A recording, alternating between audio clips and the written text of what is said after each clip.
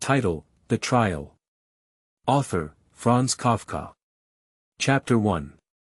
Arrest, conversation with Mrs. Grubach, then Miss Burstner. Someone must have been telling lies about Josef K. He knew he had done nothing wrong, but, one morning, he was arrested. Every day at 8 in the morning he was brought his breakfast by Mrs. Grubach's cook. Mrs. Grubach was his landlady, but today she didn't come. That had never happened before. K. waited a little while, looked from his pillow at the old woman who lived opposite and who was watching him with an inquisitiveness quite unusual for her, and finally, both hungry and disconcerted, rang the bell. There was immediately a knock at the door and a man entered. He had never seen the man in this house before. He was slim but firmly built, his clothes were black and close-fitting, with many folds and pockets, buckles and buttons and a belt, all of which gave the impression of being very practical but without making it very clear what they were actually for. "Who are you?" asked K., sitting half upright in his bed. The man, however, ignored the question as if his arrival simply had to be accepted, and merely replied, "You rang?" "Anna should have brought me my breakfast," said K. He tried to work out who the man actually was, first in silence, just through observation and by thinking about it, but the man didn't stay still to be looked at for very long. Instead he went over to the door, opened it slightly, and said to someone who was clearly standing immediately behind it, "He wants Anna to bring him his breakfast." There was a little laughter in the neighboring room. It was not clear from the sound of it whether there were several people laughing.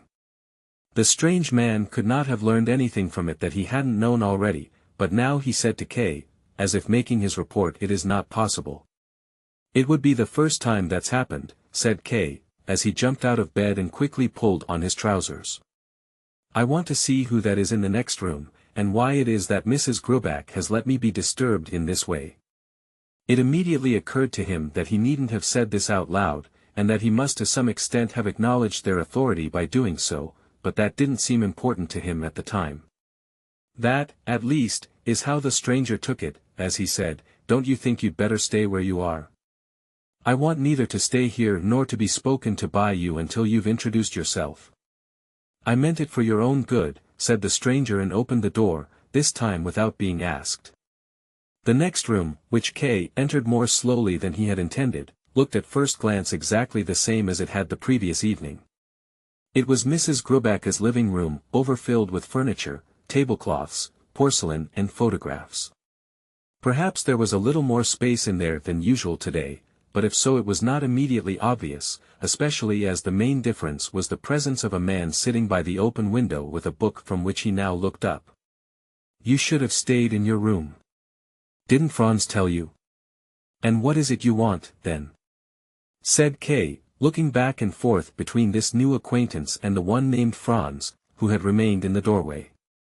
Through the open window he noticed the old woman again, who had come close to the window opposite so that she could continue to see everything. She was showing an inquisitiveness that really made it seem like she was going senile. "I want to see Mrs. Grubach," said K., making a movement as if tearing himself away from the two men, even though they were standing well away from him, and wanted to go. "No," said the man at the window, who threw his book down on a coffee table and stood up.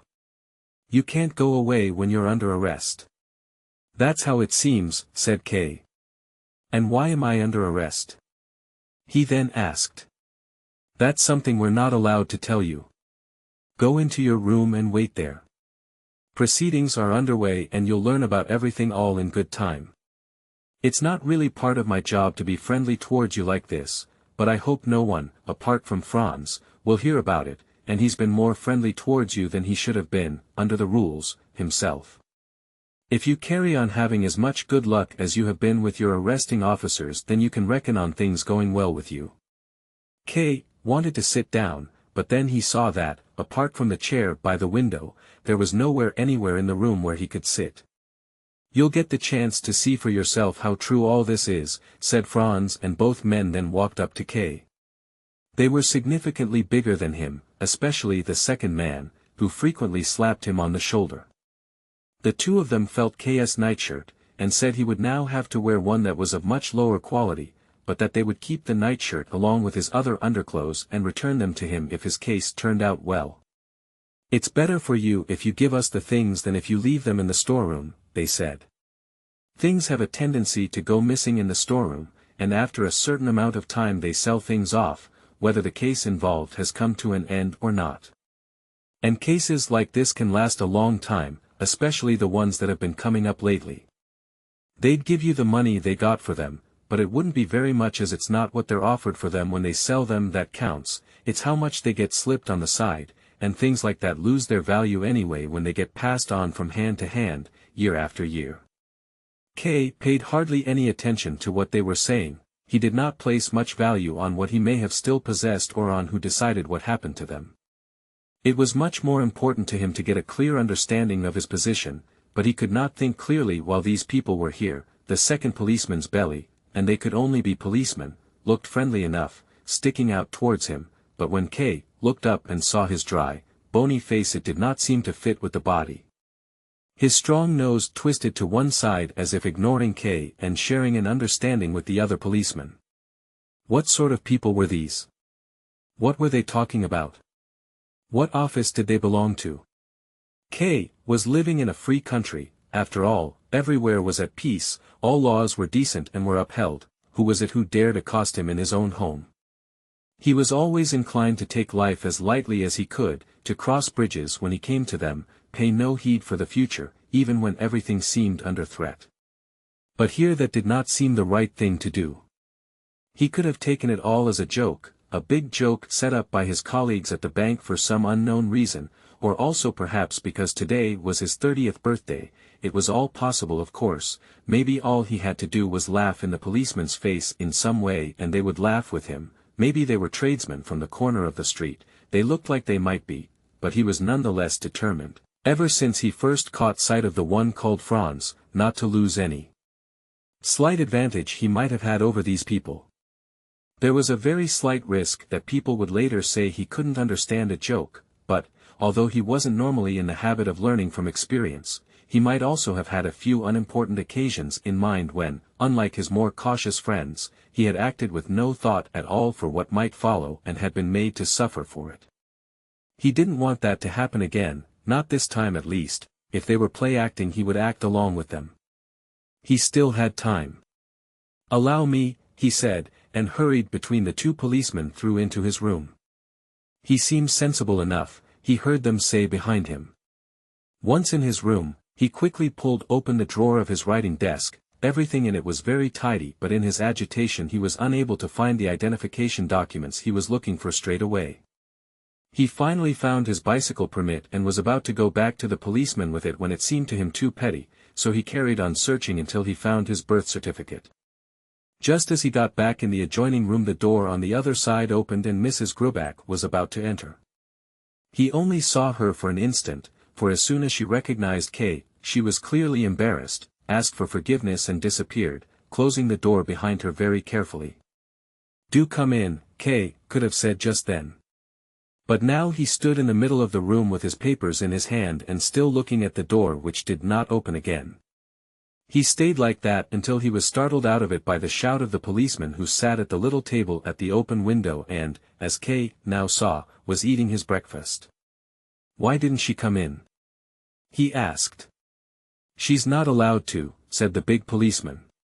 "You're under arrest, aren't you?" "But how can I be under arrest? And how come it's like this?" "Now you're starting again," said the policeman, dipping a piece of buttered bread in the honeypot. "We don't answer questions like that." "You will have to answer them," said K. "Here are my identification papers, now show me yours and I certainly want to see the arrest warrant." "Oh, my God," said the policeman. "In a position like yours, and you think you can start giving orders, do you? It won't do you any good to get us on the wrong side, even if you think it will. We're probably more on your side than anyone else you know." "That's true, you know, you'd better believe it," said Franz, holding a cup of coffee in his hand which he did not lift to his mouth but looked at K in a way that was probably meant to be full of meaning but could not actually be understood. K found himself, without intending it, in a mute dialogue with Franz, but then slapped his hand down on his papers and said, "Here are my identity documents." "And what do you want us to do about it?" replied the big policeman, loudly. "The way you're carrying on, it's worse than a child.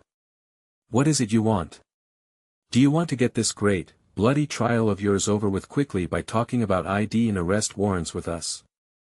We're just coppers, that's all we are. Junior officers like us hardly know one end of an ID card from another. All we've got to do with you is keep an eye on you for 10 hours a day and get paid for it. That's all we are. Mind you, what we can do is make sure that the high officials we work for find out just what sort of person it is they're going to arrest, and why he should be arrested, before they issue the warrant. There's no mistake there.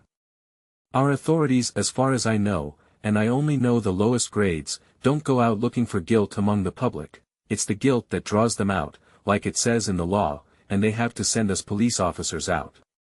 That's the law. Where'd you think there'd be any mistake there?" "I don't know this law," said K. "So much the worse for you, then," said the policeman. "It probably exists only in your heads," said K. He wanted, in some way, to insinuate his way into the thoughts of the policeman, to reshape those thoughts to his benefit or to make himself at home there. But the policeman just said dismissively, "You'll find out when it affects you." Franz joined in, and said, "Look at this, Willem, he admits he doesn't know the law and at the same time insists he's innocent." "You're quite right, but we can't get him to understand a thing," said the other. K. stopped talking with them. "Do I," he thought to himself, "do I really have to carry on getting tangled up with the chattering of base functionaries like this, and they admit themselves that they are of the lowest position. They're talking about things of which they don't have the slightest understanding, anyway. It's only because of their stupidity that they're able to be so sure of themselves. I just need few words with someone of the same social standing as myself and everything will be incomparably clearer, much clearer than a long conversation with these two can make it." He walked up and down the free space in the room a couple of times. Across the street he could see the old woman who, now, had pulled an old man, much older than herself, up to the window and had her arms around him. K. had to put an end to this display. "Take me to your superior," he said. "As soon as he wants to see you." "Not before," said the policeman, the one called Willem. "And now my advice to you," he added, "is to go into your room, stay calm, and wait and see what's to be done with you. If you take our advice, you won't tire yourself out thinking about things to no purpose. You need to pull yourself together as there's a lot that's going to required of you. You've not behaved towards us the way we deserve after being so good to you. You forget that we, whatever we are, we're still free men and you're not, and that's quite an advantage. But in spite of all that we're still willing, if you've got the money, to go and get you some breakfast from the cafe over the road." Without giving any answer to this offer, K. stood still for some time. Perhaps, if he opened the door of the next room or even the front door, the two of them would not dare to stand in his way. Perhaps that would be the simplest way to settle the whole thing, by bringing it to a head. But maybe they would grab him, and if he were thrown down on the ground he would lose all the advantage he, in a certain respect, had over them. So he decided on the more certain solution, the way things would go in the natural course of events, and went back in his room without another word either from him or from the policeman. He threw himself down on his bed, and from the dressing table he took the nice apple that he had put there the previous evening for his breakfast. Now it was all the breakfast he had, and anyway, as he confirmed as soon as he took his first big bite of it, it was far better than a breakfast he could have had through the goodwill of the policeman from the dirty cafe. He felt well and confident. He had failed to go into work at the bank this morning, but that could easily be excused because of the relatively high position he held there. Should he really send in his explanation? He wondered about it. If nobody believed him, and in this case that would be understandable, he could bring Mrs. Gruback in as a witness, or even the old pair from across the street, who probably even now were on their way over to the window opposite. It puzzled K. At least it puzzled him looking at it from the policeman's point of view, that they had made him go into the room and left him alone there, where he had 10 different ways of killing himself. At the same time, though, he asked himself, this time looking at it from his own point of view, what reason he could have to do so. Because those two were sitting there in the next room and had taken his breakfast, perhaps. It would have been so pointless to kill himself that, even if he had wanted to, the pointlessness would have made him unable. Maybe, if the policemen had not been so obviously limited in their mental abilities, it could have been supposed that they had come to the same conclusion and saw no danger in leaving him alone because of it. They could watch now, if they wanted, and see how he went over to the cupboard in the wall where he kept a bottle of good schnapps, how he first emptied a glass of it in place of his breakfast and how he then took a second glassful in order to give himself courage, the last one just as a precaution for the unlikely chance it would be needed. Then he was so startled by a shout to him from the other room that he struck his teeth against the glass. "The supervisor wants to see you," a voice said. It was only the shout that startled him, this curt, abrupt, military shout, that he would not have expected from the policeman called Franz. In itself, he found the order very welcome. At last. He called back, locked the cupboard and, without delay, hurried into the next room. The two policemen were standing there and chased him back into his bedroom as if that were a matter of course. "What do you think you're doing?" they cried. "Think you're going to see the supervisor dressed in just your shirt, do you? He'd see to it you got a right thumping, and us and all. Let go of me for God's sake," called K, who had already been pushed back as far as his wardrobe. "If you accost me when I'm still in bed you can't expect to find me in my evening dress." "That won't help you," said the policeman, who always became very quiet, almost sad, when K began to shout, and in that way confused him or, to some extent, brought him to his senses. "Ridiculous formalities," he grumbled, as he lifted his coat from the chair and kept it in both his hands for a little while, as if holding it out for the policeman's inspection. They shook their heads. "It's got to be a black coat," they said. At that, K threw the coat to the floor and said, without knowing even himself what he meant by it, "Well, it's not going to be the main trial, after all." The policeman laughed, but continued to insist, "It's got to be a black coat." "Well, that's all right by me if it makes things go any faster," said K. He opened the wardrobe himself, spent a long time searching through all the clothes, and chose his best black suit which had a short jacket that had greatly surprised those who knew him. Then he also pulled out a fresh shirt and began, carefully, to get dressed. He secretly told himself that he had succeeded in speeding things up by letting the policemen forget to make him have a bath. He watched them to see if they might remember after all, but of course it never occurred to them, although Willem did not forget to send Franz up to the supervisor with the message saying that K was getting dressed. Once he was properly dressed, K had to pass by Willem as he went through the next room into the one beyond, the door of which was already wide open. K knew very well that this room had recently been let to a typist called Miss Burstner. She was in the habit of going out to work very early and coming back home very late, and K had never exchanged more than a few words of greeting with her. Now, her bedside table had been pulled into the middle of the room to be used as a desk for these proceedings, and the supervisor sat behind it. He had his legs crossed, and had thrown one arm over the backrest of the chair. In one corner of the room there were three young people looking at the photographs belonging to Miss Burstner that had been put into a piece of fabric on the wall. Hung up on the handle of the open window was a white blouse. At the window across the street, there was the old pair again, although now their number had increased, as behind them, and far taller than they were, stood a man with an open shirt that showed his chest and a reddish goatee beard which he squeezed and twisted with his fingers. "Josef K?" asked the supervisor, perhaps merely to attract K's attention as he looked round the room. K nodded. "I dare say you were quite surprised by all that's been taking place this morning," said the supervisor as, with both hands, he pushed away the few items on the bedside table, the candle and box of matches, a book and a pin cushion which lay there as if they were things he would need for his own business.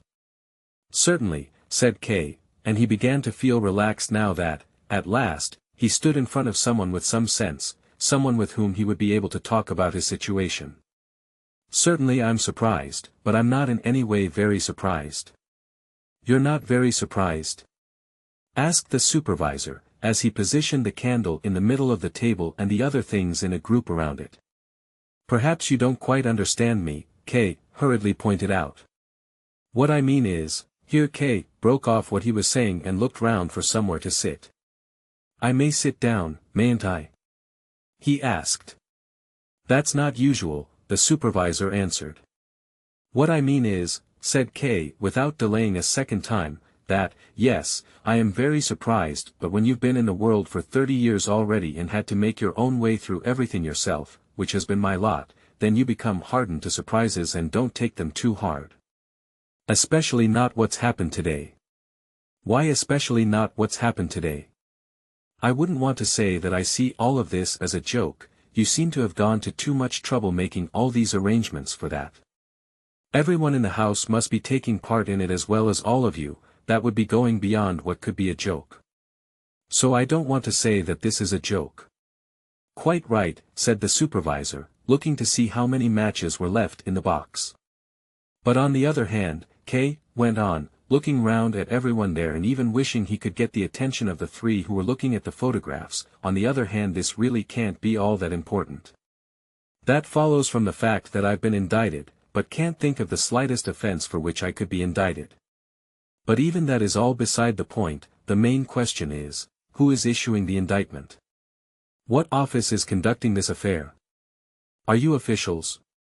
None of you is wearing a uniform, unless what you are wearing, here he turned towards Franz, is meant to be a uniform, it's actually more of a traveling suit.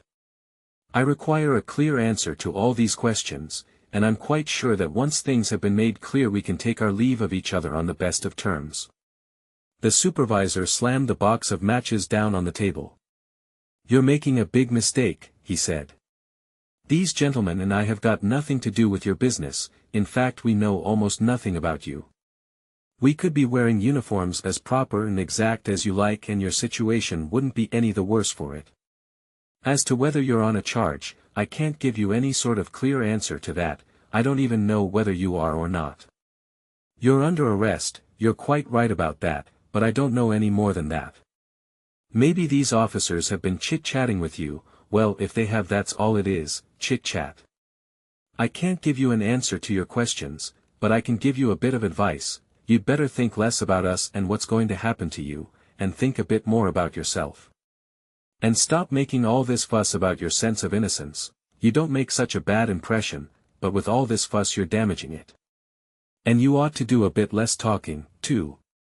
Almost everything you've said so far has been things we could have taken from your behavior, even if you'd said no more than a few words.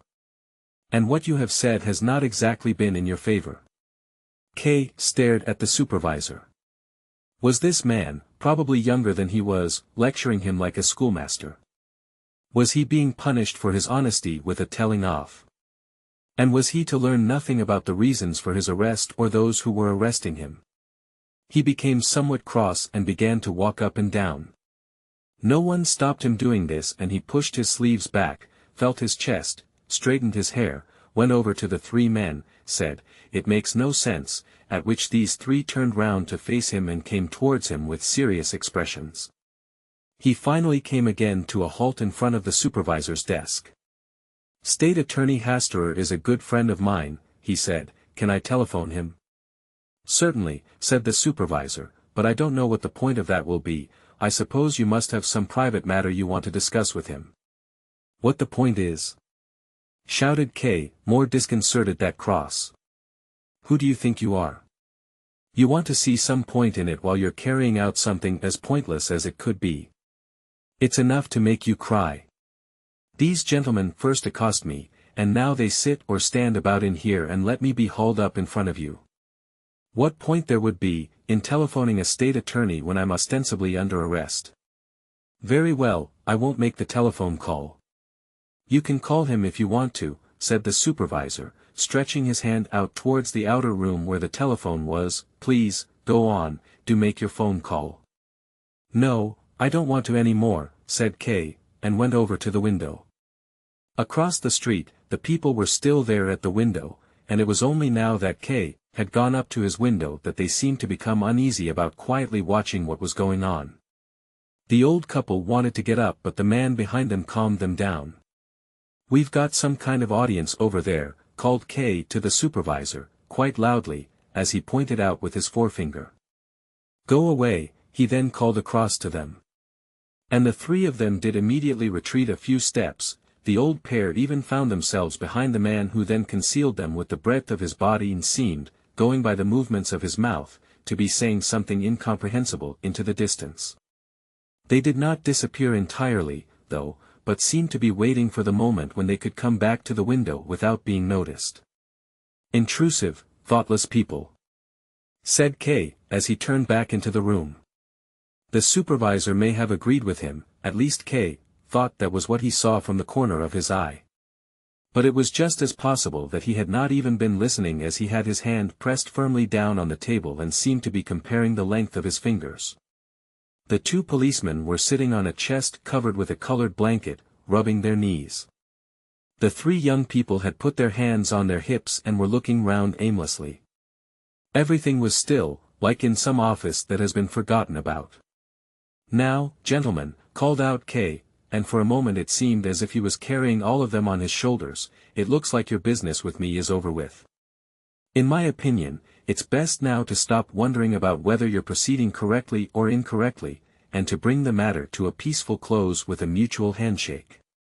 If you are of the same opinion, then please." And he walked up to the supervisor's desk and held out his hand to him. The supervisor raised his eyes, bit his lip and looked at K's outstretched hand. K still believed the supervisor would do as he suggested. But instead, he stood up, picked up a hard round hat that was laying on Miss Berstner's bed and put it carefully onto his head, using both hands as if trying on a new hat. "Everything seems so simple to you, doesn't it?" he said to K as he did so. "So you think we should bring the matter to a peaceful close, do you?" No, that won't do. Mind you, on the other hand, I certainly wouldn't want you to think there's no hope for you. No, why should you think that? You're simply under arrest, nothing more than that. That's what I had to tell you, that's what I've done, and now I've seen how you've taken it. That's enough for one day, and we can take our leave of each other, for the time being at least. I expect you'll want to go into the bank now, won't you?" "Into the bank?" asked K. "I thought I was under arrest." K said this with a certain amount of defiance as, although his handshake had not been accepted, he was feeling more independent of all these people, especially since the supervisor had stood up. He was playing with them. If they left, he had decided he would run after them and offer to let them arrest him. That's why he even repeated, "How can I go into the bank when I'm under arrest?" "I see you've misunderstood me," said the supervisor, who was already at the door. "It's true that you're under arrest, but that shouldn't stop you from carrying out your job. And there shouldn't be anything to stop you carrying on with your usual life. In that case it's not too bad, being under arrest," said K, and went up close to the supervisor. "I never meant it should be anything else," he replied. "It hardly seems to have been necessary to notify me of the arrest in that case," said K, and went even closer. The others had also come closer. All of them had gathered together into a narrow space by the door. "That was my duty," said the supervisor. "A silly duty," said K, unyielding. "Maybe so," replied the supervisor, "only don't let's waste our time talking on like this. I had assumed you'd be wanting to go to the bank. As you're paying close attention to every word, I'll add this, I'm not forcing you to go to the bank, I just assumed you wanted to. And to make things easier for you, and to let you get to the bank with as little fuss as possible, I've put these three gentlemen, colleagues of yours, at your disposal." "What's that?" exclaimed K, and looked at the three in astonishment. He could only remember seeing them in their group by the photographs, but these characterless, anemic young people were indeed officials from his bank, not colleagues of his. That was putting it too high, and it showed a gap in the omniscience of the supervisor, but they were nonetheless junior members of staff at the bank. How could K have failed to see that? How occupied he must have been with the supervisor and the policeman not to have recognized these three. Rabensteiner, with his stiff demeanor and swinging hands, Kulich, with his blonde hair and deep-set eyes, and Kaminer, with his involuntary grin caused by chronic muscle spasms. "Good morning," said K after a while, extending his hand to the gentlemen as they bowed correctly to him. I didn't recognize you at all. So, we'll go into work now, shall we? The gentleman laughed and nodded enthusiastically, as if that was what they had been waiting for all the time, except that K had left his hat in his room, so they all dashed, one after another, into the room to fetch it, which caused a certain amount of embarrassment. K stood where he was and watched them through the open double doorway. The last to go, of course, was the apathetic Rabensteiner, who had broken into no more than an elegant trot. Kaminer got to the hat, and K, as he often had to do at the bank, forcibly reminded himself that the grin was not deliberate, that he in fact wasn't able to grin deliberately. At that moment Mrs. Grubach opened the door from the hallway into the living room where all the people were. She did not seem to feel guilty about anything at all, and K, as often before, looked down at the belt of her apron which, for no reason, cut so deeply into her hefty body. Once downstairs, K, with his watch in his hand, decided to take a taxi. He had already been delayed by half an hour and there was no need to make the delay any longer. Kaminer ran to the corner to summon it, and the two others were making obvious efforts to keep K diverted when Kulich pointed to the doorway of the house on the other side of the street where the large man with the blonde goatee beard appeared and, a little embarrassed at first at letting himself be seen in his full height, stepped back to the wall and leant against it. The old couple were probably still on the stairs. K was cross with Kulich for pointing out this man whom he had already seen himself, in fact whom he had been expecting. "Don't look at him," he snapped, without noticing how odd it was to speak to free men in this way. But there was no explanation needed anyway, as just then the taxi arrived. They sat inside and set off. Inside the taxi, K remembered that he had not noticed the supervisor and the policeman leaving. The supervisor had stopped him noticing the three bank staff, and now the three bank staff had stopped him noticing the supervisor. This showed that K was not very attentive, and he resolved to watch himself more carefully in this respect. Nonetheless, he gave it no thought as he twisted himself round and leant over onto the rear shelf of the car to catch sight of the supervisor and the policeman if he could. But he turned back round straight away and leant comfortably into the corner of the taxi without even having made the effort to see anyone. Although it did not seem like it, now was just the time when he needed some encouragement, but the gentleman seemed tired just then. Rabensteiner looked out of the car to the right, Kulich to the left, and only Kaminer was there with his grin at K's service. It would have been inhumane to make fun of that. That spring, whenever possible, K usually spent his evenings after work. He usually stayed in the office until 9 o'clock, with a short walk either by himself or in the company of some of the bank officials, and then he would go into a pub where he would sit at the regulars' table with mostly older men until 11. There were, however, also exceptions to this habit, times, for instance, when K was invited by the bank's manager, whom he greatly respected for his industry and trustworthiness, to go with him for a ride in his car or to eat dinner with him at his large house. K would also go, once a week, to see a girl called Elsa who worked as a waitress in a wine bar through the night until late in the morning. During the daytime she only received visitors while still in bed. That evening, though, the day had passed quickly with a lot of hard work and many respectful and friendly birthday greetings. K wanted to go straight home. Each time he had any small break from the day's work he considered, without knowing exactly what he had in mind, that Mrs. Grubach's flat seemed to have been put into great disarray by the events of that morning, and that it was up to him to put it back into order.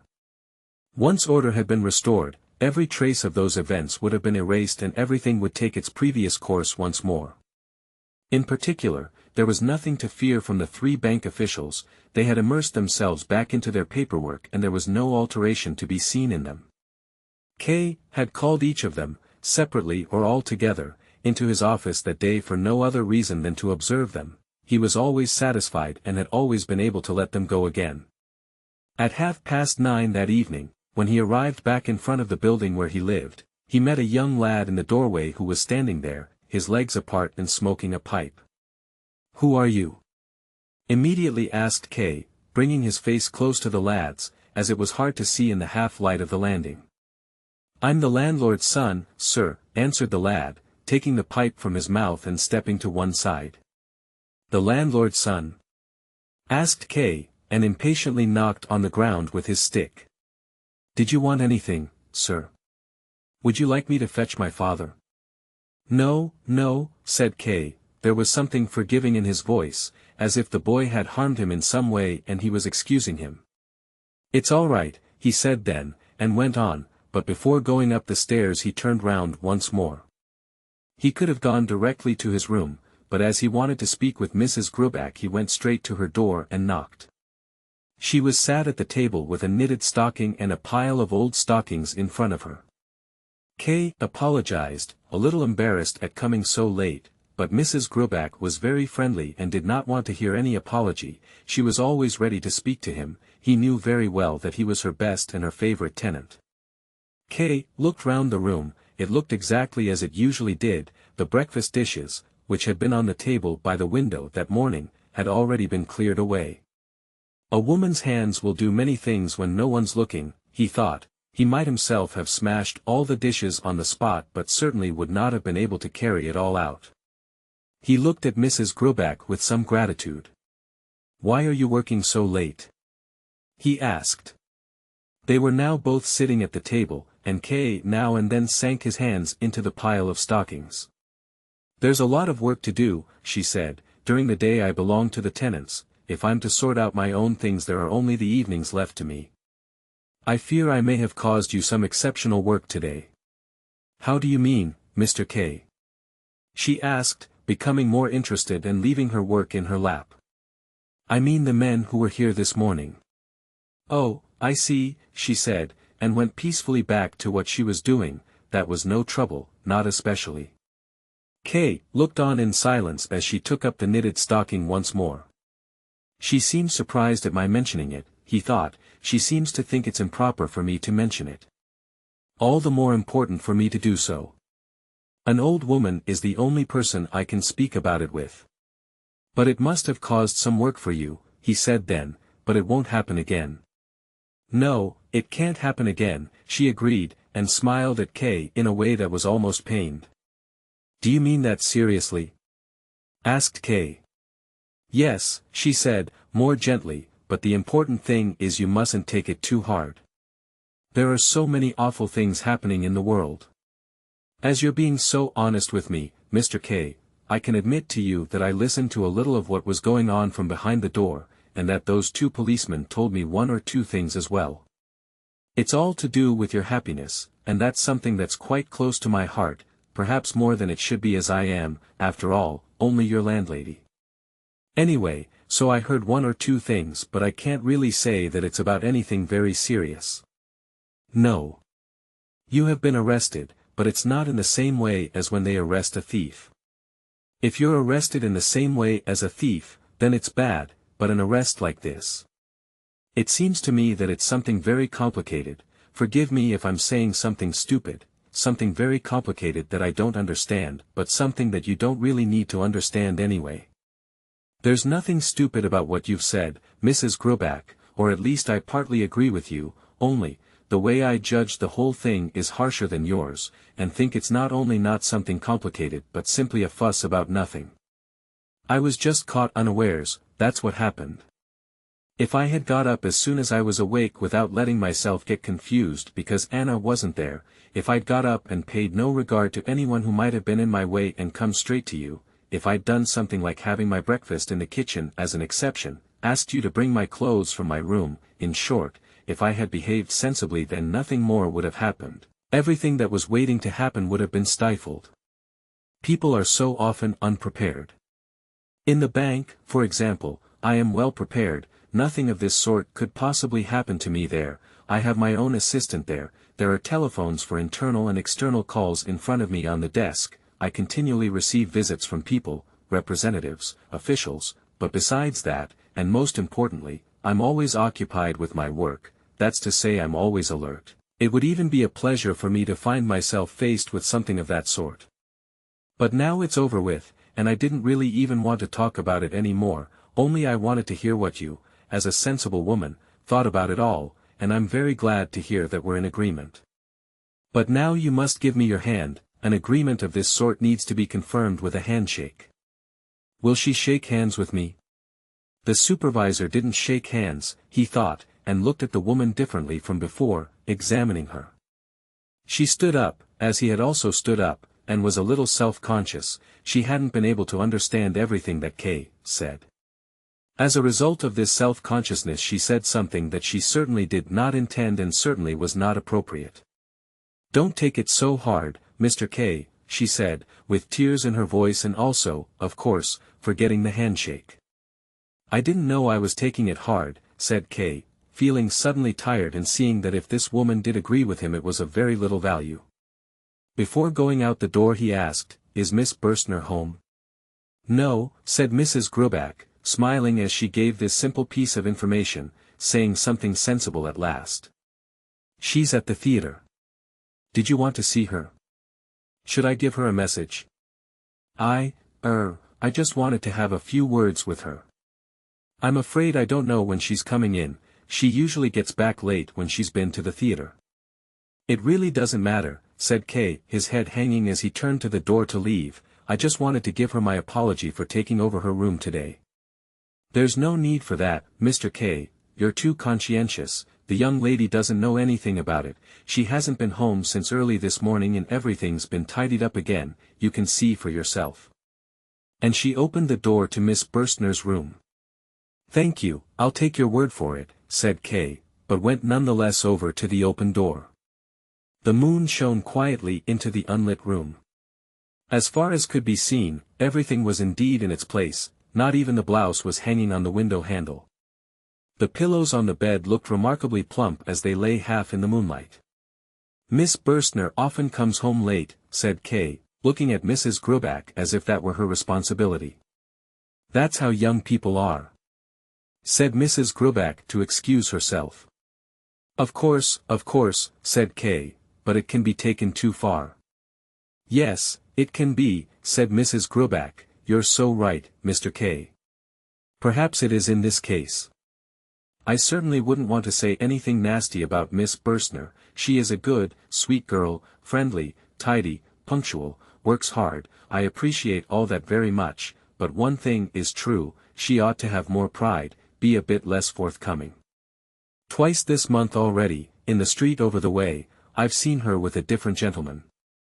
I really don't like saying this, you're the only one I've said this to, Mr. K, I swear to God, but I'm going to have no choice but to have a few words with Miss Burstner about it myself. And it's not the only thing about her that I'm worried about." "Mrs. Gruback, you are on quite the wrong track," said K, so angry that he was hardly able to hide it, "and you have moreover misunderstood what I was saying about Miss Burstner. That is not what I meant. In fact, I warn you quite directly not to say anything to her. You are quite mistaken. I know Miss Burstner very well and there is no truth at all in what you say. And what's more, perhaps I'm going too far, I don't want to get in your way, say to her whatever you see fit. Good night." "Mr. K," said Mrs. Gruback as if asking him for something and hurrying to his door which he had already opened, "I don't want to speak to Miss Burstner at all, not yet. Of course I'll continue to keep an eye on her, but you're the only one I've told what I know. And it is, after all, something that everyone who lets rooms has to do if she's to keep the house decent. That's all I'm trying to do." "Decent?" called out K through the crack in the door. "If you want to keep the house decent you'll first have to give me notice." Then he slammed the door shut. There was a gentle knocking to which he paid no more attention. He did not feel at all like going to bed, so he decided to stay up, and this would also give him the chance to find out when Miss Burstner would arrive home. Perhaps it would also still be possible, even if a little inappropriate, to have a few words with her. As he lay there by the window, pressing his hands to his tired eyes, he even thought for a moment that he might punish Mrs. Gruback by persuading Miss Burstner to give in her notice at the same time as he would. But he immediately realized that that would be shockingly excessive, and there would even be the suspicion that he was moving house because of the incidents of that morning. Nothing would have been more nonsensical and, above all, more pointless and contemptible. When he had become tired of looking out onto the empty street he slightly opened the door to the living room so that he could see anyone who entered the flat from where he was and lay down on the couch. He lay there, quietly smoking a cigar, until about 11 o'clock.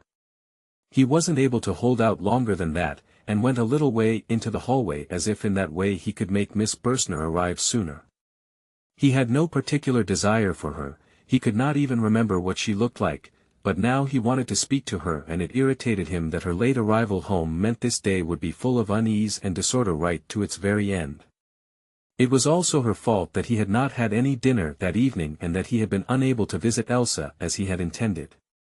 He could still make up for both of those things, though, if he went to the wine bar where Elsa worked. He wanted to do so even later, after the discussion with Miss Burstner. It was already gone 11:30 when someone could be heard in the stairway. K, who had been lost in his thoughts in the hallway, walking up and down loudly as if it were his own room, fled behind his door. Miss Burstner had arrived. Shivering, she pulled a silk shawl over her slender shoulders as she locked the door. The next moment she would certainly go into her room, where K ought not to intrude in the middle of the night. That meant he would have to speak to her now, but, unfortunately, he had not put the electric light on in his room so that when he stepped out of the dark it would give the impression of being an attack and would certainly, at the very least, have been quite alarming. There was no time to lose, and in his helplessness he whispered through the crack of the door, "Miss Burstner." It sounded like he was pleading with her, not calling to her. "Is there someone there?" asked Miss Burstner, looking round with her eyes wide open. "It's me," said K, and came out. "Oh, Mr. K," said Miss Burstner with a smile. "Good evening," and offered him her hand. "I wanted to have a word with you, if you would allow me." "Now?" asked Miss Burstner. "Does it have to be now?" "It is a little odd, isn't it? I've been waiting for you since 9 o'clock. Well, I was at the theater, I didn't know anything about you waiting for me. The reason I need to speak to you only came up today." "I see. Well, I don't see why not, I suppose, apart from being so tired I could drop. Come into my room for a few minutes then. We certainly can't talk out here, we'd wake everyone up and I think that would be more unpleasant for us than for them. Wait here till I've put the light on in my room, and then turn the light down out here." K did as he was told, and then even waited until Miss Burstner came out of her room and quietly invited him, once more, to come in.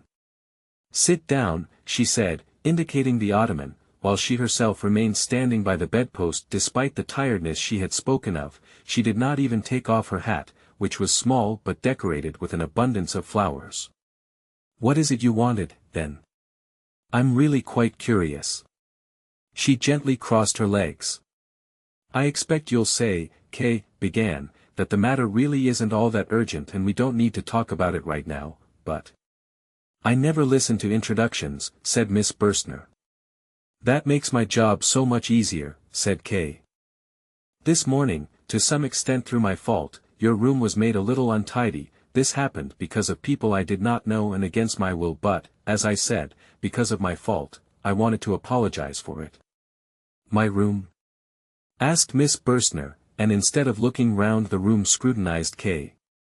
"It is true," said K, and now, for the first time, they looked each other in the eyes. "There's no point in saying exactly how this came about.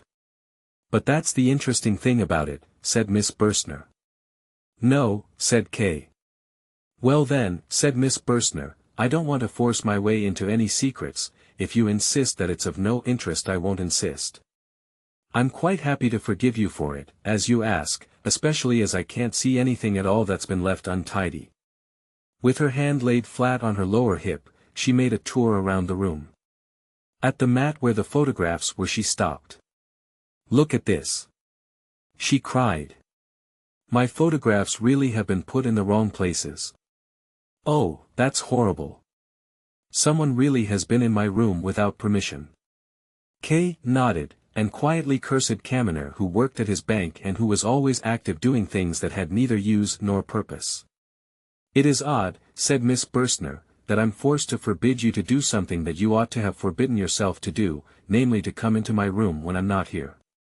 "But I did explain to you," said K, and went over to join her by the photographs, "that it wasn't me who interfered with your photographs, but as you don't believe me I'll have to admit that the investigating committee brought along 3 bank employees with them. One of them must have touched your photographs, and as soon as I get the chance I'll ask to have him dismissed from the bank."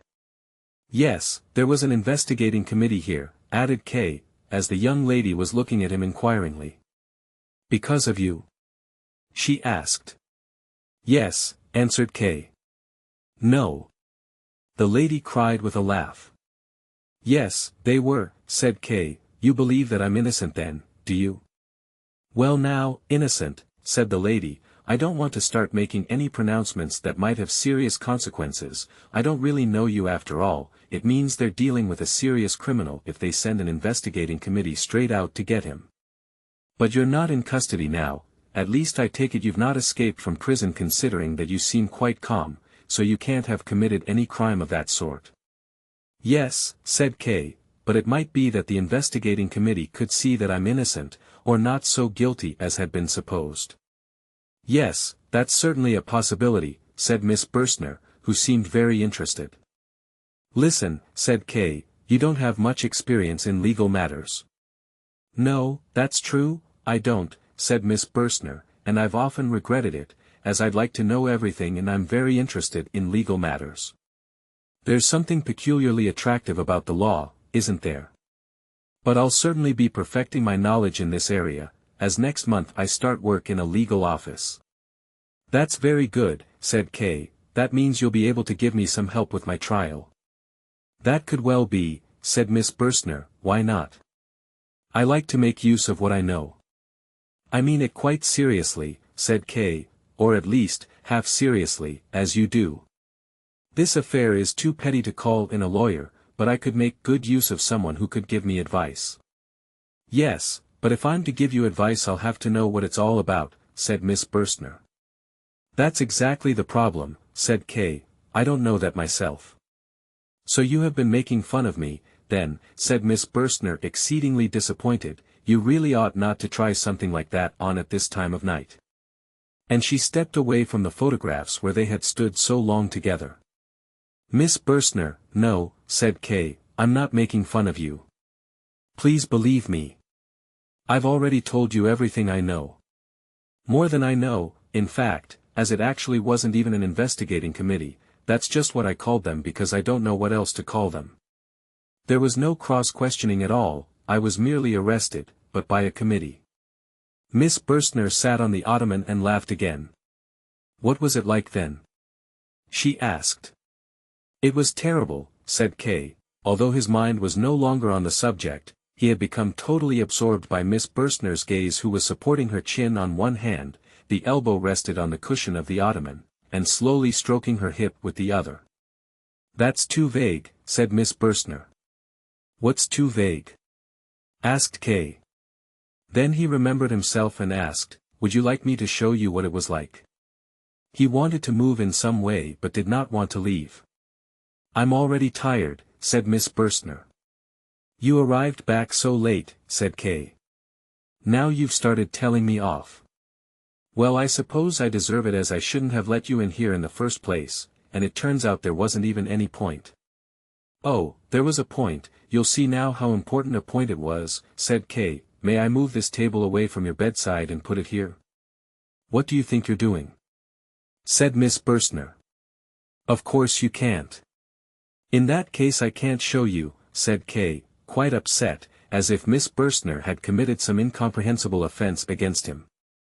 All right then, if you needed to show what you mean, just take the bedside table then, said Miss Burstner, and after a short pause added in a weak voice, I'm so tired I'm allowing more than I ought to.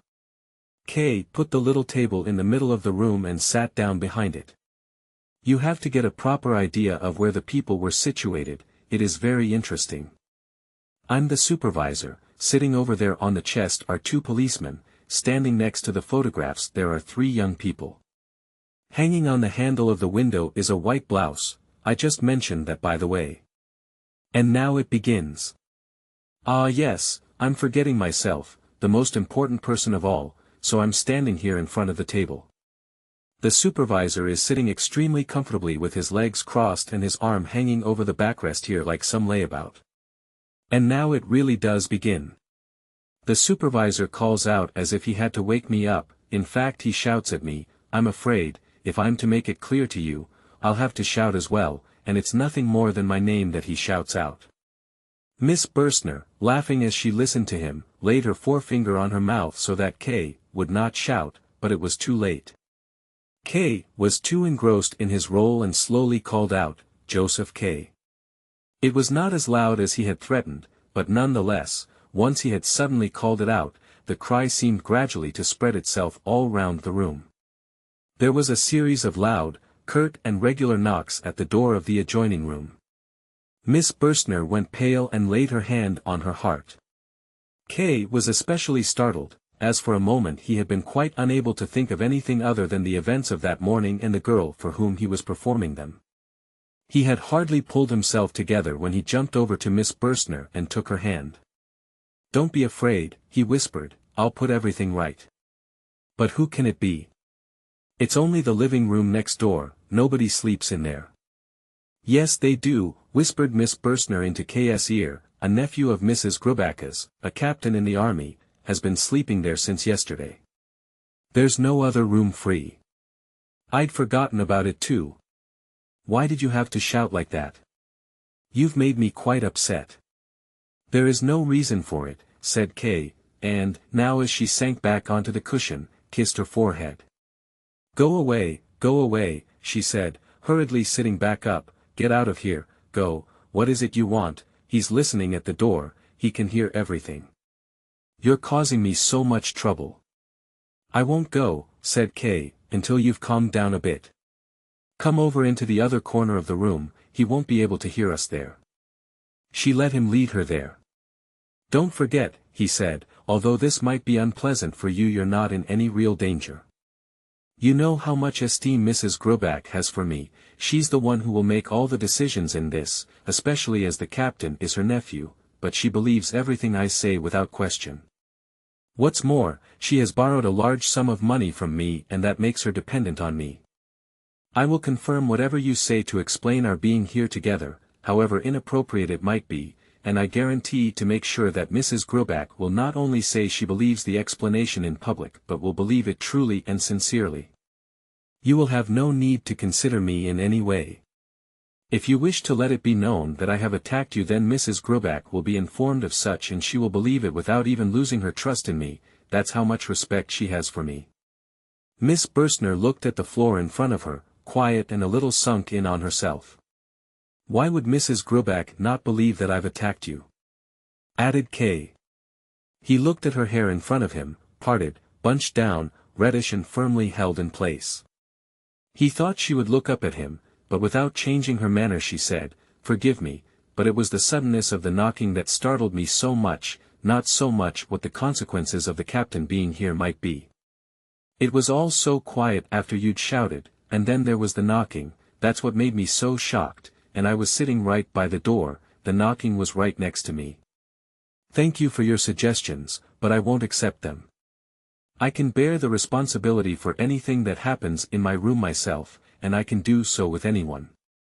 I'm surprised you don't realize just how insulting your suggestions are and what they imply about me, although I certainly acknowledge your good intentions. But now, please go, leave me alone, I need you to go now even more than I did earlier. The couple of minutes you asked for have grown into half an hour, more than half an hour now." Kay took hold of her hand, and then of her wrist. "You're not cross with me, though?" he said. She pulled her hand away and answered, No, I'm never cross with anyone." He grasped her wrist once more, she tolerated it now and, in that way, led him to the door. He had fully intended to leave. But when he reached the door he came to a halt as if he hadn't expected to find a door there. Miss Burstner made use of that moment to get herself free, open the door, slip out into the hallway and gently say to Kay, from there, "Now, come along, please. Look," she pointed to the captain's door, from under which there was a light shining, "he's put a light on and he's laughing at us." "All right, I'm coming," said Kay, moved forward, took hold of her, kissed her on the mouth and then over her whole face like a thirsty animal lapping with its tongue when it eventually finds water. He finally kissed her on her neck and her throat and left his lips pressed there for a long time. He did not look up until there was a noise from the captain's room. "I'll go now," he said. He wanted to address Miss Burstner by her Christian name, but did not know it. She gave him a tired nod, offered him her hand to kiss as she turned away as if she did not know what she was doing, and went back into her room with her head bowed. A short while later, K was lying in his bed. He very soon went to sleep, but before he did he thought a little while about his behavior. He was satisfied with it but felt some surprise that he was not more satisfied. He was seriously worried about Miss Burstner because of the captain. Chapter 2. First Cross-Examination. K was informed by telephone that there would be a small hearing concerning his case the following Sunday. He was made aware that these cross-examinations would follow one another regularly, perhaps not every week but quite frequently. On the one hand it was in everyone's interest to bring proceedings quickly to their conclusion, but on the other hand every aspect of the examinations had to be carried out thoroughly without lasting too long because of the associated stress. For these reasons, it had been decided to hold a series of brief examinations following on one after another.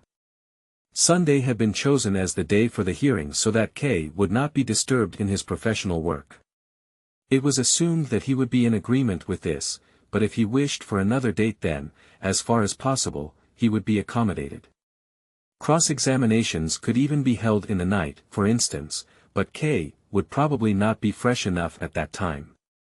Anyway, as long as K made no objection, the hearing would be left on Sundays. It was a matter of course that he would have to appear without fail. There was probably no need to point this out to him. He would be given the number of the building where he was to present himself, which was in a street in a suburb well away from the city center which K had never been to before. Once he had received this notice, K hung up the receiver without giving an answer. He had decided immediately to go there that Sunday. It was certainly necessary, proceedings had begun and he had to face up to it, and this first examination would probably also be the last. He was still standing in thought by the telephone when he heard the voice of the deputy director behind him. He wanted to use the telephone but K stood in his way. "Bad news?" asked the deputy director casually, not in order to find anything out but just to get K away from the device. "No, no," said K. He stepped to one side but did not go away entirely. The deputy director picked up the receiver and, as he waited for his connection, turned away from it and said to K, "One question, Mr. K, would you like to give me the pleasure of joining me on my sailing boat on Sunday morning? There's quite a few people coming, you're bound to know some of them. One of them is Hasterer, the state attorney. Would you like to come along? Do come along." K tried to pay attention to what the deputy director was saying. It was of no small importance for him, as this invitation from the deputy director, with whom he had never got on very well, meant that he was trying to improve his relations with him. It showed how important K had become in the bank and how its second most important official seemed to value his friendship, or at least his impartiality.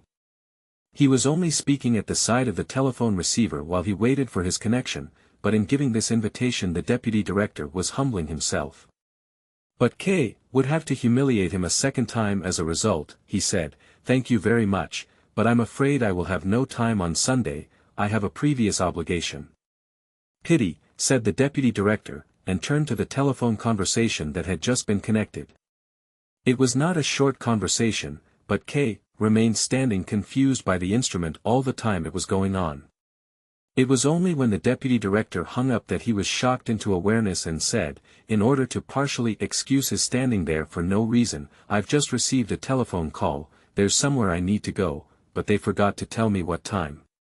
"Ask them then," said the deputy director. "It's not that important," said K, although in that way his earlier excuse, already weak enough, was made even weaker. As he went, the deputy director continued to speak about other things. K forced himself to answer, but his thoughts were mainly about that Sunday, how it would be best to get there for 9 o'clock in the morning as that was the time that courts always start work on weekdays. The weather was dull on Sunday. K was very tired, as he had stayed out drinking until late in the night celebrating with some of the regulars, and he had almost overslept. He dressed hurriedly, without the time to think and assemble the various plans he had worked out during the week. With no breakfast, he rushed to the suburb he had been told about. Oddly enough, although he had little time to look around him, he came across the 3 bank officials involved in his case, Rabensteiner, Kulich and Kaminer. The first two were traveling in a tram that went across K's route, but Kaminer sat on the terrace of a cafe and leant curiously over the wall as K came over. All of them seemed to be looking at him, surprised at seeing their superior running. It was a kind of pride that made K want to go on foot. This was his affair, and the idea of any help from strangers, however slight, was repulsive to him. He also wanted to avoid asking for anyone's help because that would initiate them into the affair even if only slightly. And after all, he had no wish at all to humiliate himself before the committee by being too punctual. Anyway, now he was running so that he would get there by 9 o'clock if at all possible, even though he had no appointment for this time. He had thought that he would recognize the building from a distance by some kind of sign, without knowing exactly what the sign would look like, or from some particular kind of activity outside the entrance. K had been told that the building was in Juliastrasse, but when he stood at the street's entrance it consisted on each side of almost nothing but monotonous, grey constructions, tall blocks of flats occupied by poor people. Now, on a Sunday morning, most of the windows were occupied, men in their shirt sleeves leant out smoking, or carefully and gently held small children on the sills. Other windows were piled up with bedding, above which the disheveled head of a woman would briefly appear. People called out to each other across the street. One of the calls provoked a loud laugh about K himself. It was a long street, and spaced evenly along it were small shops below street level, selling various kinds of foodstuffs, which you reached by going down a few steps. Women went in and out of them or stood chatting on the steps. A footmonger, taking his goods up to the windows, was just as inattentive as K, and nearly knocked him down with his cart. Just then, a gramophone, which in better parts of town would have been seen as worn out, began to play some murderous tune. K went further into the street, slowly, as if he had plenty of time now, or as if the examining magistrate were looking at him from one of the windows and therefore knew that K had found his way there. It was shortly after 9. The building was quite far down the street, it covered so much area it was almost extraordinary, and the gateway in particular was tall and long.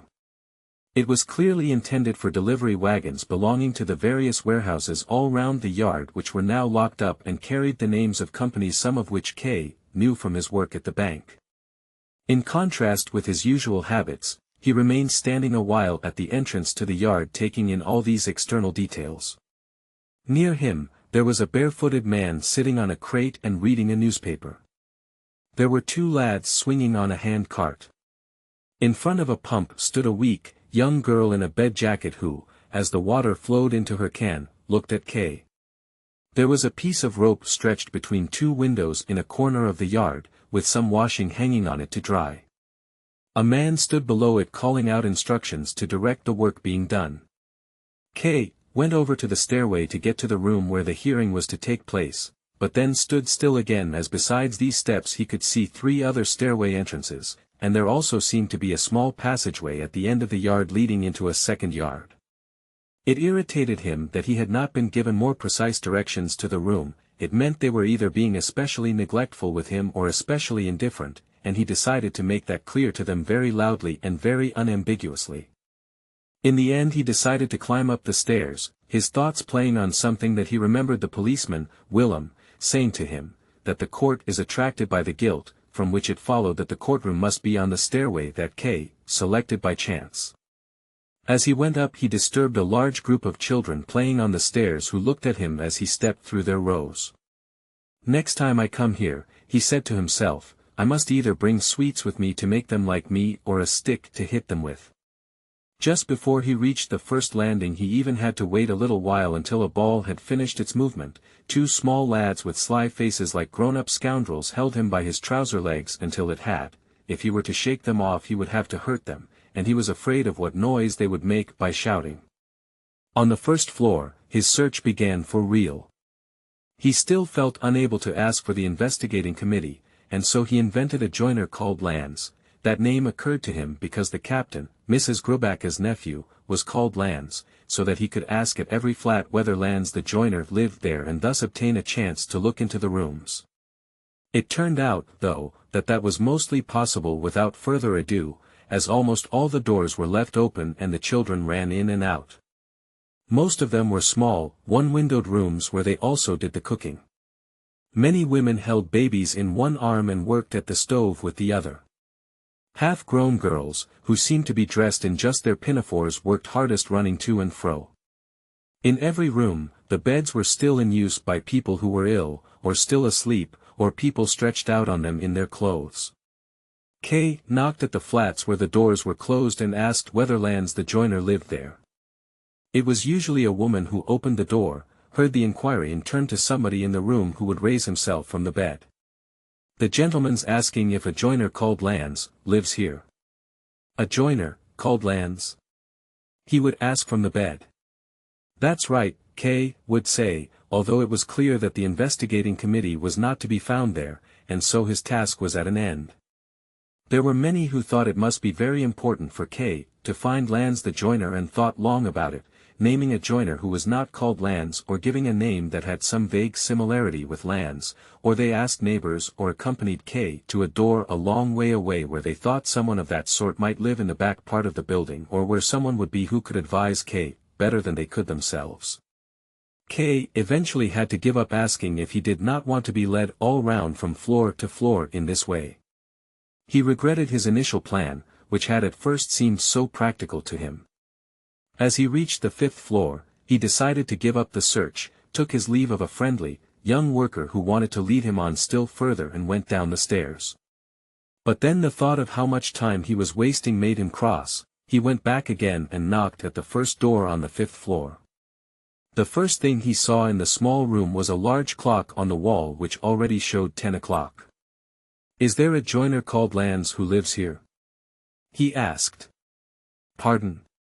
said a young woman with black, shining eyes who was, at that moment, washing children's underclothes in a bucket. She pointed her wet hand towards the open door of the adjoining room. K thought he had stepped into a meeting. A medium-sized, two-windowed room was filled with the most diverse crowd of people. Nobody paid any attention to the person who had just entered. Close under its ceiling it was surrounded by a gallery which was also fully occupied and where the people could only stand bent down with their heads and their backs touching the ceiling. K, who found the air too stuffy, stepped out again and said to the young woman, who had probably misunderstood what he had said, "I asked for a joiner, someone by the name of Lanz." "Yes," said the woman, "please go on in." K would probably not have followed her if the woman had not gone up to him, taken hold of the door handle and said, "I'll have to close the door after you, no one else will be allowed in." "Very sensible," said K, "but it's too full already." But then he went back in anyway. He passed through between two men who were talking beside the door. One of them held both hands far out in front of himself making the movements of counting out money, the other looked him closely in the eyes, and someone took him by the hand. It was a small, red-faced youth. Come in," he said. K let himself be led by him, and it turned out that there was, surprisingly in a densely packed crowd of people moving to and fro, a narrow passage which may have been the division between two factions. This idea was reinforced by the fact that in the first few rows to the left and the right of him there was hardly any face looking in his direction. He saw nothing but the backs of people directing their speech and their movements only towards members of their own side. Most of them were dressed in black, in old, long, formal frock coats that hung down loosely around them. These clothes were the only thing that puzzled K, as he would otherwise have taken the whole assembly for a local political meeting. At the other end of the hall where K had been led there was a little table set at an angle on a very low podium which was as overcrowded as everywhere else, and behind the table, near the edge of the podium, sat a small, fat, wheezing man who was talking with someone behind him. This second man was standing with his legs crossed and his elbows on the backrest of the chair, provoking much laughter. From time to time he threw his arm in the air as if doing a caricature of someone. The youth who was leading K had some difficulty in reporting to the man. He had already tried twice to tell him something, standing on tiptoe, but without getting the man's attention as he sat there above him. It was only when one of the people up on the podium drew his attention to the youth that the man turned to him and leant down to hear what it was he quietly said. Then he pulled out his watch and quickly looked over at K. "You should have been here 1 hour and 5 minutes ago," he said. K was going to give him a reply but had no time to do so, as hardly had the man spoken than a general muttering arose all over the right-hand side of the hall. "You should have been here 1 hour and 5 minutes ago," the man now repeated, raising his voice this time, and quickly looked round the hall beneath him. The muttering also became immediately louder and, as the man said nothing more, died away only gradually. Now the hall was much quieter than when K had entered. Only the people up in the gallery had not stopped passing remarks. As far as could be distinguished, up in the half-darkness, dust and haze, they seemed to be less well-dressed than those below. Many of them had brought pillows that they had put between their heads and the ceiling so that they would not hurt themselves pressed against it. K had decided he would do more watching than talking, so he did not defend himself for supposedly having come late, and simply said, "Well, maybe I have arrived late, I'm here now." There followed loud applause, once more from the right-hand side of the hall. Easy people to get on your side, thought K, and was bothered only by the quiet from the left-hand side which was directly behind him and from which there was applause from only a few individuals. He wondered what he could say to get all of them to support him together or, if that were not possible, to at least get the support of the others for a while. "Yes," said the man, "but I'm now no longer under any obligation to hear your case." There was once more a muttering, but this time it was misleading as the man waved the people's objections aside with his hand and continued, "I will, however, as an exception, continue with it today. But you should never arrive late like this again. And now, step forward." Someone jumped down from the podium so that there would be a place free for K, and K stepped up onto it. He stood pressed closely against the table. The press of the crowd behind him was so great that he had to press back against it if he did not want to push the judge's desk down off the podium and perhaps the judge along with it. The judge, however, paid no attention to that but sat very comfortably on his chair and, after saying a few words to close his discussion with the man behind him, reached for a little notebook, the only item on his desk. It was like an old-school exercise book and had become quite misshapen from much thumbing. "Now then," said the judge, thumbing through the book. He turned to K, with the tone of someone who knows his facts and said, "You are a house painter." "No," said K, "I am the chief clerk in a large bank." This reply was followed by laughter among the right-hand faction down in the hall. It was so hearty that K couldn't stop himself joining in with it. The people supported themselves with their hands on their knees and shook as if suffering a serious attack of coughing. Even some of those in the gallery were laughing. The judge had become quite cross but seemed to have no power over those below him in the hall. He tried to reduce what harm had been done in the gallery and jumped up threatening them. His eyebrows, until then hardly remarkable, pushed themselves up and became big, black and bushy over his eyes. The left-hand side of the hall was still quiet, though. The people stood there in rows with their faces looking towards the podium listening to what was being said there. They observed the noise from the other side of the hall with the same quietness and even allowed some individuals from their own ranks, here and there, to go forward into the other faction. The people in the left faction were not only fewer in number than the right but probably were no more important than them, although their behavior was calmer and that made it seem like they were. When K now began to speak he was convinced he was doing it in the same way as them.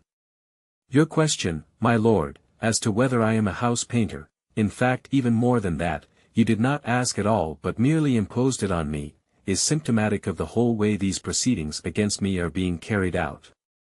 Perhaps you will object that there are no proceedings against me. You will be quite right, as there are proceedings only if I acknowledge that there are. But, for the moment, I do acknowledge it, out of pity for yourselves to a large extent. It's impossible not to observe all this business without feeling pity. I don't say things are being done without due care but I would like to make it clear that it is I who make the acknowledgement." K stopped speaking and looked down into the hall. He had spoken sharply, more sharply than he had intended, but he had been quite right. It should have been rewarded with some applause here and there but everything was quiet. They were all clearly waiting for what would follow. Perhaps the quietness was laying the ground for an outbreak of activity that would bring this whole affair to an end. It was somewhat disturbing that just then the door at the end of the hall opened. The young washerwoman, who seemed to have finished her work, came in and, despite all her caution, attracted the attention of some of the people there. It was only the judge who gave K any direct pleasure, as he seemed to have been immediately struck by K's words.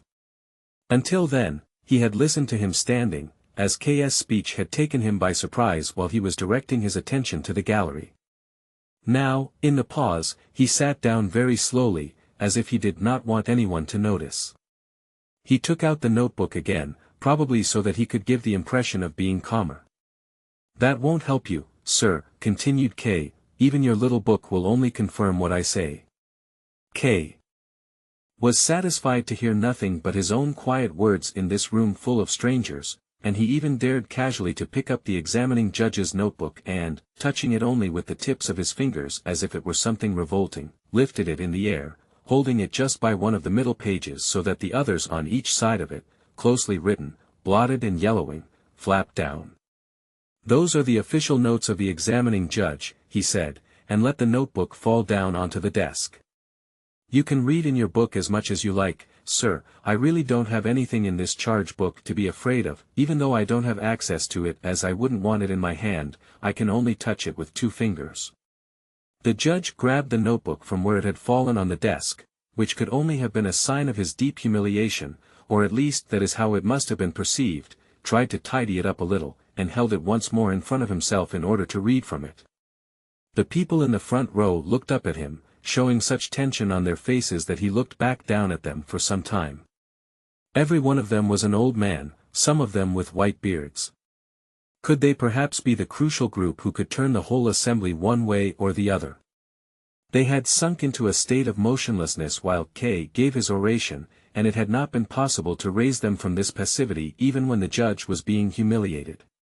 "What has happened to me?" continued K, with less of the vigor he had had earlier. He continually scanned the faces in the first row, and this gave his address a somewhat nervous and distracted character. "What has happened to me is not just an isolated case. If it were, it would not be of much importance, as it's not of much importance to me, but it is a symptom of proceedings which are carried out against many. It's on behalf of them that I stand here now, not for myself alone." Without having intended it, he had raised his voice. Somewhere in the hall, someone raised his hands and applauded him, shouting, "Bravo!" "Why not then?" "Bravo! Again I say, bravo!" Some of the men in the first row groped around in their beards, none of them looked round to see who was shouting. Not even K thought him of any importance, but it did raise his spirits. He no longer thought it at all necessary that all of those in the hall should applaud him. It was enough if the majority of them began to think about the matter, and if only one of them, now and then, was persuaded. "I'm not trying to be a successful orator," said K, after this thought. "That's probably more than I'm capable of anyway. I'm sure the examining judge can speak far better than I can. It is part of his job after all. All that I want is a public discussion of a public wrong. Listen, 10 days ago I was placed under arrest. The arrest itself is something I laugh about, but that's beside the point. They came for me in the morning when I was still in bed. Maybe the order had been given to arrest some house painter. That seems possible after what the judge has said, someone who is as innocent as I am, but it was me they chose. There were 2 police thugs occupying the next room. They could not have taken better precautions if I had been a dangerous robber. And these policemen were unprincipled riff-raff.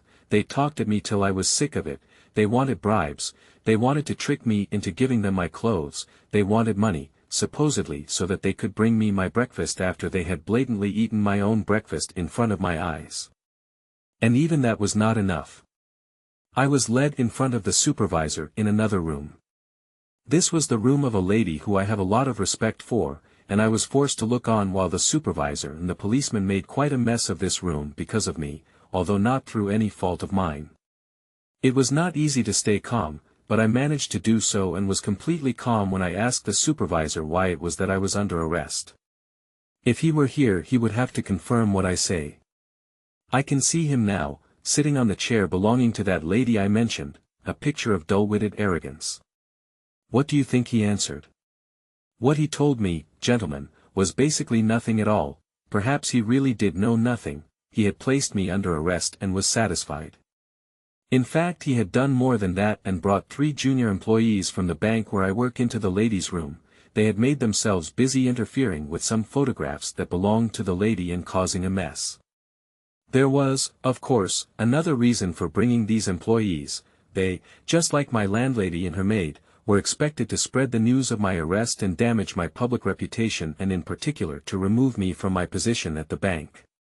Well, they didn't succeed in any of that, not in the slightest. Even my landlady, who is quite a simple person, and I will give you here her name in full respect, her name is Mrs. Grobak. Even Mrs. Grobak was understanding enough to see that an arrest like this has no more significance than an attack carried out on the street by some youths who are not kept under proper control. I repeat, this whole affair has caused me nothing but unpleasantness and temporary irritation, but could it not also have had some far worse consequences? K. broke off here and looked at the judge, who said nothing. As he did so, he thought he saw the judge use a movement of his eyes to give a sign to someone in the crowd. K. smiled and said, "And now the judge, right next to me, is giving a secret sign to someone among you. There seems to be someone among you who is taking directions from above. I don't know whether the sign is meant to produce booing or applause, but I'll resist trying to guess what its meaning is too soon. It really doesn't matter to me, and I give his lordship the judge my full and public permission to stop giving secret signs to his paid subordinate down there and give his orders in words instead. Let him just say, 'Boo now,' and then the next time, 'Clap now.'" Whether it was embarrassment or impatience, the judge rocked backwards and forwards on his seat. The man behind him, whom he had been talking with earlier, leant forward again, either to give him a few general words of encouragement or some specific piece of advice. Below them in the hall the people talked to each other quietly but animatedly. The two factions had earlier seemed to hold views strongly opposed to each other, but now they began to intermingle. A few individuals pointed up at K, others pointed at the judge. The air in the room was foggy and extremely oppressive. Those who were standing furthest away could hardly even be seen through it. It must have been especially troublesome for those visitors who were in the gallery, as they were forced to quietly ask the participants in the assembly what exactly was happening, albeit with timid glances at the judge. The replies they received were just as quiet, and given behind the protection of a raised hand. "I have nearly finished what I have to say," said K, and as there was no bell available he struck the desk with his fist in a way that startled the judge and his advisor and made them look up from each other. "None of this concerns me, and I am therefore able to make a calm assessment of it, and, assuming that this so-called court is of any real importance, it will be very much to your advantage to listen to what I have to say. If you want to discuss what I say, please don't bother to write it down until later on. I don't have any time to waste and I'll soon be leaving." There was immediate silence, which showed how well K was in control of the crowd. There were no shouts among them as there had been at the start, no one even applauded, but if they weren't already persuaded they seemed very close to it. K was pleased at the tension among all the people there as they listened to him. A rustling rose from the silence which was more invigorating than the most ecstatic applause could have been. "There is no doubt," he said quietly, "that there is some enormous organization determining what is said by this court. In my case this includes my arrest and the examination taking place here today, an organization that employs policemen who can be bribed, oafish supervisors and judges of whom nothing better can be said than that they are not as arrogant as some others. This organization even maintains a high-level judiciary along with its train of countless servants, scribes, policemen and all the other assistants that it needs, perhaps even executioners and torturers. I'm not afraid of using those words. And what, gentlemen, is the purpose of this enormous organization? Its purpose is to arrest innocent people and wage pointless prosecutions against them which, as in my case, lead to no result. How are we to avoid those in office becoming deeply corrupt when everything is devoid of meaning? That is impossible. Not even the highest judge would be able to achieve that for himself. That is why policemen try to steal the clothes off the back of those they arrest, that is why supervisors break into the homes of people they do not know, that is why innocent people are humiliated in front of crowds rather than being given a proper trial. The policemen only talked about the warehouses where they put the property of those they arrest. I would like to see these warehouses where the hard-won possessions of people under arrest is left to decay, if, that is, it's not stolen by the thieving hands of the warehouse workers. K was interrupted by a screeching from the far end of the hall. He shaded his eyes to see that far, as the dull light of day made the smoke whitish and hard to see through. It was the washerwoman whom K had recognized as a likely source of disturbance as soon as she had entered. It was hard to see now whether it was her fault or not. K could only see that a man had pulled her into a corner by the door and was pressing himself against her. But it was not her who was screaming, but the man. He had opened his mouth wide and looked up at the ceiling. A small circle had formed around the two of them. The visitors near him in the gallery seemed delighted that the serious tone K had introduced into the gathering had been disturbed in this way. K's first thought was to run over there, and he also thought that everyone would want to bring things back into order there or at least to make the pair leave the room, but the first row of people in front of him stayed where they were, no one moved and no one let K through. On the contrary, they stood in his way. Old men held out their arms in front of him and a hand from somewhere. He did not have the time to turn round, took hold of his collar. K, by this time, had forgotten about the pair. It seemed to him that his freedom was being limited as if his arrest was being taken seriously, and, without any thought for what he was doing, he jumped down from the podium. Now he stood face to face with the crowd. Had he judged the people properly? Had he put too much faith in the effect of his speech? Had they been putting up a pretense all the time he had been speaking, and now that he came to the end and to what must follow, were they tired of pretending? What faces they were, all around him. Dark, little eyes flickered here and there, cheeks drooped down like on drunken men, their long beards were thin and stiff. If they took hold of them it was more like they were making their hands into claws, not as if they were taking hold of their own beards. But underneath those beards, and this was the real discovery made by K. There were badges of various sizes and colors shining on the collars of their coats. As far as he could see, every one of them was wearing one of these badges. All of them belonged to the same group, even though they seemed to be divided to the right and the left of him, and when he suddenly turned round he saw the same badge on the collar of the examining judge who calmly looked down at him with his hands in his lap. So, called out K, throwing his arms in the air as if this sudden realization needed more room, all of you are working for this organization. I see now that you are all the very bunch of cheats and liars I've just been speaking about. You've all pressed yourselves in here in order to listen in and snoop on me. You gave the impression of having formed into factions. One of you even applauded me to test me out, and you wanted to learn how to trap an innocent man. Well, I hope you haven't come here for nothing. I hope you've either had some fun from someone who expected you to defend his innocence or else, let go of me or I'll hit you, shouted K, to a quivery old man who had pressed himself especially close to him, or else that you've actually learned something. And so I wish you good luck in your trade. He briskly took his hat from where it lay on the edge of the table and, surrounded by a silence caused perhaps by the completeness of their surprise, pushed his way to the exit. However, the examining judge seems to have moved even more quickly than K, as he was waiting for him at the doorway. "One moment," he said. K stood where he was, but looked at the door with his hand already on its handle rather than at the judge. "I merely wanted to draw your attention," said the judge, "to something you seem not yet to be aware of. Today, you have robbed yourself of the advantages that a hearing of this sort always gives to someone who is under arrest." K laughed towards the door.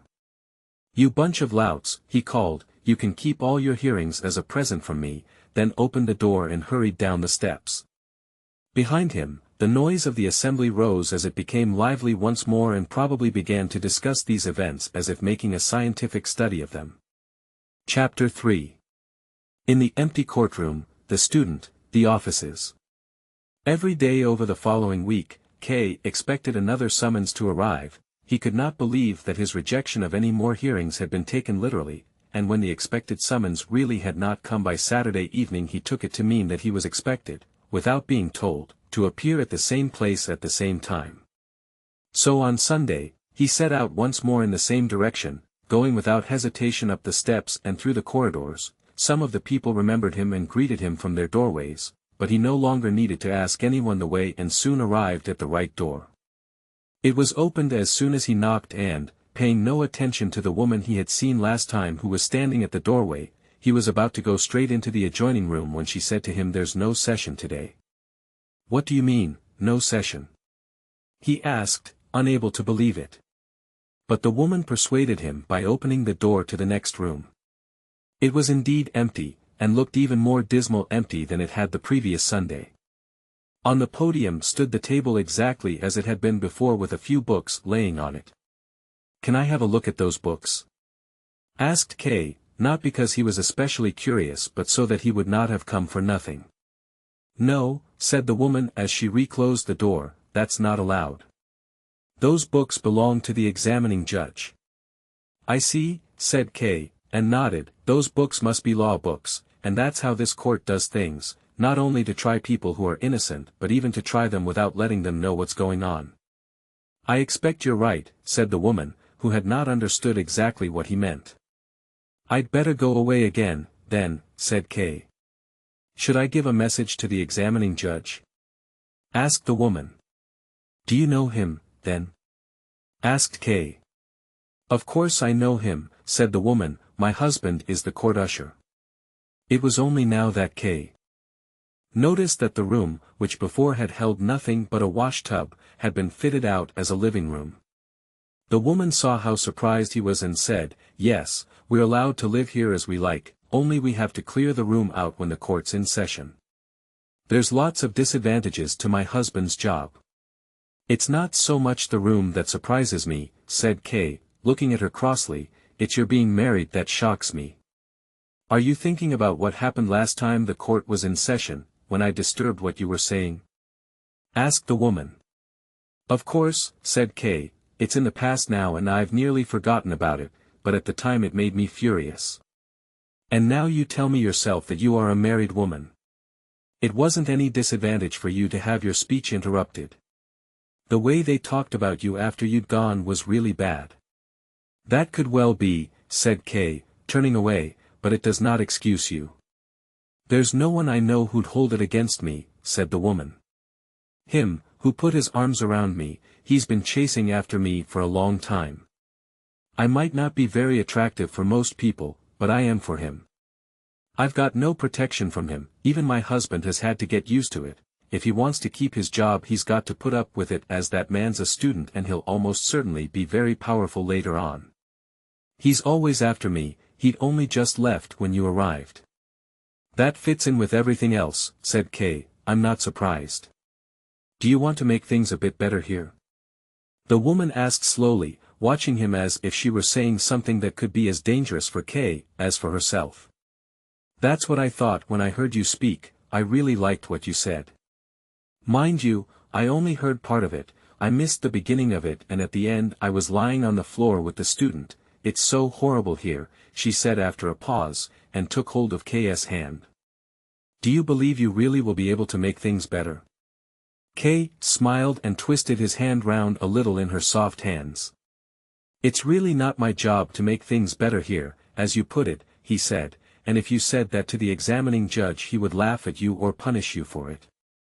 I really would not have become involved in this matter if I could have helped it, and I would have lost no sleep worrying about how this court needs to be made better. But because I'm told that I have been arrested, and I am under arrest, it forces me to take some action, and to do so for my own sake. However, if I can be of some service to you in the process I will, of course, be glad to do so. And I will be glad to do so not only for the sake of charity but also because you can be of some help to me." "How could I help you, then?" said the woman. "You could, for example, show me the books on the table there." "Yes, certainly," the woman cried, and pulled Kay along behind her as she rushed to them. The books were old and well worn, the cover of one of them had nearly broken through in its middle, and it was held together with a few threads. "Everything is so dirty here," said Kay, shaking his head, and before he could pick the books up the woman wiped some of the dust off with her apron. Kay took hold of the book that lay on top and threw it open. An indecent picture appeared. A man and a woman sat naked on a sofa. The base intent of whoever drew it was easy to see, but he had been so grossly lacking in skill that all that anyone could really make out were the man and the woman who dominated the picture with their bodies, sitting in overly upright postures that created a false perspective and made it difficult for them to approach each other. Kay didn't thumb through that book any more, but just threw open the next one at its title page. It was a novel with the title, what Greta suffered from her husband, Hans. "So this is the sort of law book they study here," said K. "This is the sort of person sitting in judgment over me." "I can help you," said the woman. "Would you like me to? Could you really do that without placing yourself in danger? You did say earlier on that your husband is wholly dependent on his superiors." "I still want to help you," said the woman. "Come over here, we've got to talk about it. Don't say any more about what danger I'm in, I only fear danger where I want to fear it. Come over here." She pointed to the podium and invited him to sit down on the step with her. "You've got lovely dark eyes," she said after they had sat down, looking up into K's face. "People say I've got nice eyes too, but yours are much nicer. It was the first thing I noticed when you first came here. That's even why I came in here, into the assembly room, afterwards. I'd never normally do that, I'm not really even allowed to." "So that's what all this is about," thought K. "She's offering herself to me, she's as degenerate as everything else around here, she's had enough of the court officials, which is understandable I suppose, and so she approaches any stranger and makes compliments about his eyes." With that, K. stood up in silence as if he had spoken his thoughts out loud and thus explained his action to the woman. "I don't think you can be of any assistance to me," he said. "To be of any real assistance you would need to be in contact with high officials. But I'm sure you only know the lower employees, and there are crowds of them milling about here. I'm sure you're very familiar with them and could achieve a great deal through them, I've no doubt of that, but the most that could be done through them would have no bearing at all on the final outcome of the trial. You, on the other hand, would lose some of your friends as a result, and I have no wish of that. Carry on with these people in the same way as you have been, as it does seem to me to be something you cannot do without. I have no regrets in saying this as, in return for your compliment to me, I also find you rather attractive, especially when you look at me as sadly as you are now, although you really have no reason to do so. You belong to the people I have to combat, and you're very comfortable among them, you're even in love with the student, or if you don't love him you do at least prefer him to your husband. It's easy to see that from what you've been saying." "No!" she shouted, remained sitting where she was and grasped K's hand, which he failed to pull away fast enough. "You can't go away now, you can't go away when you've misjudged me like that. Are you really capable of going away now? Am I really so worthless that you won't even do me the favor of staying a little bit longer?" "You misunderstand me," said K, sitting back down. "If it's really important to you for me to stay here then I'll be glad to do so, I have plenty of time, I came here thinking there would be a trial taking place. All I meant with what I said just now was to ask you not to do anything on my behalf in the proceedings against me. But even that is nothing for you to worry about when you consider that there's nothing hanging on the outcome of this trial, and that, whatever the verdict, I will just laugh at it. And that's even presupposing it ever even reaches any conclusion, which I very much doubt. I think it's much more likely that the court officials will be too lazy, too forgetful, or even too fearful ever to continue with these proceedings and that they will soon be abandoned if they haven't been abandoned already. It's even possible that they will pretend to be carrying on with the trial in the hope of receiving a large bribe, although I can tell you now that that will be quite in vain as I pay bribes to no one. Perhaps one favor you could do me would be to tell the examining judge, or anyone else who likes to spread important news, that I will never be induced to pay any sort of bribe through any stratagem of theirs, and I'm sure they have many stratagems at their disposal. There is no prospect of that, you can tell them that quite openly. And what's more, I expect they have already noticed themselves, or even if they haven't, this affair is really not so important to me as they think. Those gentlemen would only save some work for themselves, or at least some unpleasantness for me, which, however, I am glad to endure if I know that each piece of unpleasantness for me is a blow against them. And I will make quite sure it is a blow against them. Do you actually know the judge?" "Course I do," said the woman, "he was the first one I thought of when I offered to help you. I didn't know he's only a minor official, but if you say so it must be true.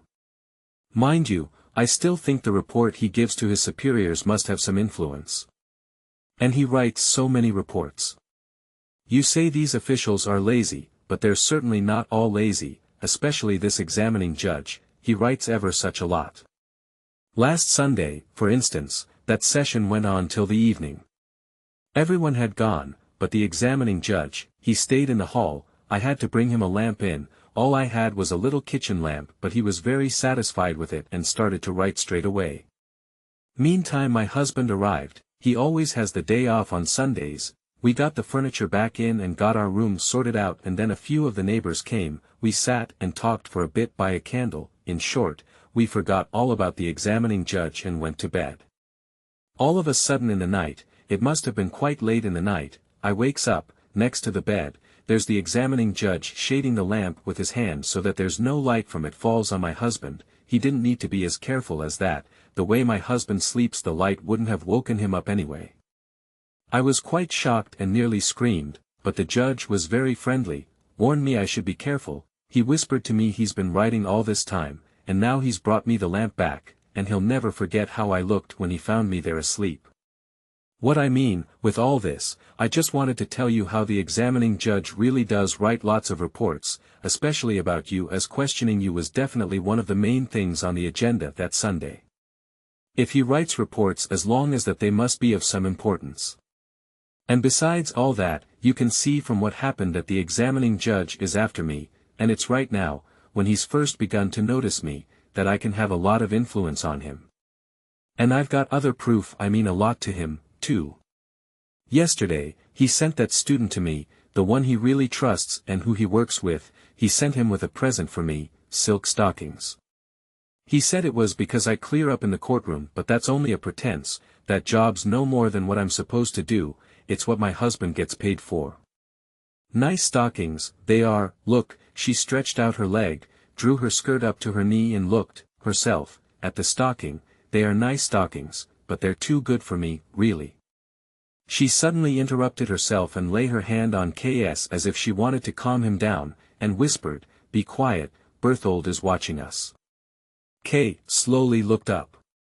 In the doorway to the courtroom stood a young man. He was short, his legs were not quite straight, and he continually moved his finger round in a short, thin, red beard with which he hoped to make himself look dignified.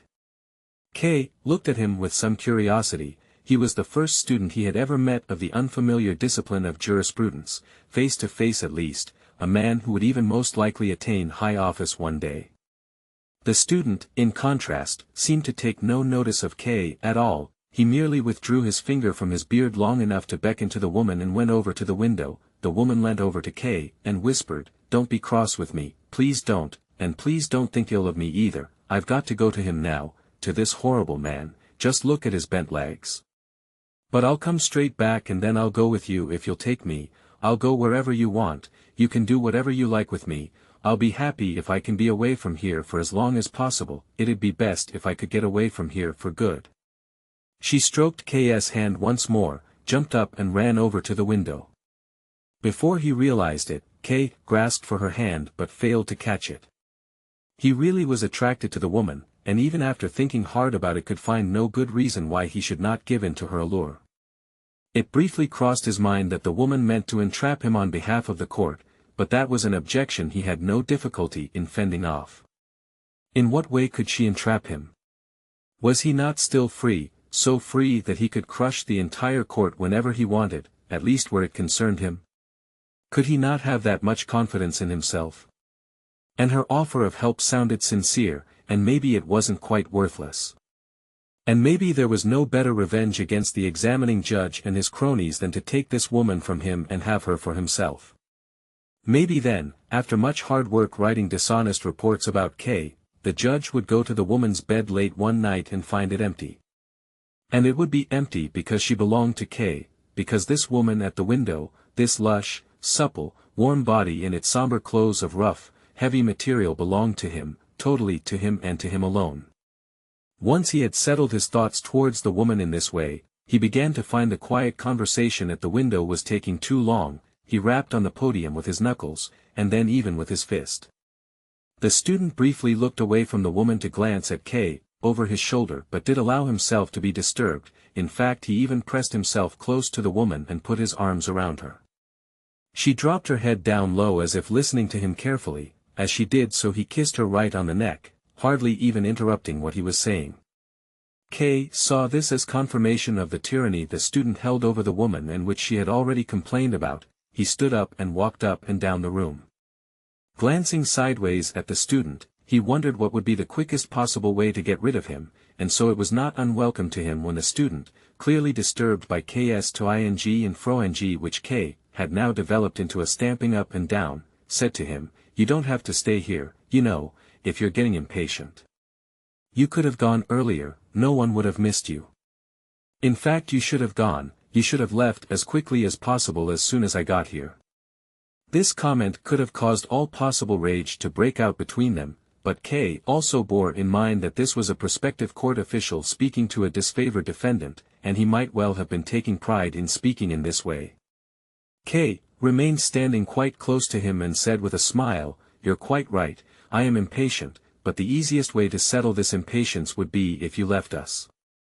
On the other hand, if you've come here to study, you are a student, I hear, I'll be quite happy to leave the room to you and go away with the woman. I'm sure you'll still have a lot of study to do before you're made into a judge. It's true that I'm still not all that familiar with your branch of jurisprudence, but I take it involves a lot more than speaking roughly, and I see you have no shame in doing that extremely well." "He shouldn't have been allowed to move about so freely," said the student, as if he wanted to give the woman an explanation for K's insults. "That was a mistake. I've told the examining judge so. He should at least have been detained in his room between hearings. Sometimes it's impossible to understand what the judge thinks he's doing." "You're wasting your breath," said K, then he reached his hand out towards the woman and said, "Come with me." "So that's it," said the student. "Oh no, you're not going to get her," and with a strength you would not have expected from him, he glanced tenderly at her, lifted her up on one arm and, his back bent under the weight, ran with her to the door. In this way he showed, unmistakably, that he was to some extent afraid of K, but he nonetheless dared to provoke him still further by stroking and squeezing the woman's arm with his free hand.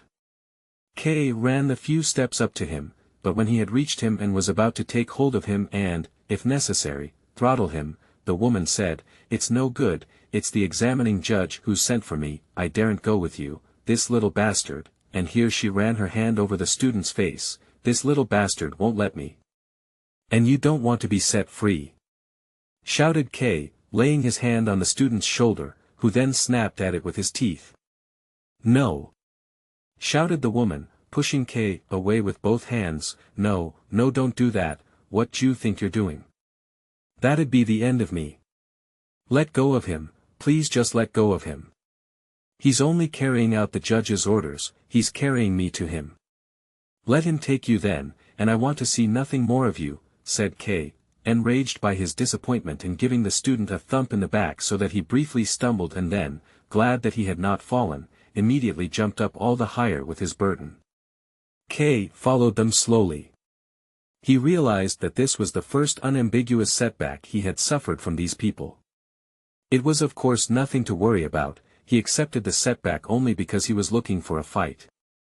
If he stayed at home and carried on with his normal life he would be 1,000 times superior to these people and could get any of them out of his way just with a kick. And he imagined the most laughable scene possible as an example of this, if this contemptible student, this inflated child, this knock-kneed Redbeard, if he were kneeling at Elsa's bed wringing his hands and begging for forgiveness. K so enjoyed imagining this scene that he decided to take the student along to Elsa with him if ever he should get the opportunity. K was curious to see where the woman would be taken and he hurried over to the door. The student was not likely to carry her through the streets on his arm. It turned out that the journey was far shorter. Directly opposite the flat there was a narrow flight of wooden steps which probably led up to the attic. They turned as they went so that it was not possible to see where they ended. The student carried the woman up these steps, and after the exertions of running with her he was soon groaning and moving very slowly. The woman waved down at K and by raising and lowering her shoulders she tried to show that she was an innocent party in this abduction, although the gesture did not show a lot of regret. K watched her without expression like a stranger. He wanted to show neither that he was disappointed nor that he would easily get over his disappointment. The two of them had disappeared, but K remained standing in the doorway. He had to accept that the woman had not only cheated him but that she had also lied to him when she said she was being taken to the examining judge. The examining judge certainly wouldn't be sitting and waiting in the attic. The wooden stairs would explain nothing to him however long he stared at them.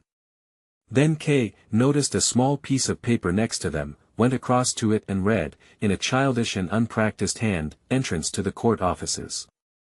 Were the court offices here, in the attic of this tenement, then? If that was how they were accommodated, it did not attract much respect, and it was some comfort for the accused to realize how little money this court had at its disposal if it had to locate its offices in a place where the tenants of the building, who were themselves among the poorest of people, would throw their unneeded junk. On the other hand, it was possible that the officials had enough money but that they squandered it on themselves rather than use it for the court's purposes. Going by K's experience of them so far, that even seemed probable, except that if the court were allowed to decay in that way it would not just humiliate the accused but also give him more encouragement than if the court were simply in a state of poverty. K also now understood that the court was ashamed to summon those it accused to the attic of this building for the initial hearing, and why it preferred to impose upon them in their own homes. What a position it was that K found himself in, compared with the judge sitting up in the attic. K, at the bank, had a big office with an anteroom, and had an enormous window through which he could look down at the activity in the square. It was true, though, that he had no secondary income from bribes and fraud, and he couldn't tell a servant to bring him a woman up to the office on his arm. K, however, was quite willing to do without such things, in this life at least. K was still looking at the notice when a man came up the stairs, looked through the open door into the living room where it was also possible to see the courtroom, and finally asked K whether he had just seen a woman there. "You're the court usher, aren't you?" asked K. "That's right," said the man. "Oh, yes, you're defendant K, I recognize you now as well. Nice to see you here." And he offered K his hand, which was far from what K had expected. And when K said nothing, he added, "There's no court session planned for today, though." "I know that," said K as he looked at the usher's civilian coat which, beside its ordinary buttons, displayed two gilded ones as the only sign of his office and seemed to have been taken from an old army officer's coat. "I was speaking with your wife a little while ago. She is no longer here. The student has carried her off to the examining judge." "Listen to this," said the usher, "they're always carrying her away from me. It's Sunday today, and it's not part of my job to do any work today, but they send me off with some message which isn't even necessary just to get me away from here. What they do is they send me off not too far away so that I can still hope to get back on time if I really hurry. So off I go running as fast as I can, shout the message through the crack in the door of the office I've been sent to, so out of breath they'll hardly be able to understand it, run back here again, but the student's been even faster than I have. Well, he's got less far to go, he's only got to run down the steps. If I wasn't so dependent on them I'd have squashed the student against the wall here a long time ago. Right here, next to the sign. I'm always dreaming of doing that. Just here, just above the floor, that's where he's crushed onto the wall, his arms stretched out, his fingers spread apart, his crooked legs twisted round into a circle and blood squirted out all around him. It's only ever been a dream so far, though. Is there nothing else you do?" asked K, with a smile. "Nothing that I know of," said the usher. "And it's going to get even worse now. Up till now he's only been carrying her off for himself, now he's started carrying her off for the judge and all, just like I'd always said he would." "Does your wife, then, not share some of the responsibility?" asked K. He had to force himself as he asked this question, as he, too, felt so jealous now. "Course she does," said the usher, "it's more her fault than theirs. It was her who attached herself to him. All he did, he just chases after any woman. There's 5 flats in this block alone where he's been thrown out after working his way in there. And my wife is the best-looking woman in the whole building, but it's me who's not even allowed to defend himself. If that's how things are, then there's nothing that can be done," said K. "Well, why not?" asked the usher. "He's a coward, that student, if he wants to lay a finger on my wife all you'd have to do is give him such a good hiding he'd never dare do it again. But I'm not allowed to do that, and nobody else is going to do me the favor as they're all afraid of his power. The only one who could do it is a man like you." "What, how could I do it?" asked K in astonishment. "Well, you're facing a charge, aren't you?" said the usher. "Yes, but that's all the more reason for me to be afraid. Even if he has no influence on the outcome of the trial he probably has some on the initial examination." "Yes, exactly," said the usher, as if K's view had been just as correct as his own. "Only we don't usually get any trials heard here with no hope at all." "I am not of the same opinion," said K, "although that ought not to prevent me from dealing with the student if the opportunity arises." "I would be very grateful to you," said the usher of the court, somewhat formally, not really seeming to believe that his highest wish could be fulfilled. "Perhaps," continued K, "perhaps there are some other officials of yours here, perhaps all of them, who would deserve the same." "Oh yes, yes," said the usher, as if this was a matter of course. Then he looked at K trustingly, which, despite all his friendliness, he had not done until then, and added, "They're always rebelling." But the conversation seemed to have become a little uncomfortable for him, as he broke it off by saying, "Now I have to report to the office. Would you like to come with me?" "There's nothing for me to do there," said K. "You'd be able to have a look at it. No one will take any notice of you." "Is it worth seeing then?" asked K, hesitatingly, although he felt very keen to go with him. "Well," said the usher, "I thought you'd be interested in it." "All right then," said K, finally, "I'll come with you." And, quicker than the usher himself, he ran up the steps. At the entrance he nearly fell over, as behind the door there was another step. "They don't show much concern for the public," he said. "They don't show any concern at all," said the usher, "just look at the waiting room here." It consisted of a long corridor from which roughly made doors led out to the separate departments of the attic. There was no direct source of light, but it was not entirely dark, as many of the departments, instead of solid walls, had just wooden bars reaching up to the ceiling to separate them from the corridor. The light made its way in through them, and it was also possible to see individual officials through them as they sat writing at their desks or stood up at the wooden frameworks and watched the people on the corridor through the gaps. There were only a few people in the corridor, probably because it was Sunday. They were not very impressive. They sat, equally spaced, on 2 rows of long wooden benches which had been placed along both sides of the corridor. All of them were carelessly dressed, although the expressions on their faces, their bearing, the style of their beards and many details which were hard to identify showed that they belonged to the upper classes. There were no coat hooks for them to use, and so they had placed their hats under the bench, each probably having followed the example of the others. When those who were sitting nearest the door saw K and the usher of the court they stood up to greet them, and when the others saw that, they also thought they had to greet them, so that as the 2 of them went by all the people there stood up. None of them stood properly upright, their backs were bowed, their knees bent, they stood like beggars on the street. K waited for the usher, who was following just behind him. "They must all be very dispirited," he said. "Yes," said the usher, "they are the accused, everyone you see here has been accused." "Really?" said K. "They're colleagues of mine then." And he turned to the nearest one, a tall, thin man with hair that was nearly gray. "What is it you are waiting for here?" asked K, politely, but the man was startled at being spoken to unexpectedly, which was all the more pitiful to see because the man clearly had some experience of the world and elsewhere would certainly have been able to show his superiority and would not have easily given up the advantage he had acquired.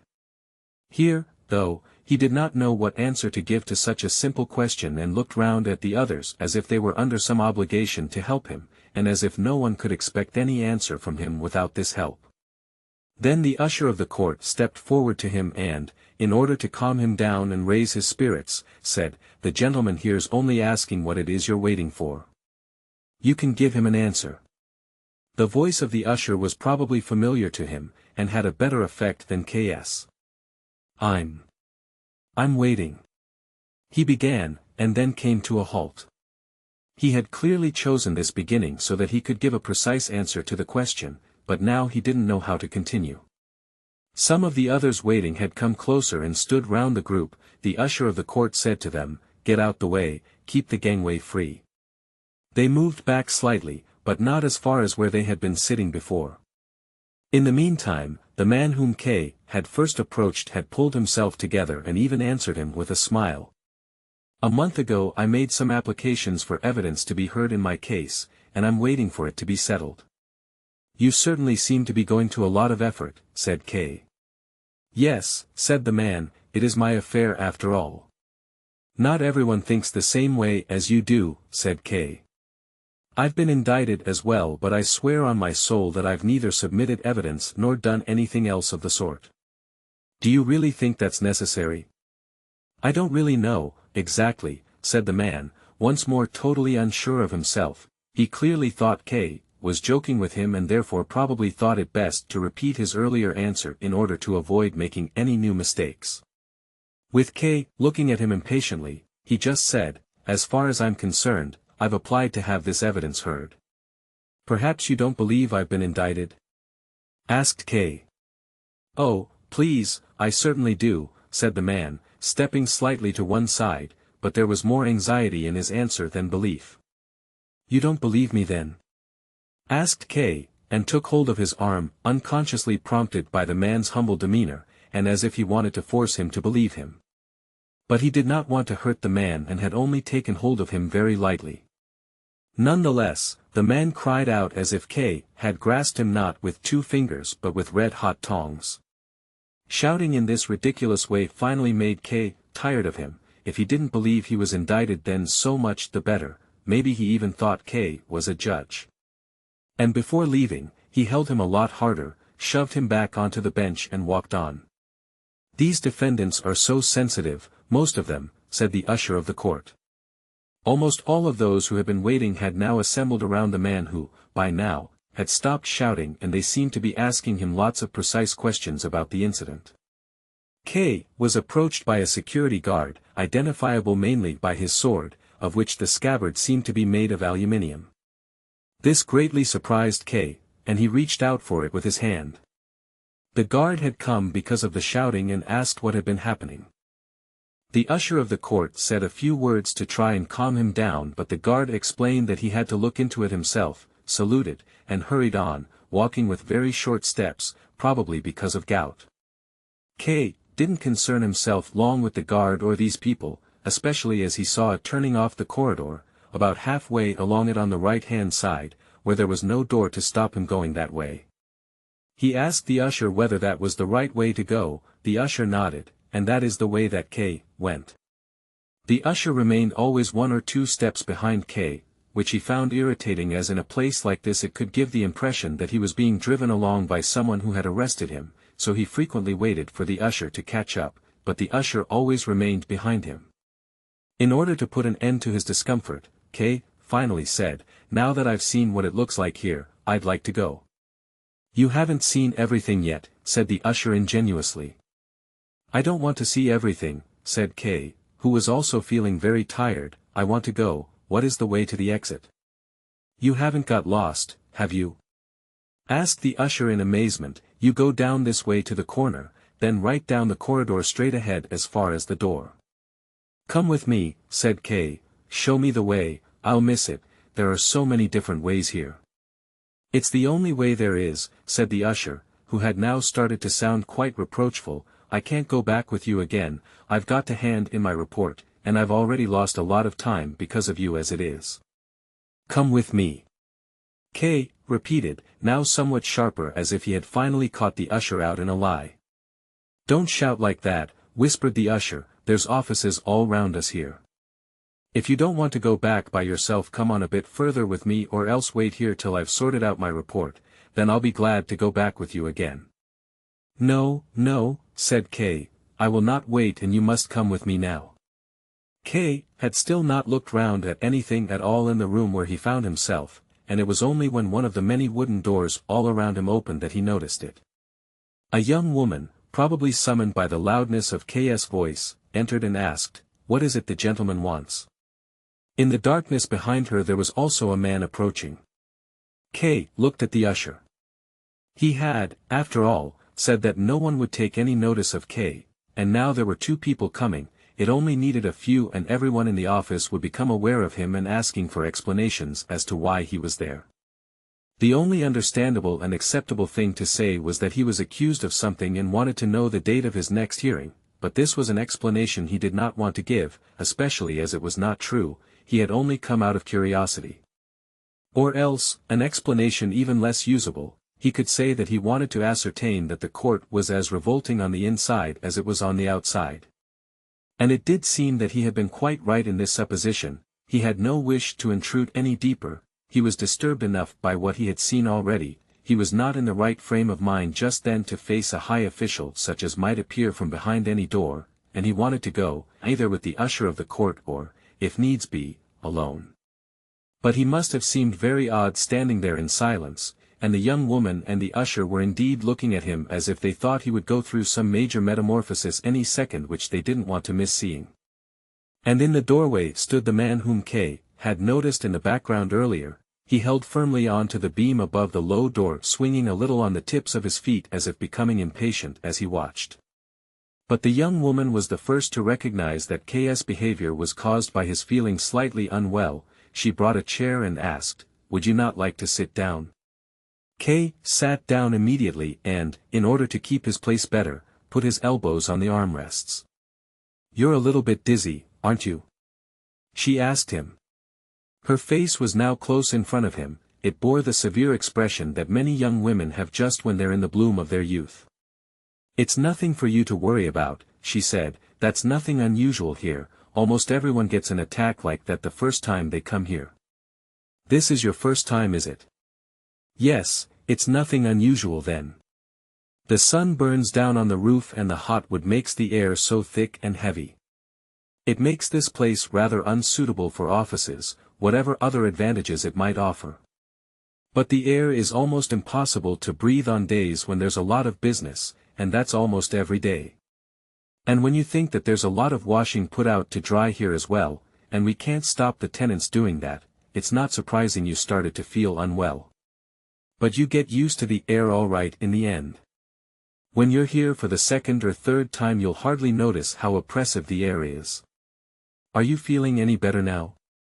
K made no answer. He felt too embarrassed at being put at the mercy of these people by his sudden weakness, and learning the reason for feeling ill made him feel not better but a little worse.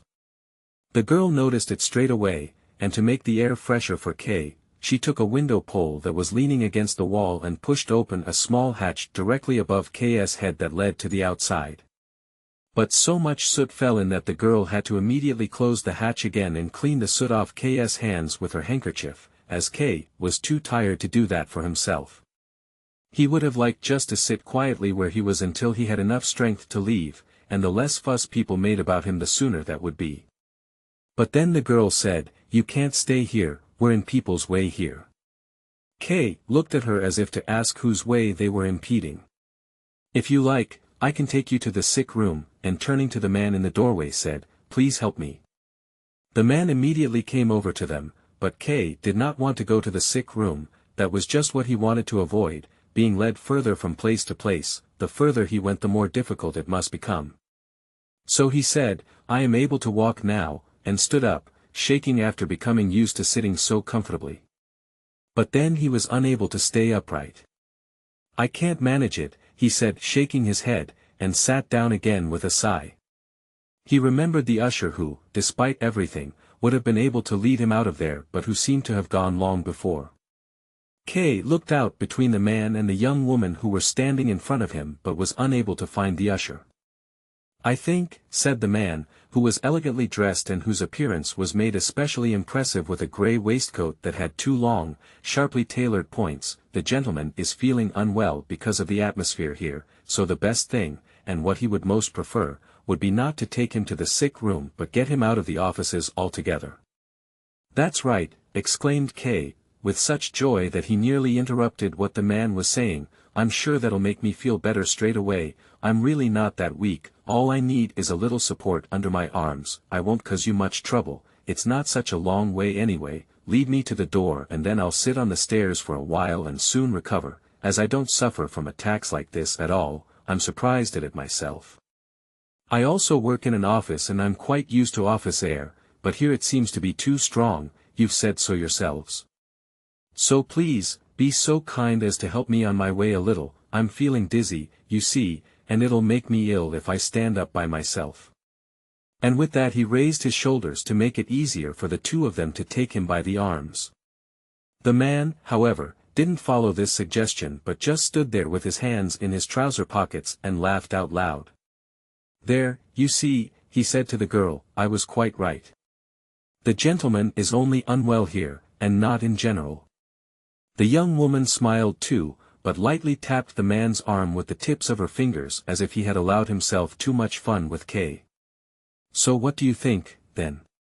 Said the man, still laughing. I really do want to lead the gentleman out of here. That's all right, then, said the girl, briefly inclining her charming head. Don't worry too much about him laughing, said the girl to K, who had become unhappy once more and stared quietly in front of himself as if needing no further explanation. This gentleman, may I introduce you? The man gave his permission with a wave of the hand. So, this gentleman's job is to give out information. He gives all the information they need to people who are waiting. As our court and its offices are not very well known among the public, he gets asked for quite a lot. He has an answer for every question. You can try him out if you feel like it. But that's not his only distinction. His other distinction is his elegance of dress. That's to say all of us who work in the offices here, we decided that the information giver would have to be elegantly dressed as he continually has to deal with the litigants and he's the first one they meet, so he needs to give a dignified first impression. The rest of us, I'm afraid, as you can see just by looking at me, dress very badly and old-fashioned, and there's not much point in spending much on clothes anyway, as we hardly ever leave the offices, we even sleep here. But, as I said, we decided that the information giver would have to have nice clothes. As the management here is rather peculiar in this respect, and they would get them for us, we had a collection, some of the litigants contributed too, and bought him these lovely clothes and some others besides. So everything would be ready for him to give a good impression, except that he spoils it again by laughing and frightening people. That's how it is, said the man, mocking her, but I don't understand why it is that you're explaining all our intimate facts to the gentleman, or rather why it is that you're pressing them on him, as I'm sure he's not all interested. Just look at him sitting there, it's clear he's occupied with his own affairs. K just did not feel like contradicting him.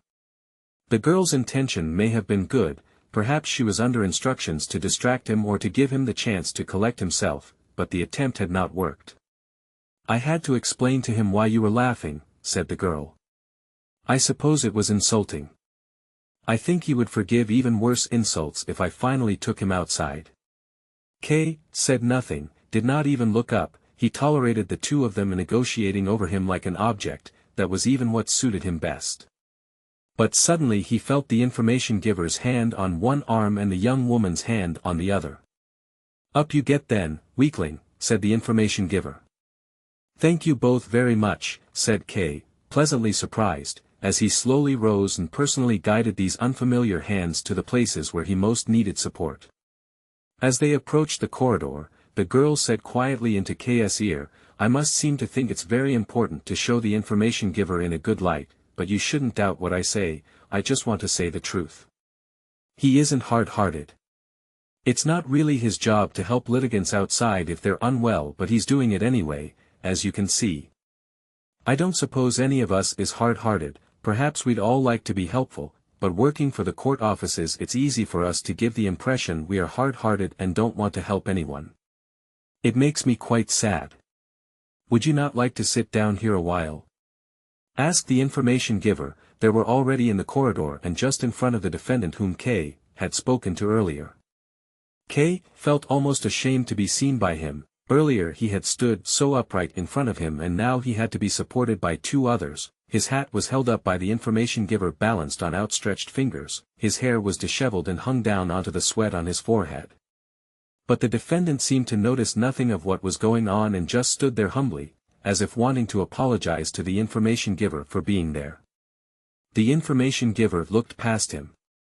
"I know," he said, "that my case can't be settled today, not yet, but I've come in anyway. I thought I could wait here anyway. It's Sunday today, I've got plenty of time, and I'm not disturbing anyone here." "There's no need to be so apologetic," said the information giver, "it's very commendable for you to be so attentive. You are taking up space here when you don't need to, but as long as you don't get in my way I will do nothing to stop you following the progress of your case as closely as you like. When one has seen so many people who shamefully neglect their cases, one learns to show patience with people like you. Do sit down." "He's very good with the litigants," whispered the girl. Kay nodded, but started to move off again when the information giver repeated, "Would you not like to sit down here a while?" "No," said Kay, "I don't want to rest." He had said that as decisively as he could, but in fact it would have done him a lot of good to sit down. It was as if he were suffering seasickness. He felt as if he were on a ship in a rough sea, as if the water were hitting against the wooden walls, a thundering from the depths of the corridor, as if the torrent were crashing over it, as if the corridor were swaying and the waiting litigants on each side of it rising and sinking. It made the calmness of the girl and the man leading him all the more incomprehensible. He was at their mercy, if they let go of him he would fall like a board. Their little eyes glanced here and there. Kay could feel the evenness of their steps but could not do the same, as from step to step he was virtually being carried. He finally noticed they were speaking to him but he did not understand them. All he heard was a noise that filled all the space and through which there seemed to be an unchanging higher note sounding, like a siren. "Louder," he whispered with his head sunk low, ashamed at having to ask them to speak louder when he knew they had spoken loudly enough, even if it had been, for him, incomprehensible. At last, a draught of cool air blew in his face as if a gap had been torn out in the wall in front of him, and next to him he heard someone say, "First he says he wants to go, and then you can tell him 100 times that this is the way out and he doesn't move." Kay became aware that he was standing in front of the way out, and that the young woman had opened the door. It seemed to him that all his strength returned to him at once, and to get a foretaste of freedom he stepped straight on to one of the stairs and took his leave there of his companions, who bowed to him. "Thank you very much," he repeated, shook their hands once more and did not let go until he thought he saw that they found it hard to bear the comparatively fresh air from the stairway after being so long used to the air in the offices. They were hardly able to reply, and the young woman might even have fallen over if Kay had not shut the door extremely fast. Kay then stood still for a while, combed his hair with the help of a pocket mirror, picked up his hat from the next stair, the information giver must have thrown it down there, and then he ran down the steps so fresh and in such long leaps that the contrast with his previous state nearly frightened him. His normally sturdy state of health had never prepared him for surprises such as this. Did his body want to revolt and cause him a new trial as he was bearing the old one with such little effort? He did not quite reject the idea that he should see a doctor the next time he had the chance, but whatever he did, and this was something on which he could advise himself, he wanted to spend all Sunday mornings in future better than he had spent this one. Chapter 4. Miss Berstner's Friend. For some time after this, Kay found it impossible to exchange even just a few words with Miss Berstner. He tried to reach her in many and various ways but she always found a way to avoid it. He would come straight home from the office, remain in her room without the light on, and sit on the sofa with nothing more to distract him than keeping watch on the empty hallway. If the maid went by and closed the door of the apparently empty room he would get up after a while and open it again. He got up an hour earlier than usual in the morning so that he might perhaps find Miss Berstner alone as she went to the office. But none of these efforts brought any success. Then he wrote her a letter, both to the office and the flat, attempting once more to justify his behavior, offered to make whatever amends he could, promised never to cross whatever boundary she might set him and begged merely to have the chance to speak to her some time, especially as he was unable to do anything with Mrs. Grubach either until he had spoken with Miss Berstner. He finally informed her that the following Sunday he would stay in his room all day waiting for a sign from her that there was some hope of his request being fulfilled, or at least that she would explain to him why she could not fulfill it even though he had promised to observe whatever stipulations she might make. The letters were not returned, but there was no answer either. However, on the following Sunday there was a sign that seemed clear enough. It was still early when Kay noticed, through the keyhole, that there was an unusual level of activity in the hallway which soon abated. A French teacher, although she was German and called Montag, a pale and febrile girl with a slight limp who had previously occupied a room of her own, was moving into Miss Berstner's room. She could be seen shuffling through the hallway for several hours. There was always another piece of clothing or a blanket or a book that she had forgotten and had to be fetched specially and brought into the new home. When Mrs. Gruback brought Kay his breakfast, ever since the time when she had made Kay so cross she didn't trust the maid to do the slightest job, he had no choice but to speak to her, for the first time in 5 days. "Why is there so much noise in the hallway today?" he asked as she poured his coffee out. "Can't something be done about it? Does this clearing out have to be done on a Sunday?" Kay did not look up at Mrs. Gruback, but he saw nonetheless that she seemed to feel some relief as she breathed in. Even sharp questions like this from Mr. K she perceived as forgiveness, or as the beginning of forgiveness. "We're not clearing anything out, Mr. K," she said, "it's just that Miss Montag is moving in with Miss Berstner and is moving her things across." She said nothing more, but just waited to see how K would take it and whether he would allow her to carry on speaking. But K kept her in uncertainty, took the spoon and pensively stirred his coffee while he remained silent. Then he looked up at her and said, "What about the suspicions you had earlier about Miss Berstner, have you given them up?" "Mr. K," called Mrs. Gruback, who had been waiting for this very question, as she put her hands together and held them out towards him. "I just made a chance remark and you took it so badly. I didn't have the slightest intention of offending anyone, not you or anyone else. You've known me for long enough, Mr. K, I'm sure you're convinced of that. You don't know how I've been suffering for the past few days. That I should tell lies about my tenants. And you, Mr. K, you believed it. And said I should give you notice. Give you notice." At this last outcry, Mrs. Gruback was already choking back her tears. She raised her apron to her face and blubbered out loud. "Oh, don't cry, Mrs. Gruback," said K, looking out the window. He was thinking only of Miss Berstner and how she was accepting an unknown girl into her room. "Now don't cry," he said again as he turned his look back into the room where Mrs. Gruback was still crying. "I meant no harm either when I said that. It was simply a misunderstanding between us. That can happen even between old friends sometimes." Mrs. Gruback pulled her apron down to below her eyes to see whether K really was attempting a reconciliation. "Well, yes, that's how it is," said K, and as Mrs. Gruback's behavior indicated that the captain had said nothing he dared to add, "Do you really think, then, that I'd want to make an enemy of you for the sake of a girl we hardly know?" "Yes, you're quite right, Mr. K, said Mrs. Gruback, and then, to her misfortune, as soon as she felt just a little freer to speak, she added something rather inept. "I kept asking myself why it was that Mr. K took such an interest in Miss Berstner. Why does he quarrel with me over her when he knows that any cross word from him and I can't sleep that night? And I didn't say anything about Miss Berstner that I hadn't seen with my own eyes."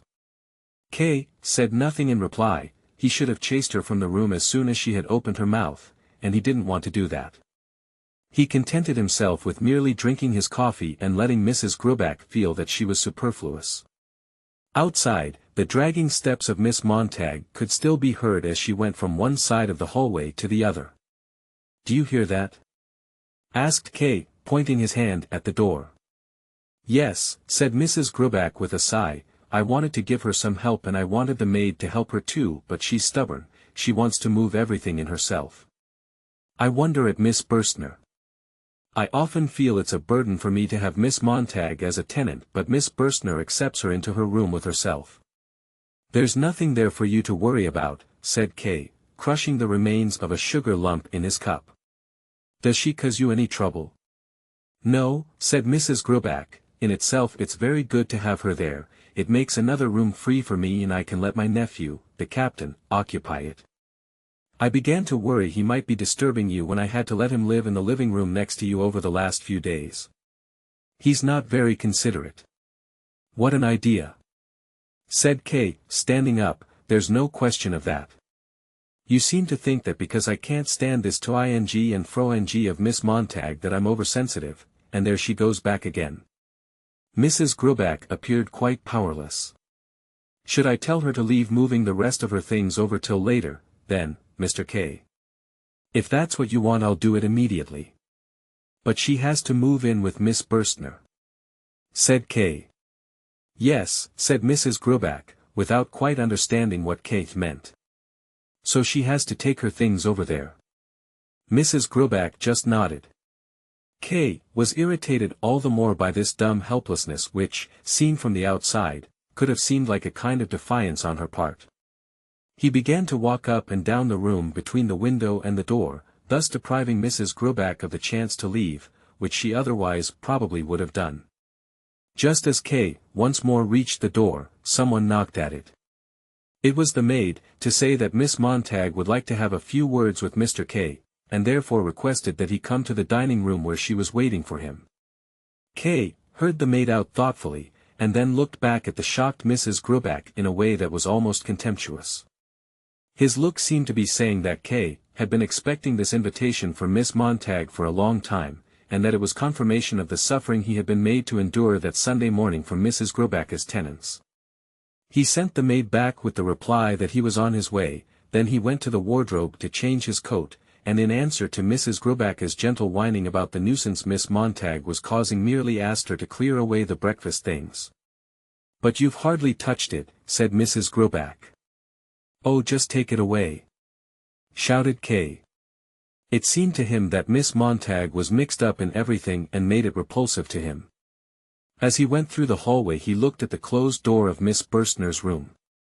But it wasn't there that he was invited, but the dining room, to which he yanked the door open without knocking. The room was long but narrow with one window. There was only enough space available to put two cupboards at an angle in the corner by the door, and the rest of the room was entirely taken up with the long dining table which started by the door and reached all the way to the great window, which was thus made almost inaccessible. The table was already laid for a large number of people, as on Sundays almost all the tenants ate their dinner here at midday. When K. entered, Miss Montag came towards him from the window along one side of the table. They greeted each other in silence. Then Miss Montag, her head unusually erect as always, said, "I'm not sure whether you know me." K. looked at her with a frown.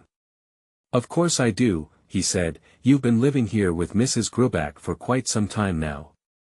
But I get the impression you don't pay much attention to what's going on in the lodging house," said Miss Montag. "No," said K. "Would you not like to sit down?" said Miss Montag. In silence, the two of them drew chairs out from the farthest end of the table and sat down facing each other. But Miss Montag stood straight up again as she had left her handbag on the window sill and went to fetch it. She shuffled down the whole length of the room. When she came back, the handbag lightly swinging, she said, "I'd like just to have a few words with you on behalf of my friend. She would have come herself, but she's feeling a little unwell today. Perhaps you'll be kind enough to forgive her and listen to me instead. There's anyway nothing that she could have said that I won't. On the contrary, in fact, I think I can say even more than her because I'm relatively impartial. Would you not agree?" "What is there to say, then?" answered K., who was tired of Miss Montag continuously watching his lips. In that way she took control of what he wanted to say before he said it. "Miss Burstner clearly refuses to grant me the personal meeting that I asked her for."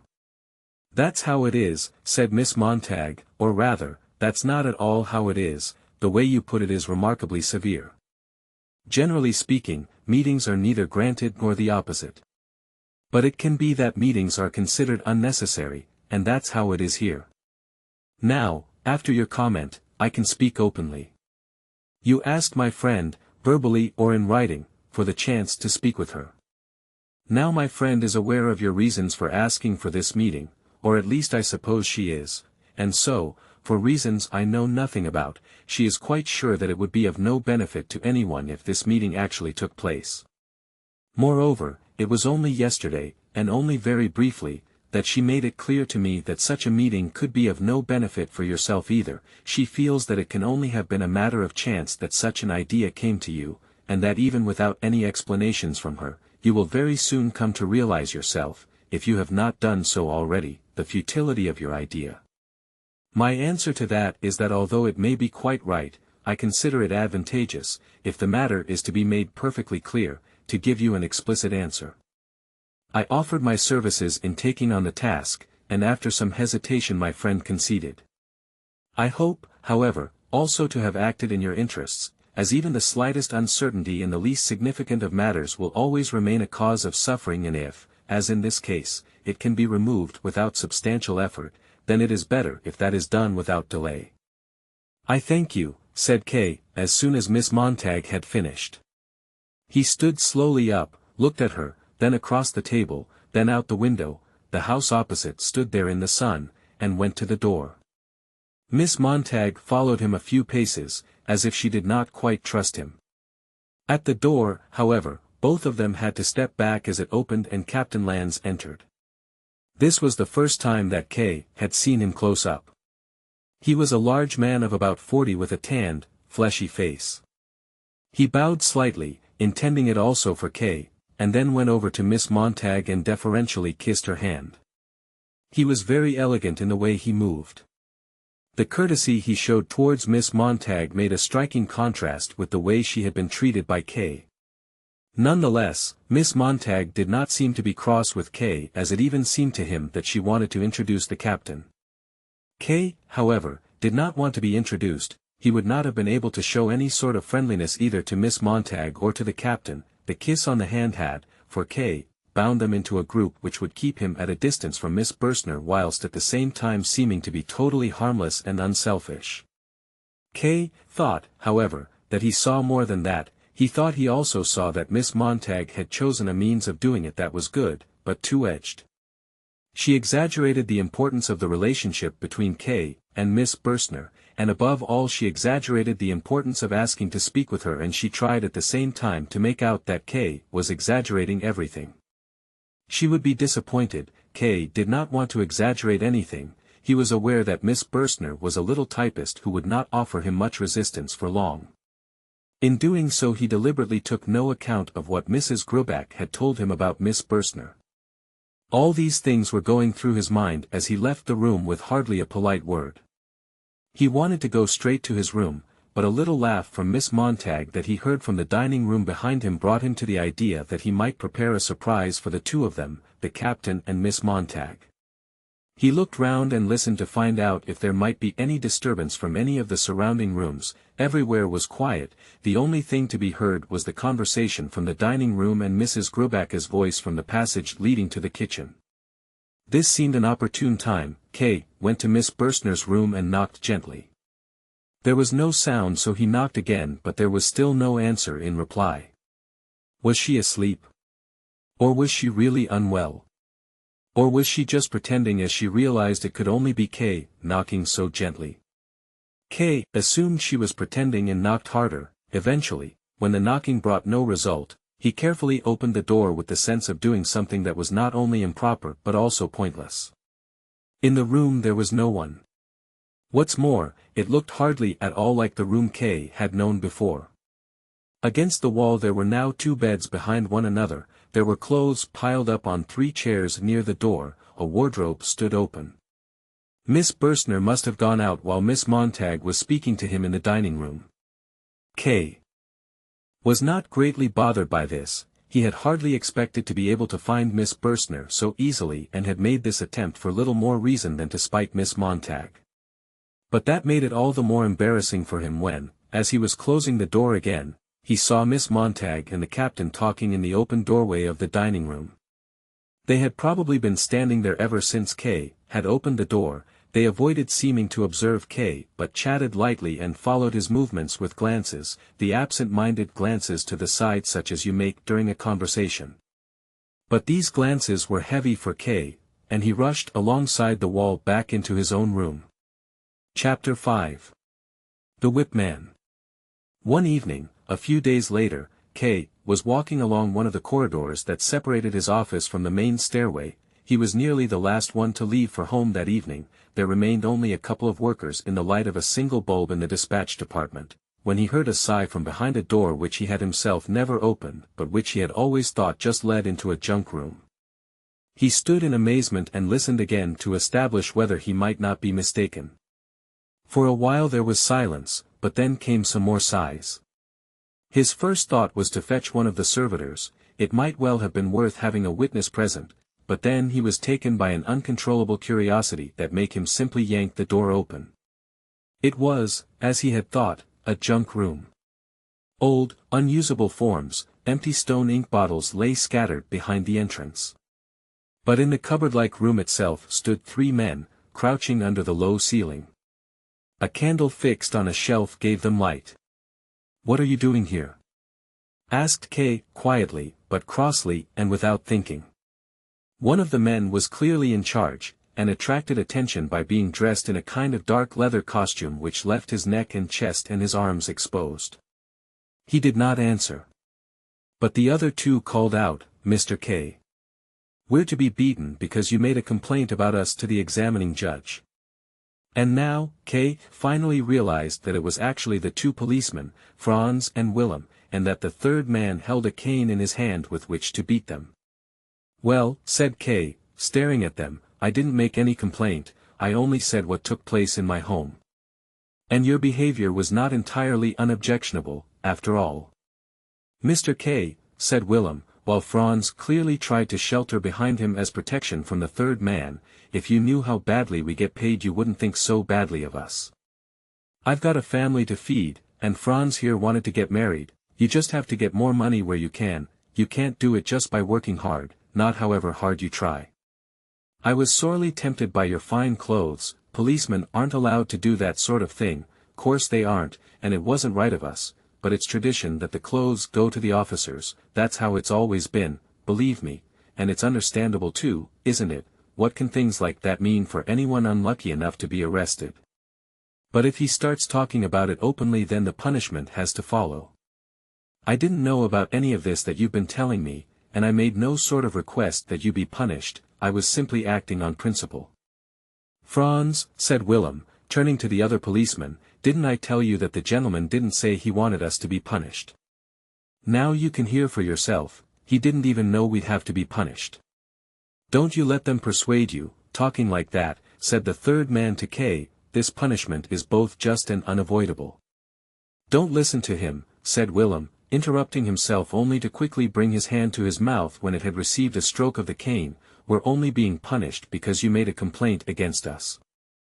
Nothing would have happened to us otherwise, not even if they'd found out what we'd done. Can you call that justice? Both of us, me especially, we'd proved our worth as good police officers over a long period. You've got to admit yourself that as far as official work was concerned we did the job well, things looked good for us, we had prospects, it's quite certain that we would have been made whipmen too, like this one, only he had the luck not to have anyone make a complaint about him, as you really don't get many complaints like that. Only that's all finished now, Mr. K, our careers are at an end, we're going to have to do work now that's far inferior to police work and besides all this we're going to get this terrible, painful beating." "Can the cane really cause so much pain, then?" asked K, testing the cane that the whipman swung in front of him. "We're going to have to strip off totally naked," said Willem. "Oh, I see," said K, looking straight at the whipman, his skin was burned brown like a sailor's, and his face showed health and vigor. "Is there then no possibility of sparing these 2 their beating?" he asked him. "No," said the whipman, shaking his head with a laugh. "Get undressed," he ordered the policeman. And to K, he said, "You shouldn't believe everything they tell you, it's the fear of being beaten, it's already made them a bit weak in the head. This one here, for instance," he pointed at Willem, "all that he told you about his career prospects, it's just ridiculous. Look at him, look how fat he is, the first strokes of the cane will just get lost in all that fat. Do you know what it is that's made him so fat? He's in the habit of, everyone that gets arrested by him, he eats their breakfast. Didn't he eat up your breakfast?" "Yeah, I thought as much. But a man with a belly like that can't be made into a whipman and never will be, that is quite out of the question. There are whip men like that, Willem insisted, who had just released the belt of his trousers. No, said the whip man, striking him such a blow with the cane on his neck that it made him wince, you shouldn't be listening to this, just get undressed. I would make it well worth your while if you would let them go, said K, and without looking at the whip man again, as such matters are best carried on with both pairs of eyes turned down, he pulled out his wallet. And then you try and put in a complaint against me, too, said the whip man, and get me flogged. No, no. Now, do be reasonable, said K, if I had wanted to get these two punished I would not now be trying to buy their freedom, would I? I could simply close the door here behind me, go home and see or hear nothing more of it. But that's not what I'm doing. It really is of much more importance to me to let them go free.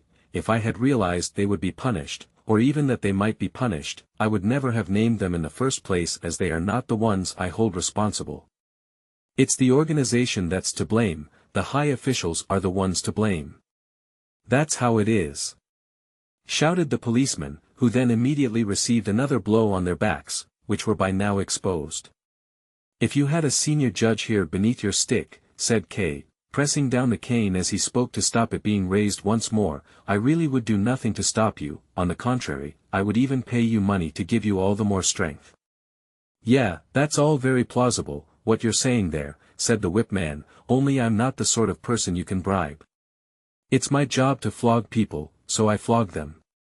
Franz, the policeman, had been fairly quiet so far, probably in expectation of a good result from K's intervention, but now he stepped forward to the door wearing just his trousers, knelt down hanging on to K's arm and whispered, even if you can't get mercy shown for both of us, at least try and get me set free.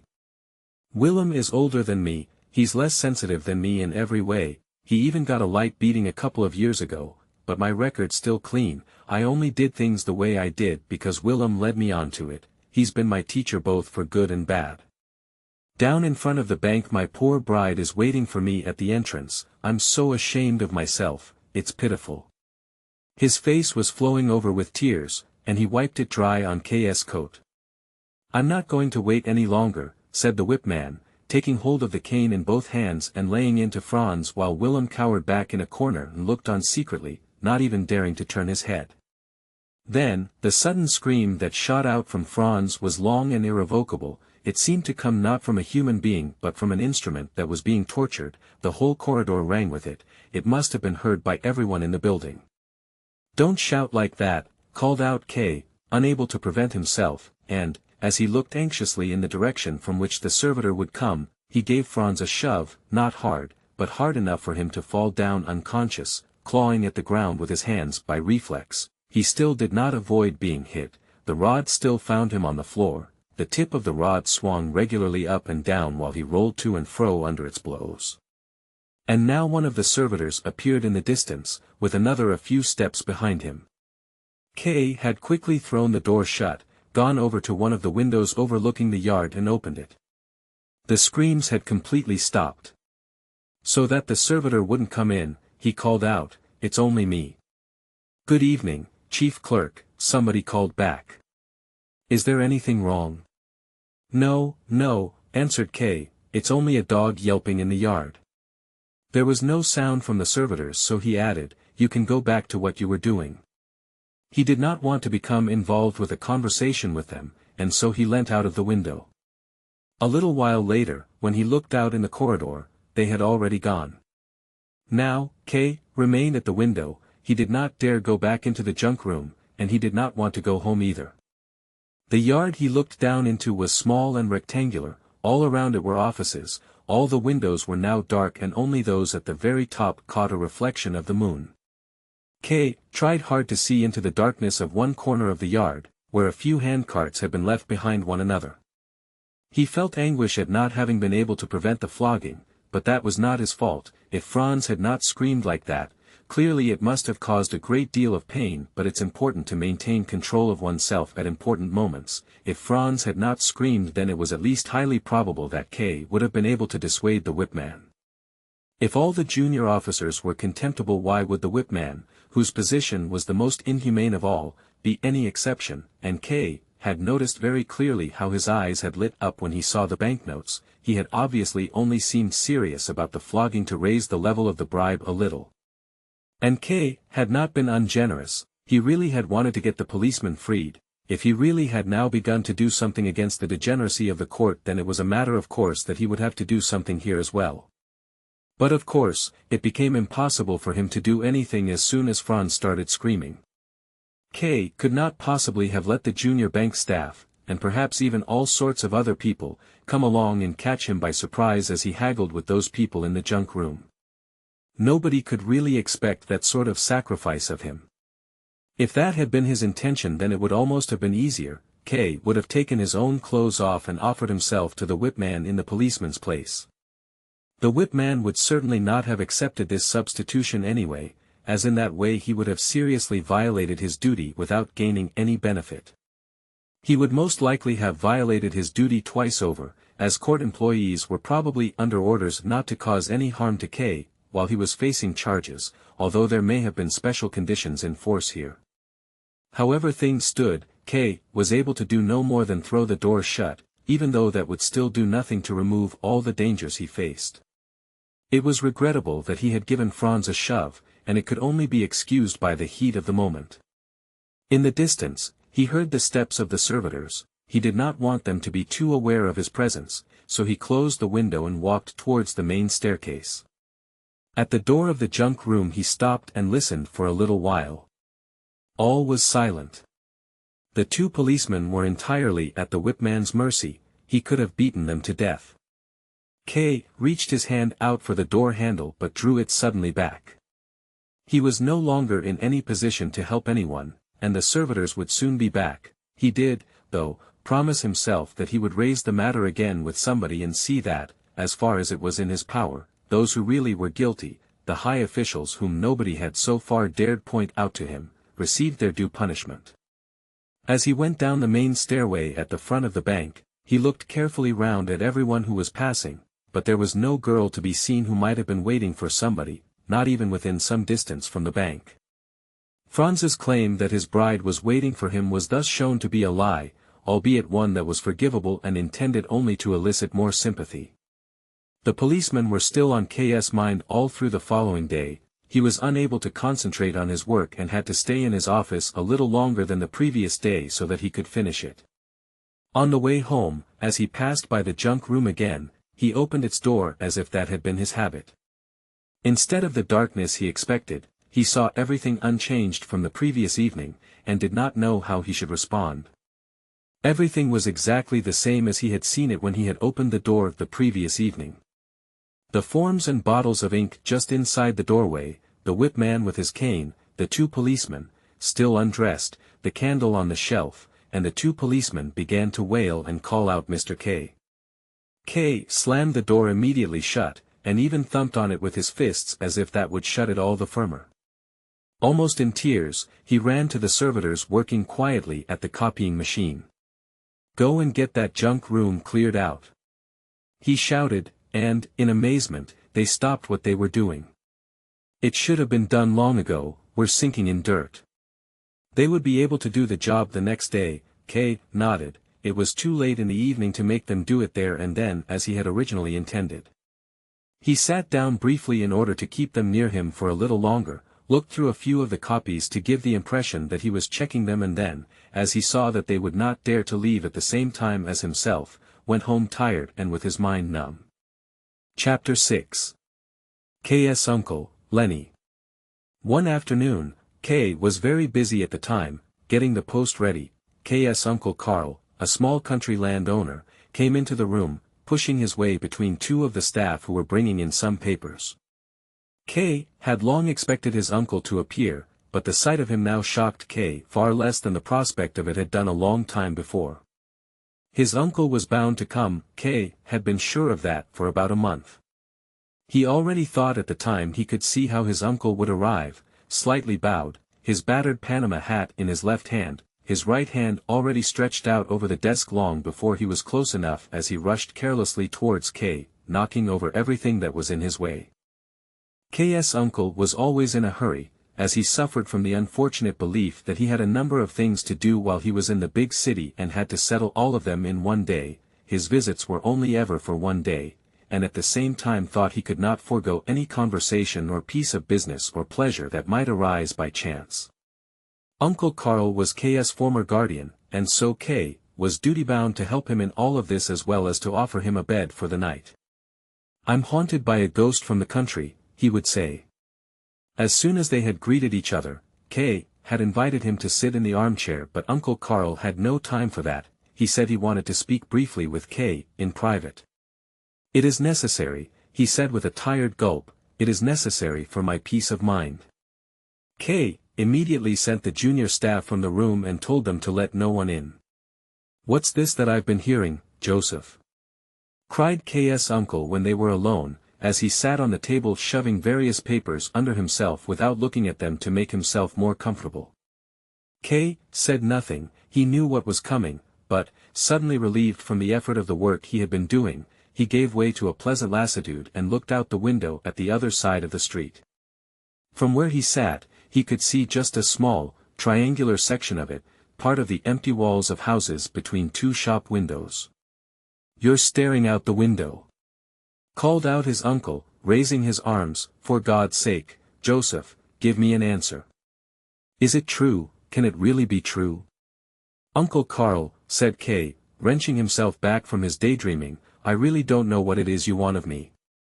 "Joseph," said his uncle in a warning tone, "as far as I know, you've always told the truth. Am I to take what you've just said as a bad sign?" "I think I know what it is you want," said K, obediently. "I expect you've heard about my trial." "That's right," answered his uncle with a slow nod, "I've heard about your trial." "Who did you hear it from, then?" asked K. "Erna wrote to me," said his uncle. "She doesn't have much contact with you, it's true, you don't pay very much attention to her, I'm afraid to say, but she learned about it nonetheless. I got her letter today and, of course, I came straight here. And for no other reason, but it seems to me that this is reason enough. I can read you out the part of the letter that concerns you." He drew the letter out from his wallet. "Here it is. She writes, I have not seen Joseph for a long time. I was in the bank last week but Joseph was so busy that they would not let me through. I waited there for nearly an hour but then I had to go home as I had my piano lesson. I would have liked to have spoken to him, maybe there will be a chance another time. He sent me a big box of chocolates for my name day, that was very nice and attentive of him. I forgot to tell you about it when I wrote, and I only remember now that you asked me about it. Chocolate, as I am sure you are aware, disappears straight away in this lodging house, almost as soon as you know somebody has given you chocolate it is gone. But there is something else I wanted to tell you about Joseph. Like I said, they would not let me through to see him at the bank because he was negotiating with some gentleman just then. After I had been waiting quietly for quite a long time I asked one of the staff whether his meeting would last much longer. He said it might well do, as it was probably about the legal proceedings, he said, that were being conducted against him. I asked what sort of legal proceedings it was that were being conducted against the chief clerk, and whether he was not making some mistake, but he said he was not making any mistake, there were legal proceedings underway and even that they were about something quite serious, but he did not know any more about it. He would have liked to have been of some help to the chief clerk himself, as the chief clerk was a gentleman, good and honest, but he did not know what it was he could do and merely hoped there would be some influential gentleman who would take his side. I'm sure that is what will happen and that everything will turn out for the best in the end, but in the meantime things do not look at all good, and you can see that from the mood of the chief clerk himself. Of course, I did not place too much importance on this conversation, and even did my best to put the bank clerk's mind at rest. He was quite a simple man. I told him he was not to speak to anyone else about this, and I think it is all just a rumor, but I still think it might be good if you, dear father, if you looked into the matter the next time you visit. It will be easy for you to find out more detail and, if it is really necessary, to do something about it through the great and influential people you know. But if it is not necessary, and that is what seems most likely, then at least your daughter will soon have the chance to embrace you and I look forward to it. She's a good child, said K's uncle when he had finished reading, and wiped a few tears from his eyes. K nodded. With all the different disruptions he had had recently, he had completely forgotten about Erna, even her birthday, and the story of the chocolates had clearly just been invented so that he wouldn't get in trouble with his aunt and uncle. It was very touching, and even the theater tickets, which he would regularly send her from then on, would not be enough to repay her, but he really did not feel, now, that it was right for him to visit her in her lodgings and hold conversations with a little, 18-year-old schoolgirl. "And what do you have to say about that?" asked his uncle, who had forgotten all his rush and excitement as he read the letter, and seemed to be about to read it again. "Yes, uncle," said Kay, "it is true." "True?" called out his uncle. "What is true? How can this be true? What sort of trial is it?" "Not a criminal trial, I hope." "It's a criminal trial," answered Kay. "And you sit quietly here while you've got a criminal trial round your neck?" shouted his uncle, getting ever louder. "The more calm I am, the better it will be for the outcome," said Kay, in a tired voice. "Don't worry." "How can I help worrying?" shouted his uncle. "Joseph, my dear Joseph, think about yourself, about your family, think about our good name. Up till now, you've always been our pride, don't now become our disgrace." "I don't like the way you're behaving," he said, looking at Kay, with his head at an angle. "That's not how an innocent man behaves when he's accused of something, not if he's still got any strength in him. Just tell me what it's all about so that I can help you." "It's something to do with the bank, I take it." "No," said Kay as he stood up, "and you're speaking too loud, uncle. I expect one of the staff is listening at the door and I find that rather unpleasant. It's best if we go somewhere else, then I can answer all your questions, as far as I can. And I know very well that I have to account to the family for what I do." "You certainly do," his uncle shouted. "Quite right, you do.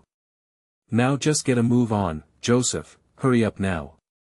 "I still have a few documents I need to prepare," said Kay, and, using the intercom, he summoned his deputy who entered a few moments later. Kay's uncle, still angry and excited, gestured with his hand to show that Kay had summoned him, even though there was no need whatever to do so. Kay stood in front of the desk and explained to the young man, who listened calm and attentive, what would need to be done that day in his absence, speaking in a calm voice and making use of various documents. The presence of Kay's uncle while this was going on was quite disturbing. He did not listen to what was being said, but at first he stood there with eyes wide open and nervously biting his lips. Then he began to walk up and down the room, stopped now and then at the window, or stood in front of a picture always making various exclamations such as, "That is totally incomprehensible to me." Or "Now just tell me, what are you supposed to make of that?" The young man pretended to notice nothing of this and listened to Kay's instructions through to the end. He made a few notes, bowed to both Kay and his uncle and then left the room. Kay's uncle had turned his back to him and was looking out the window, bunching up the curtains with his outstretched hands. The door had hardly closed when he called out, at last. "Now that he's stopped jumping about we can go too."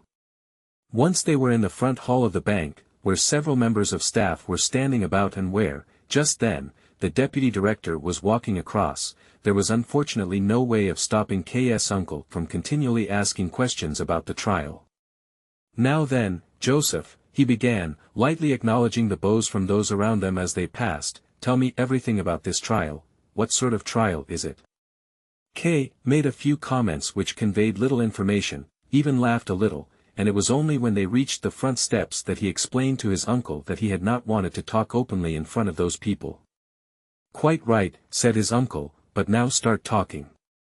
With his head to one side, and smoking his cigar in short, impatient draughts, he listened. "First of all, uncle," said Kay, "it's not a trial like you'd have in a normal courtroom." "So much the worse," said his uncle. "How's that?" asked Kay, looking at him. "What I mean is, that's for the worse," he repeated. They were standing on the front steps of the bank. As the doorkeeper seemed to be listening to what they were saying, Kay drew his uncle down further, where they were absorbed into the bustle of the street. His uncle took Kay's arm and stopped asking questions with such urgency about the trial. They walked on for a while in silence. "But how did all this come about?" he eventually asked, stopping abruptly enough to startle the people walking behind, who had to avoid walking into him. Things like this don't come all of a sudden, they start developing a long time beforehand. There must have been warning signs of it. Why didn't you write to me? You know I'd do anything for you. To some extent I am still your guardian, and until today that's something I was proud of. I'll still help you, of course I will, only now that the trial is already underway, it makes it very difficult.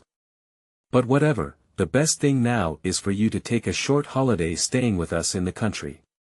You've lost weight, I can see that now. The country life will give you strength, that will be good, there's bound to be a lot of hard work ahead of you.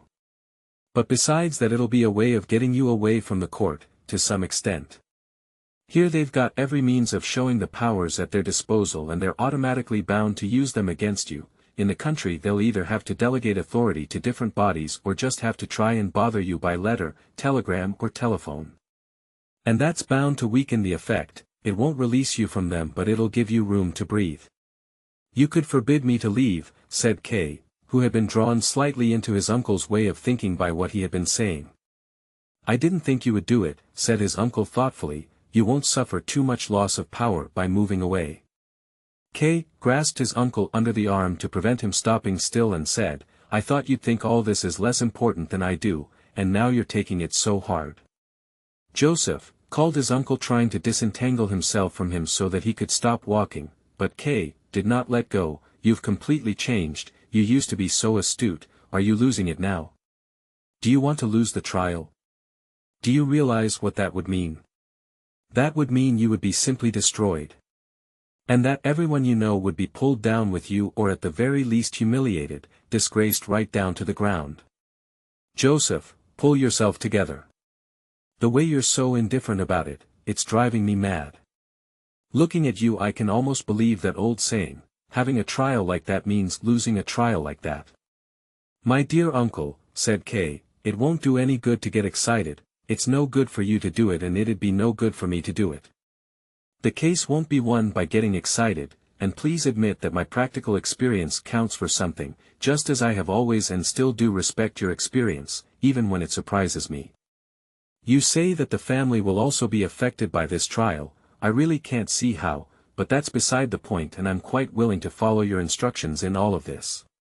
Only, I don't see any advantage in staying in the country, not even for you, as that would indicate flight and a sense of guilt.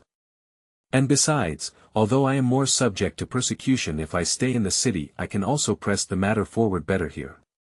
You're right, said his uncle in a tone that seemed to indicate they were finally coming closer to each other, I just made the suggestion because, as I saw it, if you stay in the city the case will be put in danger by your indifference to it, and I thought it was better if I did the work for you. But will you push things forward yourself with all your strength? If so, that will naturally be far better. We're agreed then, said K. And do you have any suggestions for what I should do next? Well, naturally I'll have to think about it, said his uncle, you must bear in mind that I've been living in the country for 20 years now, almost without a break, you lose your ability to deal with matters like this. But I do have some important connections with several people who, I expect, know their way around these things better than I do, and to contact them is a matter of course. Out there in the country I've been getting out of condition, I'm sure you're already aware of that. It's only at times like this that you notice it yourself. And this affair of yours came largely unexpected, although, oddly enough, I had expected something of the sort after I'd read Erna's letter, and today when I saw your face I knew it with almost total certainty. But all that is by the by, the important thing now is, we have no time to lose. Even while he was still speaking, K.'s uncle had stood on tiptoe to summon a taxi and now he pulled K. into the car behind himself as he called out an address to the driver. We're going now to see Dr. Huld, the lawyer, he said, we were at school together. I'm sure you know the name, don't you? No. Well, that is odd. He's got a very good reputation as a defense barrister and for working with the poor. But I esteem him especially as someone you can trust. It's all right with me, whatever you do, said K., although he was made uneasy by the rushed and urgent way his uncle was dealing with the matter. It was not very encouraging, as the accused, to be taken to a lawyer for poor people. I didn't know, he said, that you could take on a lawyer in matters like this. Well, of course you can, said his uncle, that goes without saying. Why wouldn't you take on a lawyer? And now, so that I'm properly instructed in this matter, tell me what's been happening so far. K instantly began telling his uncle about what had been happening, holding nothing back. Being completely open with him was the only way that K could protest at his uncle's belief that the trial was a great disgrace. He mentioned Miss Berstner's name just once and in passing, but that did nothing to diminish his openness about the trial, as Miss Berstner had no connection with it. As he spoke, he looked out the window and saw how, just then, they were getting closer to the suburb where the court offices were. He drew this to his uncle's attention, but he did not find the coincidence especially remarkable. The taxi stopped in front of a dark building. K's uncle knocked at the very first door at ground level. While they waited, he smiled, showing his big teeth, and whispered, 8 o'clock, not the usual sort of time to be visiting a lawyer, but Hold won't mind it from me. Two large, black eyes appeared in the spy hatch in the door. They stared at the two visitors for a while and then disappeared. The door, however, did not open. K and his uncle confirmed to each other the fact that they had seen the two eyes. A new maid, afraid of strangers, said K's uncle, and knocked again. The eyes appeared once more. This time they seemed almost sad, but the open gas flame that burned with a hiss close above their heads gave off little light, and that may have merely created an illusion. Open the door, called K's uncle, raising his fist against it. We are friends of Dr. Hold, the lawyer. Dr. Hold is ill, whispered someone behind them.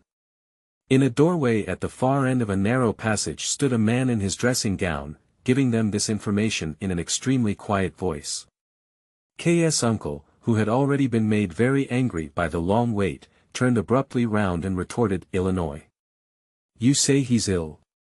And strode towards the gentleman in a way that seemed almost threatening, as if he were the illness himself. They've opened the door for you, now, said the gentleman, pointing at the door of the lawyer. He pulled his dressing gown together and disappeared. The door had indeed been opened. A young girl, K recognized the dark, slightly bulging eyes, stood in the hallway in a long white apron, holding a candle in her hand. Next time, open up sooner, said K's uncle instead of a greeting, while the girl made a slight curtsy. Come along, Joseph, he then said to K, who was slowly moving over towards the girl. Dr. Hold is unwell, said the girl as K's uncle, without stopping, rushed towards one of the doors. K continued to look at the girl in amazement as she turned round to block the way into the living room. She had a round face like a puppy's. Not only the pale cheeks and the chin were round, but the temples and the hairline were too. Joseph called his uncle once more, and he asked the girl, It's trouble with his heart, is it? I think it is, sir, said the girl, who by now had found time to go ahead with the candle and open the door into the room. In one corner of the room, where the light of the candle did not reach, a face with a long beard looked up from the bed. Lenny, who's this coming in? Asked the lawyer, unable to recognize his guests because he was dazzled by the candle. It's your old friend, Albert, said K's uncle. Oh, Albert, said the lawyer, falling back onto his pillow as if this visit meant he would not need to keep up appearances. Is it really as bad as that? Asked K's uncle, sitting on the edge of the bed. I don't believe it is. It's a recurrence of your heart trouble and it'll pass over like the other times. Maybe, said the lawyer quietly, but it's just as much trouble as it's ever been. I can hardly breathe, I can't sleep at all and I'm getting weaker by the day. I see, said K's uncle, pressing his Panama hat firmly against his knee with his big hand. That is bad news.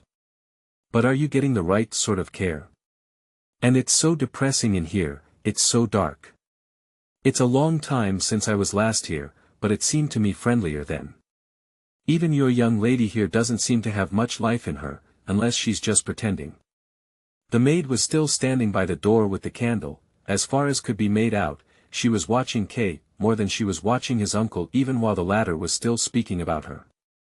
K leant against a chair that he had pushed near to the girl. When you're as ill as I am, said the lawyer, you need to have peace. I don't find it depressing.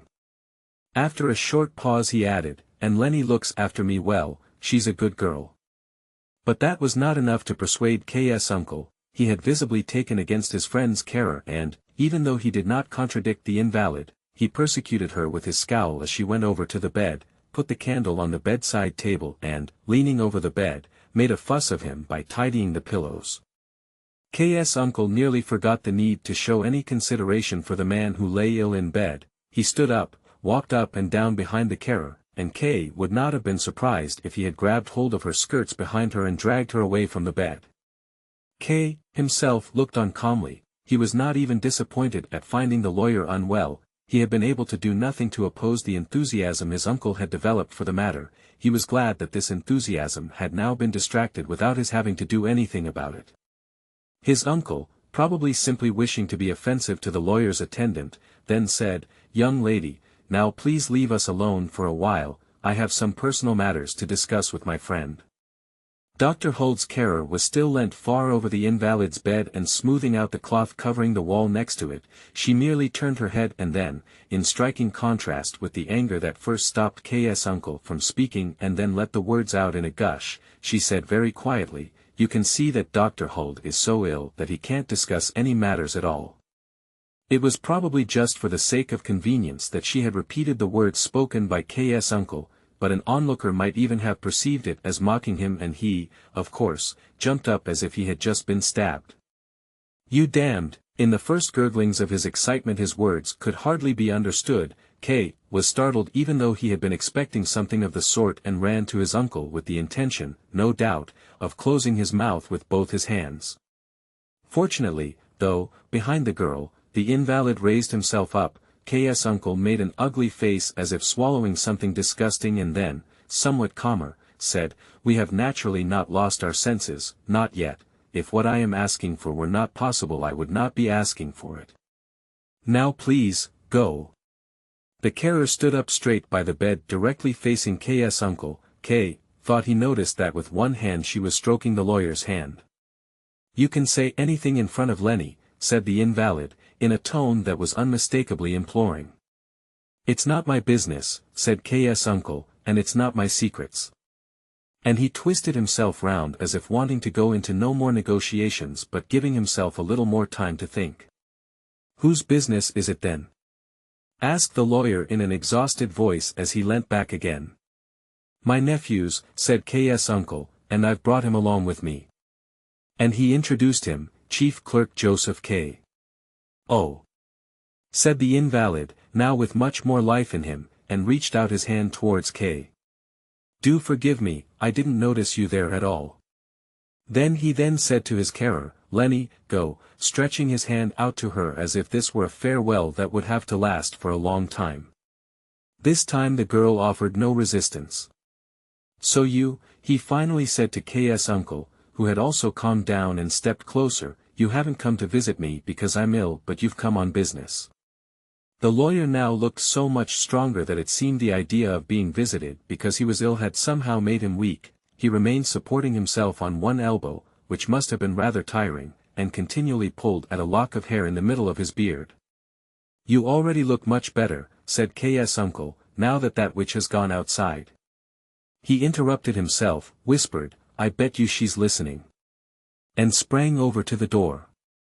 But behind the door there was no one. K.'s uncle came back not disappointed, as her not listening seemed to him worse than if she had been, but probably somewhat embittered. "You're mistaken about her," said the lawyer, but did nothing more to defend her. Perhaps that was his way of indicating that she did not need defending.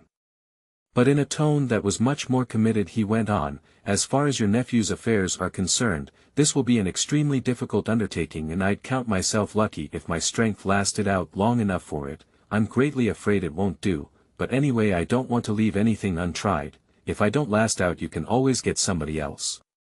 To be honest, this matter interests me too much, and I can't bring myself to give up the chance of taking some part in it. If my heart does totally give out then at least it will have found a worthy affair to fail in." K. believed he understood not a word of this entire speech. He looked at his uncle for an explanation but his uncle sat on the bedside table with the candle in his hand. A medicine bottle had rolled off the table onto the floor. he nodded to everything the lawyer said, agreed to everything, and now and then looked at K, urging him to show the same compliance. Maybe K's uncle had already told the lawyer about the trial. But that was impossible, everything that had happened so far spoke against it. So he said, "I don't understand." "Well, maybe I've misunderstood what you've been saying," said the lawyer, just as astonished and embarrassed as K. "Perhaps I've been going too fast. What was it you wanted to speak to me about?" "I thought it was to do with your trial." "Of course it is," said K's uncle, who then asked K, "So what is it you want?" "Yes, but how is it that you know anything about me and my case?" asked K. "Oh, I see," said the lawyer with a smile. "I am a lawyer, I move in court circles, people talk about various different cases and the more interesting ones stay in your mind, especially when they concern the nephew of a friend. There's nothing very remarkable about that." "What is it you want, then?" asked K's uncle once more. "You seem so uneasy about it." "You move in this court circles?" asked K. "Yes," said the lawyer. "You're asking questions like a child," said K's uncle. "What circles should I move in, then, if not with members of my own discipline?" the lawyer added. It sounded so indisputable that K gave no answer at all. "But you work in the high court, not that court in the attic," he had wanted to say but could not bring himself to actually utter it.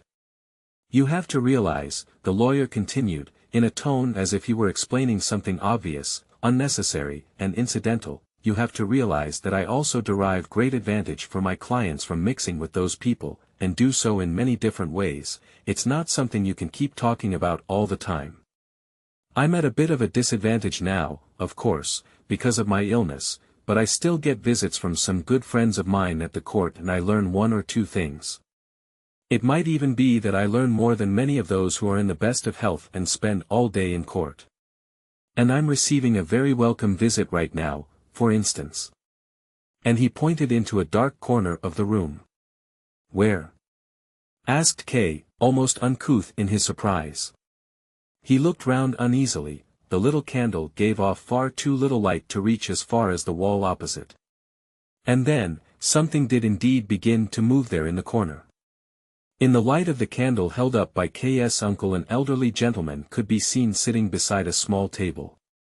He had been sitting there for so long without being noticed that he could hardly have been breathing. Now he stood up with a great deal of fuss, clearly unhappy that attention had been drawn to him.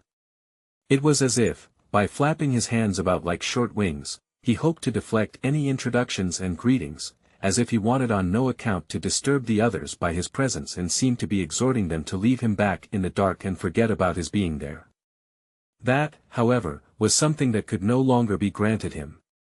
"You took us by surprise, you see," said the lawyer in explanation, cheerfully indicating to the gentleman that he should come closer, which, slowly, hesitatingly, looking all around him, but with a certain dignity, he did.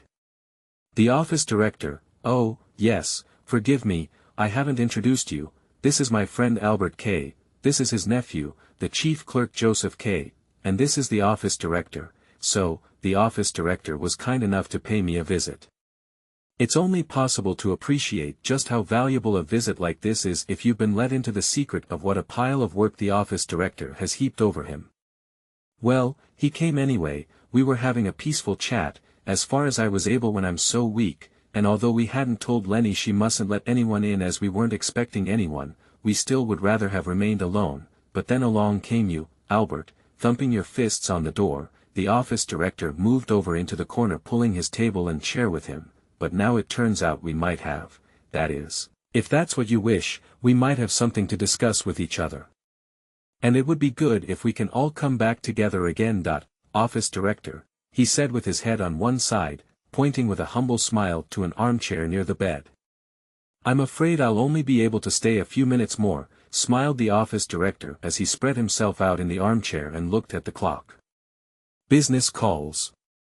But I wouldn't want to miss the chance of meeting a friend of my friend." He inclined his head slightly toward K's uncle, who seemed very happy with his new acquaintance, but he was not the sort of person to express his feelings of deference and responded to the office director's words with embarrassed, but loud, laughter. A horrible sight. K was able to quietly watch everything as nobody paid any attention to him. The office director took over as leader of the conversation as seemed to be his habit once he had been called forward. The lawyer listened attentively with his hand to his ear, his initial weakness having perhaps only had the function of driving away his new visitors. K's uncle served as candle-bearer, balancing the candle on his thigh while the office director frequently glanced nervously at it, and was soon free of his embarrassment and was quickly enchanted not only by the office director's speaking manner but also by the gentle, waving hand movements with which he accompanied it. K, leaning against the bedpost, was totally ignored by the office director, perhaps deliberately, and served the old man only as audience. And besides, he had hardly any idea what the conversation was about, and his thoughts soon turned to the care assistant and the ill treatment she had suffered from his uncle. Soon after, he began to wonder whether he had not seen the office director somewhere before, perhaps among the people who were at his first hearing. He may have been mistaken, but thought the office director might well have been among the old gentlemen with the thin beards in the first row. There was then a noise that everyone heard from the hallway as if something of porcelain were being broken. "I'll go and see what's happened," said K, who slowly left the room as if giving the others the chance to stop him. He had hardly stepped into the hallway, finding his bearings in the darkness with his hand still firmly holding the door, when another small hand, much smaller than K's own, placed itself on his and gently shut the door. It was the carer who had been waiting there. "Nothing has happened," she whispered to him, "I just threw a plate against the wall to get you out of there." "I was thinking about you, as well," replied K, uneasily. "So much the better," said the carer. "Come with me." A few steps along, they came to a frosted glass door which the carer opened for him. "Come in here," she said. It was clearly the lawyer's office, fitted out with old, heavy furniture, as far as could be seen in the moonlight which now illuminated just a small, rectangular section of the floor by each of the three big windows. "This way," said the carer, pointing to a dark trunk with a carved, wooden backrest. When he had sat down, K continued to look round the room. It was a large room with a high ceiling. The clients of this lawyer for the poor must have felt quite lost in it. K thought he could see the little steps with which visitors would approach the massive desk. But then he forgot about all of this and had eyes only for the carer who sat very close beside him, almost pressing him against the armrest. "I did think," she said, "you would come out here to me by yourself without me having to call you first. It was odd. First you stare at me as soon as you come in, and then you keep me waiting. And you ought to call me Lenny, too," she added quickly and suddenly, as if no moment of this conversation should be lost. "Gladly," said K. "But as for its being odd, Lenny, that's easy to explain.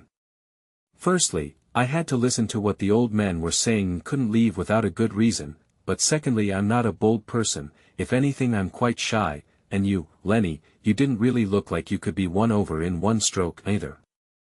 "That's not it," said Lenny, laying one arm on the armrest and looking at K, "you didn't like me, and I don't suppose you like me now, either." "Liking wouldn't be very much," said K, evasively. "Oh!" she exclaimed with a smile, thus making use of K's comment to gain an advantage over him. So K remained silent for a while. By now, he had become used to the darkness in the room and was able to make out various fixtures and fittings. He was especially impressed by a large picture hanging to the right of the door. He leant forward in order to see it better. It depicted a man wearing a judge's robes. He was sitting on a lofty throne gilded in a way that shone forth from the picture.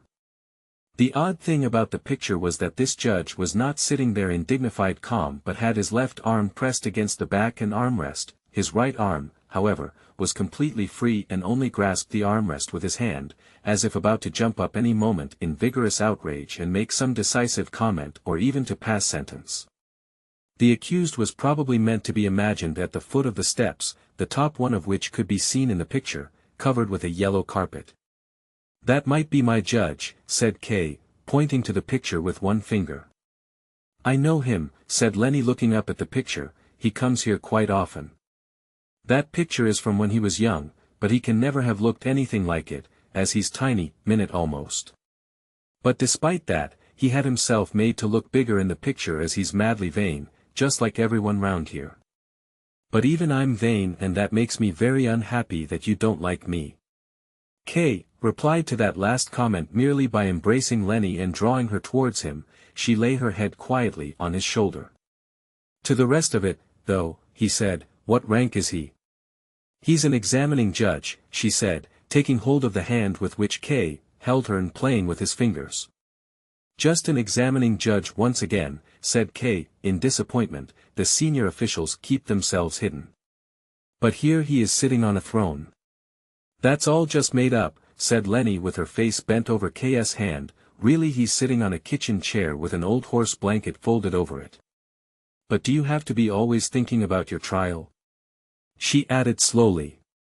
No, not at all, said Kay. I probably even think too little about it. That's not the mistake you're making, said Lenny. You're too unyielding, that's what I've heard. Who said that? Asked Kay. He felt her body against his chest and looked down on her rich, dark, tightly bound hair. I'd be saying too much if I told you that, answered Lenny. Please don't ask for names, but do stop making these mistakes of yours, stop being so unyielding. There's nothing you can do to defend yourself from this court, you have to confess. So confess to them as soon as you get the chance. It's only then that they give you the chance to get away, not till then. Only, without help from outside even that's impossible, but you needn't worry about getting this help as I want to help you myself. You understand a lot about this court and what sort of tricks are needed, said Kay, as he lifted her, since she was pressing in much too close to him, onto his lap. That's all right, then, she said, and made herself comfortable on his lap by smoothing out her skirt and adjusting her blouse. Then she hung both her arms around his neck, leant back and took a long look at him. And what if I don't confess, could you not help me then? Asked Kay, to test her out. I'm accumulating women to help me, he thought to himself almost in amazement, first Miss Burstner, then the court usher's wife, and now this little care assistant who seems to have some incomprehensible need for me. The way she sits on my lap as if it were her proper place. No, answered Lenny, slowly shaking her head, I couldn't help you then. But you don't want my help anyway, it means nothing to you, you're too stubborn and won't be persuaded. Then, after a while she asked, do you have a lover? No, said Kay. Oh, you must have, she said. Well, I have really, said Kay. Just think, I've even betrayed her while I'm carrying her photograph with me. Lenny insisted he show her a photograph of Elsa, and then, hunched on his lap, studied the picture closely. The photograph was not one that had been taken while Elsa was posing for it.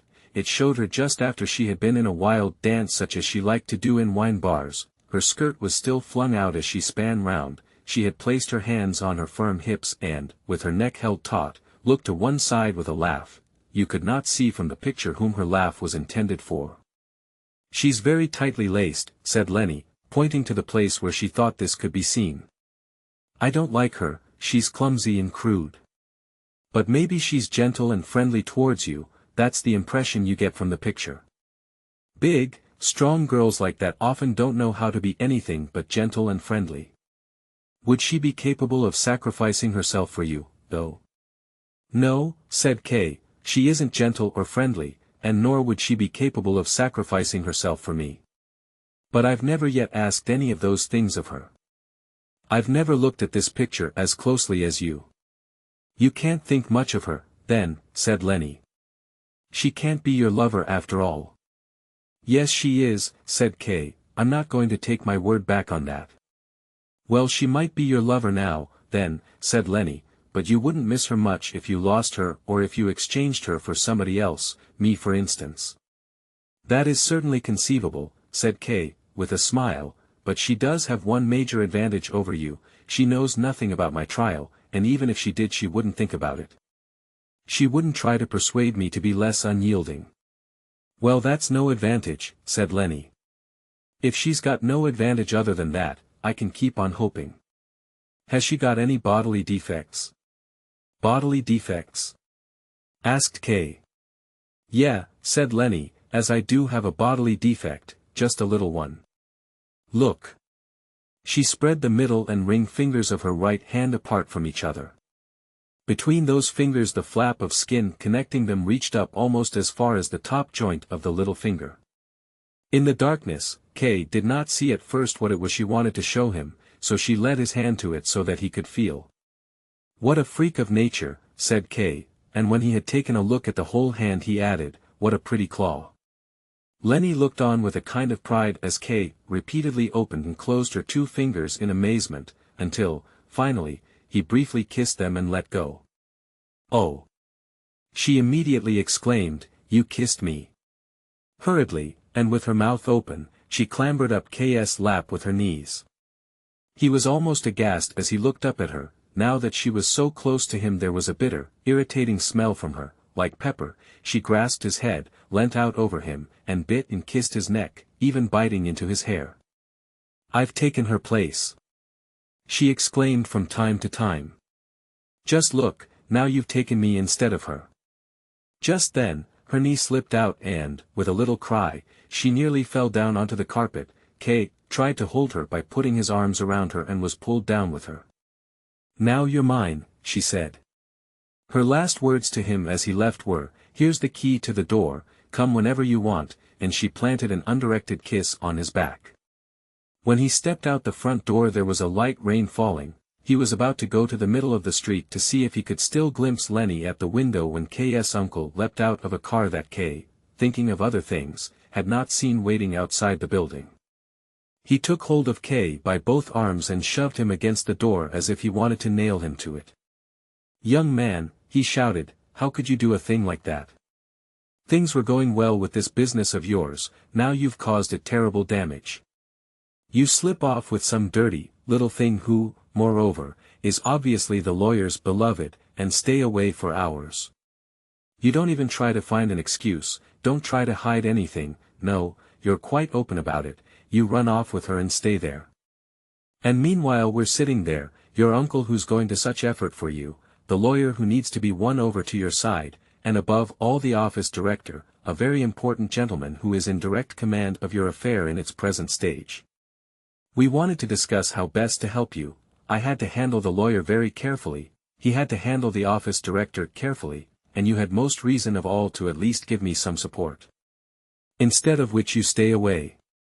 Eventually we couldn't keep up the pretense any longer, but these are polite and highly capable men, they didn't say anything about it so as to spare my feelings, but in the end not even they could continue to force themselves, and, as they couldn't speak about the matter in hand, they became silent. We sat there for several minutes, listening to see whether you wouldn't finally come back. All in vain. In the end the office director stood up, as he had stayed far longer than he had originally intended, made his farewell, looked at me in sympathy without being able to help. He waited at the door for a long time, although it's more than I can understand why he was being so good, and then he went. I, of course, was glad he'd gone. I'd been holding my breath all this time. All this had even more effect on the lawyer lying there ill. When I took my leave of him, the good man, he was quite unable to speak. You have probably contributed to his total collapse and so brought the very man who you are dependent on closer to his death. And me, your own uncle, you leave me here in the rain, just feel this, I'm wet right through, waiting here for hours, sick with worry. Chapter 7. Lawyer, manufacturer, painter. One winter morning, snow was falling in the dull light outside. K was sitting in his office, already extremely tired despite the early hour. He had told the servitor he was engaged in a major piece of work and none of the junior staff should be allowed in to see him, so he would not be disturbed by them at least. But instead of working he turned round in his chair, slowly moved various items around his desk, but then, without being aware of it, he lay his arms stretched out on the desk top and sat there immobile with his head sunk down on his chest. He was no longer able to get the thought of the trial out of his head. He had often wondered whether it might not be a good idea to work out a written defense and hand it in to the court. It would contain a short description of his life and explain why he had acted the way he had at each event that was in any way important, whether he now considered he had acted well or ill, and his reasons for each. There was no doubt of the advantages a written defense of this sort would have over relying on the lawyer, who was anyway not without his shortcomings. K had no idea what actions the lawyer was taking. It was certainly not a lot. It was more than a month since the lawyer had summoned him, and none of the previous discussions had given K the impression that this man would be able to do much for him. Most importantly, he had asked him hardly any questions. And there were so many questions here to be asked. Asking questions was the most important thing. K had the feeling that he would be able to ask all the questions needed here himself. The lawyer, in contrast, did not ask questions but did all the talking himself or sat silently facing him, leant forward slightly over the desk, probably because he was hard of hearing, pulled on a strand of hair in the middle of his beard and looked down at the carpet, perhaps at the very spot where K had lain with Lenny. Now and then he would give K some vague warning of the sort you give to children. His speeches were as pointless as they were boring, and K decided that when the final bill came he would pay not a penny for them. Once the lawyer thought he had humiliated K sufficiently, he usually started something that would raise his spirits again. He would then say, won many such cases, partly or in whole, cases which may not really have been as difficult as this one but which, on the face of it, had even less hope of success. He had a list of these cases here in the drawer. Here he would tap on one or other of the drawers in his desk, but could, unfortunately, not show them to K as they dealt with official secrets. Nonetheless, the great experience he had acquired through all these cases would, of course, be of benefit to K. He had, of course, begun work straight away and was nearly ready to submit the first documents. They would be very important because the first impression made by the defense will often determine the whole course of the proceedings. Unfortunately, though, he would still have to make it clear to K that the first documents submitted are sometimes not even read by the court. They simply put them with the other documents and point out that, for the time being, questioning and observing the accused are much more important than anything written. If the applicant becomes insistent, then they add that before they come to any decision, as soon as all the material has been brought together, with due regard, of course, to all the documents, then these first documents to have been submitted will also be checked over. But unfortunately, even this is not usually true. The first documents submitted are usually mislaid or lost completely, and even if they do keep them right to the end they are hardly read, although the lawyer only knew about this from rumor. This is all very regrettable, but not entirely without its justifications. But K should not forget that the trial would not be public. If the court deems it necessary it can be made public, but there is no law that says it has to be. As a result, the accused and his defense don't have access even to the court records, and especially not to the indictment, and that means we generally don't know, or at least not precisely, what the first documents need to be about, which means that if they do contain anything of relevance to the case it's only by a lucky coincidence. If anything about the individual charges and the reasons for them comes out clearly or can be guessed at while the accused is being questioned, then it's possible to work out and submit documents that really direct the issue and present proof, but not before. Conditions like this, of course, place the defense in a very unfavorable and difficult position. But that is what they intend. In fact, defense is not really allowed under the law, it's only tolerated, and there is even some dispute about whether the relevant parts of the law imply even that. So strictly speaking, there is no such thing as a counsel acknowledged by the court, and anyone who comes before this court as counsel is basically no more than a baroque room lawyer. The effect of all this, of course, is to remove the dignity of the whole procedure. The next time K is in the court offices he might like to have a look in at the lawyer's room, just so that he's seen it. He might well be quite shocked by the people he sees assembled there. The room they've been allocated, with its narrow space and low ceiling, will be enough to show what contempt the court has for these people. The only light in the room comes through a little window that is so high up that, if you want to look out of it, you first have to get one of your colleagues to support you on his back, and even then the smoke from the chimney just in front of it will go up your nose and make your face black. In the floor of this room, to give yet another example of the conditions there is a hole that's been there for more than a year. It's not so big that a man could fall through, but it is big enough for your foot to disappear through it. The lawyer's room is on the second floor of the attic, if your foot does go through it will hang down into the first floor of the attic underneath it, and right in the corridor where the litigants are waiting. It's no exaggeration when lawyers say that conditions like that are a disgrace. Complaints to the management don't have the slightest effect, but the lawyers are strictly forbidden to alter anything in the room at their own expense. But even treating the lawyers in this way has its reasons. They want, as far as possible, to prevent any kind of defense. Everything should be made the responsibility of the accused. Not a bad point of view, basically, but nothing could be more mistaken than to think from that lawyers are not necessary for the accused in this court. On the contrary, there is no court where they are less needed than here. This is because proceedings are generally kept secret not only from the public but also from the accused. Only as far as that is possible, of course, but it is possible to a very large extent.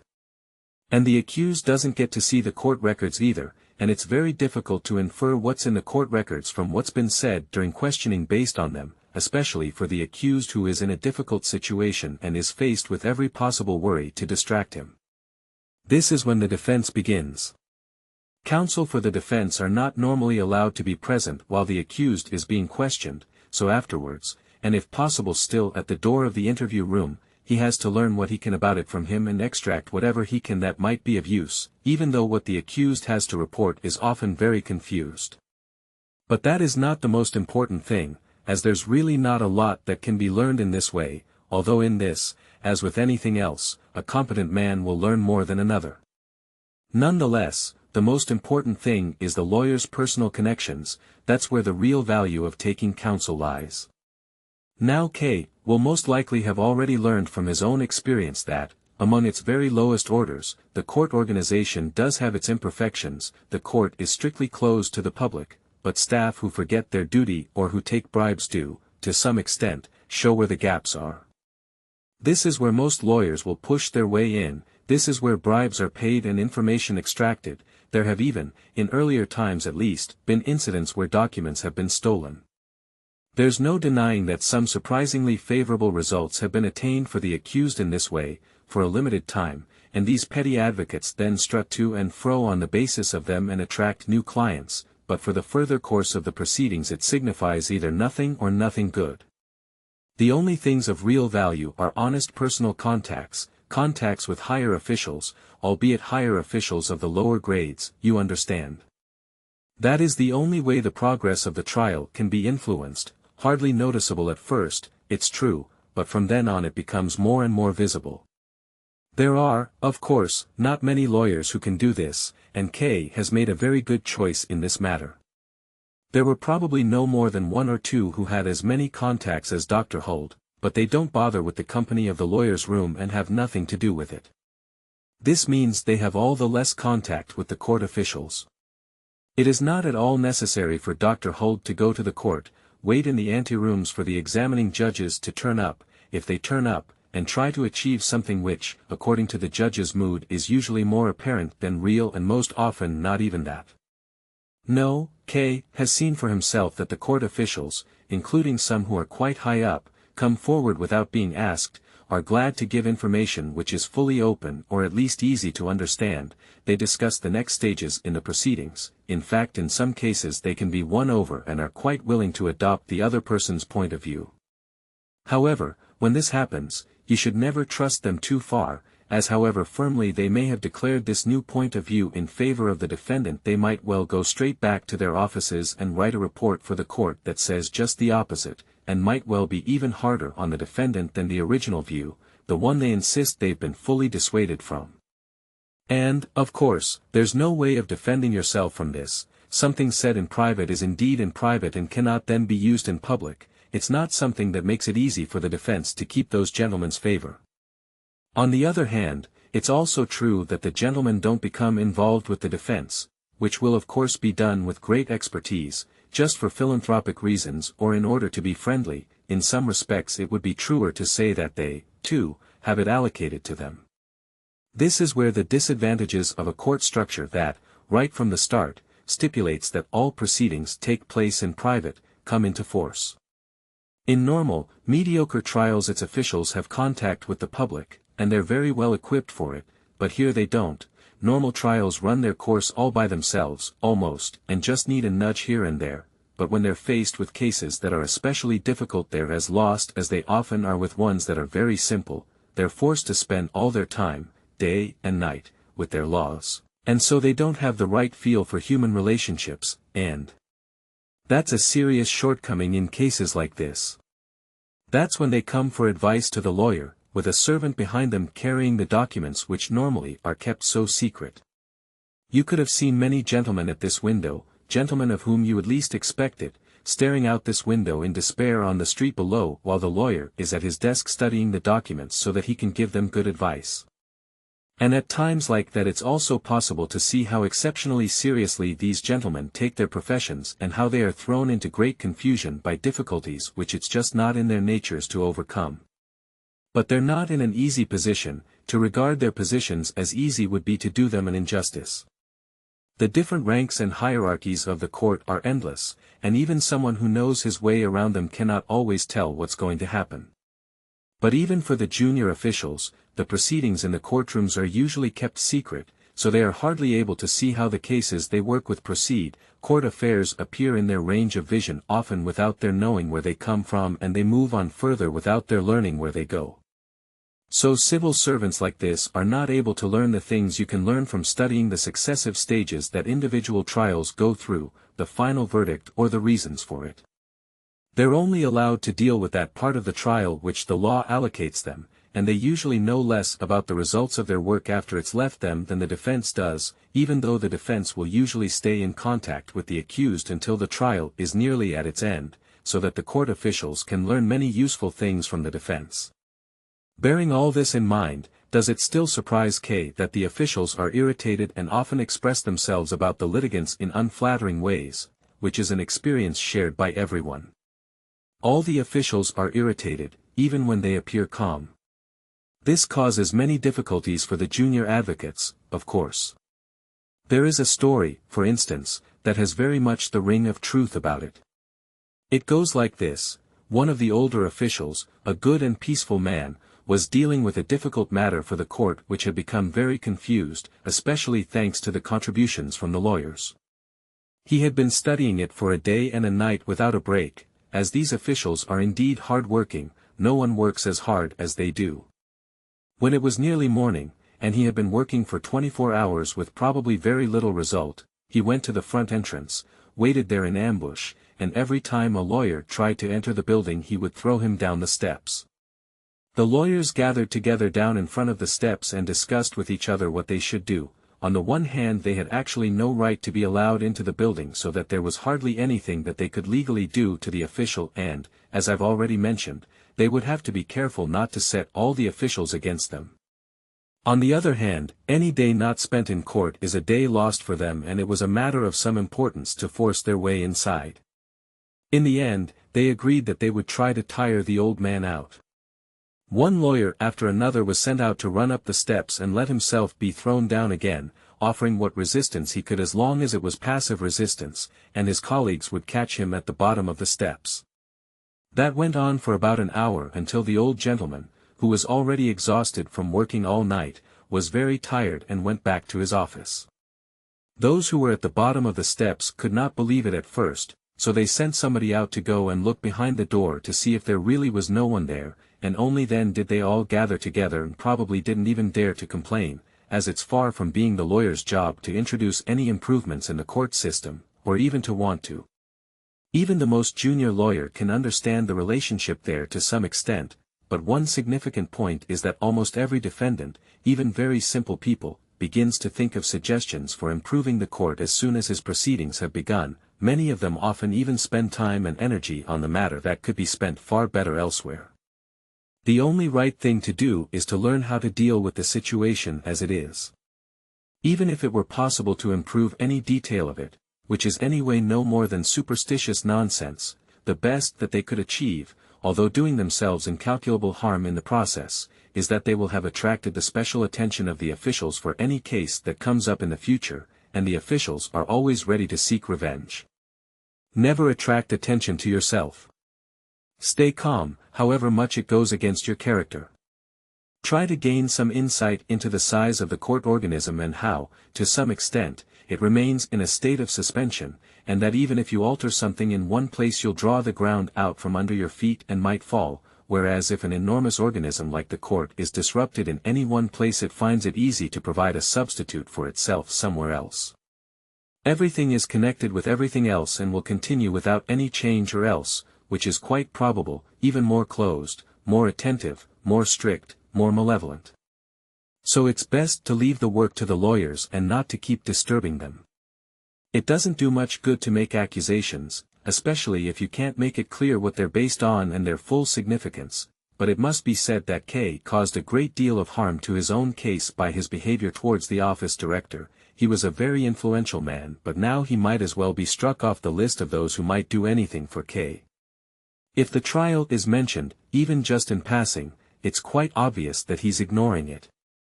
These officials are in many ways just like children. Often, something quite harmless, although K's behavior could unfortunately not be called harmless, will leave them feeling so offended that they will even stop talking with good friends of theirs. They turn away when they see them and do everything they can to oppose them. But then, with no particular reason, surprisingly enough, some little joke that was only ever attempted because everything seems so hopeless will make them laugh and they'll be reconciled. It's both difficult and hard at the same time to deal with them, and there's hardly any reason for it. It's sometimes quite astonishing that a single, average life is enough to encompass so much that it's at all possible ever to have any success in one's work here.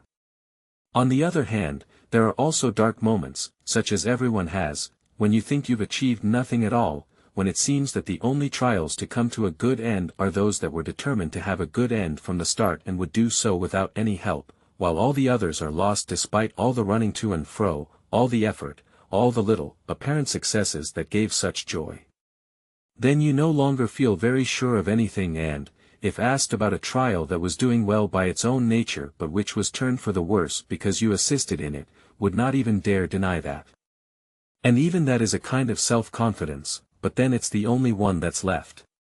Lawyers are especially vulnerable to fits of depression of that sort, and they are no more than fits of depression of course, when a case is suddenly taken out of their hands after they've been conducting it satisfactorily for some time. That's probably the worst that can happen to a lawyer. It's not that the accused takes the case away from him, that hardly ever happens. Once a defendant has taken on a certain lawyer he has to stay with him whatever happens.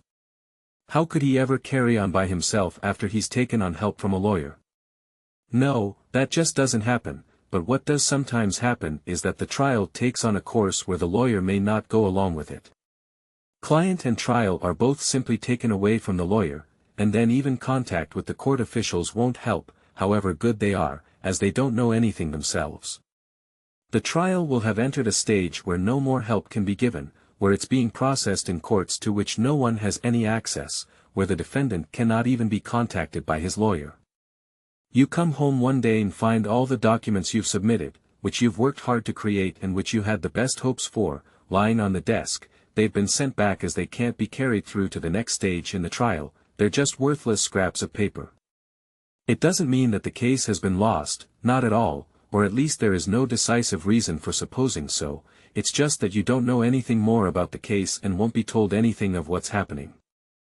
Well, cases like that are the exceptions, I'm glad to say, and even if K's trial is one of them, it's still, for the time being, a long way off. But there was still plenty of opportunity for lawyers to get to work, and K could be sure they would be made use of. As he had said, the time for submitting documents was still in the future and there was no rush to prepare them. It was much more important to start the initial discussions with the appropriate officials, and they had already taken place. With varying degrees of success, it must be said. It was much better not to give away any details before their time, as in that way K could only be influenced unfavorably and his hopes might be raised or he might be made too anxious. Better just to say that some individuals have spoken very favorably and shown themselves very willing to help, although others have spoken less favorably, but even they have not in any way refused to help. So all in all, the results are very encouraging, only you should certainly not draw any particular conclusions, as all preliminary proceedings begin in the same way, and it was only the way they developed further that would show what the value of these preliminary proceedings has been.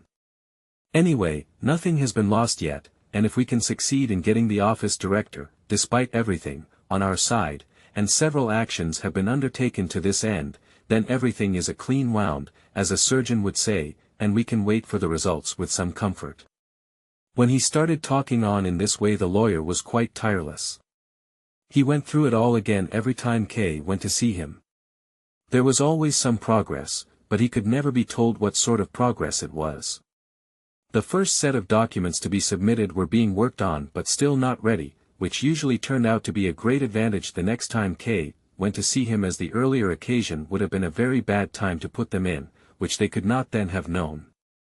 If K, stupefied from all this talking, ever pointed out that even considering all these difficulties progress was very slow, the lawyer would object that progress was not slow at all, but that they might have progressed far further if K had come to him at the right time. But he had come to him late, and that lateness would bring still further difficulties, and not only where time was concerned. The only welcome interruption during these visits was always when Lenny contrived to bring the lawyer his tea while K was there. Then she would stand behind K. pretending to watch the lawyer as he bent greedily over his cup, poured the tea in and drank, and secretly let K hold her hand. There was always complete silence. The lawyer drank. K squeezed Lenny's hand, and Lenny would sometimes dare to gently stroke K's hair. "Still here, are you?" the lawyer would ask when he was ready. "I wanted to take the dishes away," said Lenny. They would give each other's hands a final squeeze, the lawyer would wipe his mouth and then start talking at K again with renewed energy. Was the lawyer trying to comfort K or to confuse him?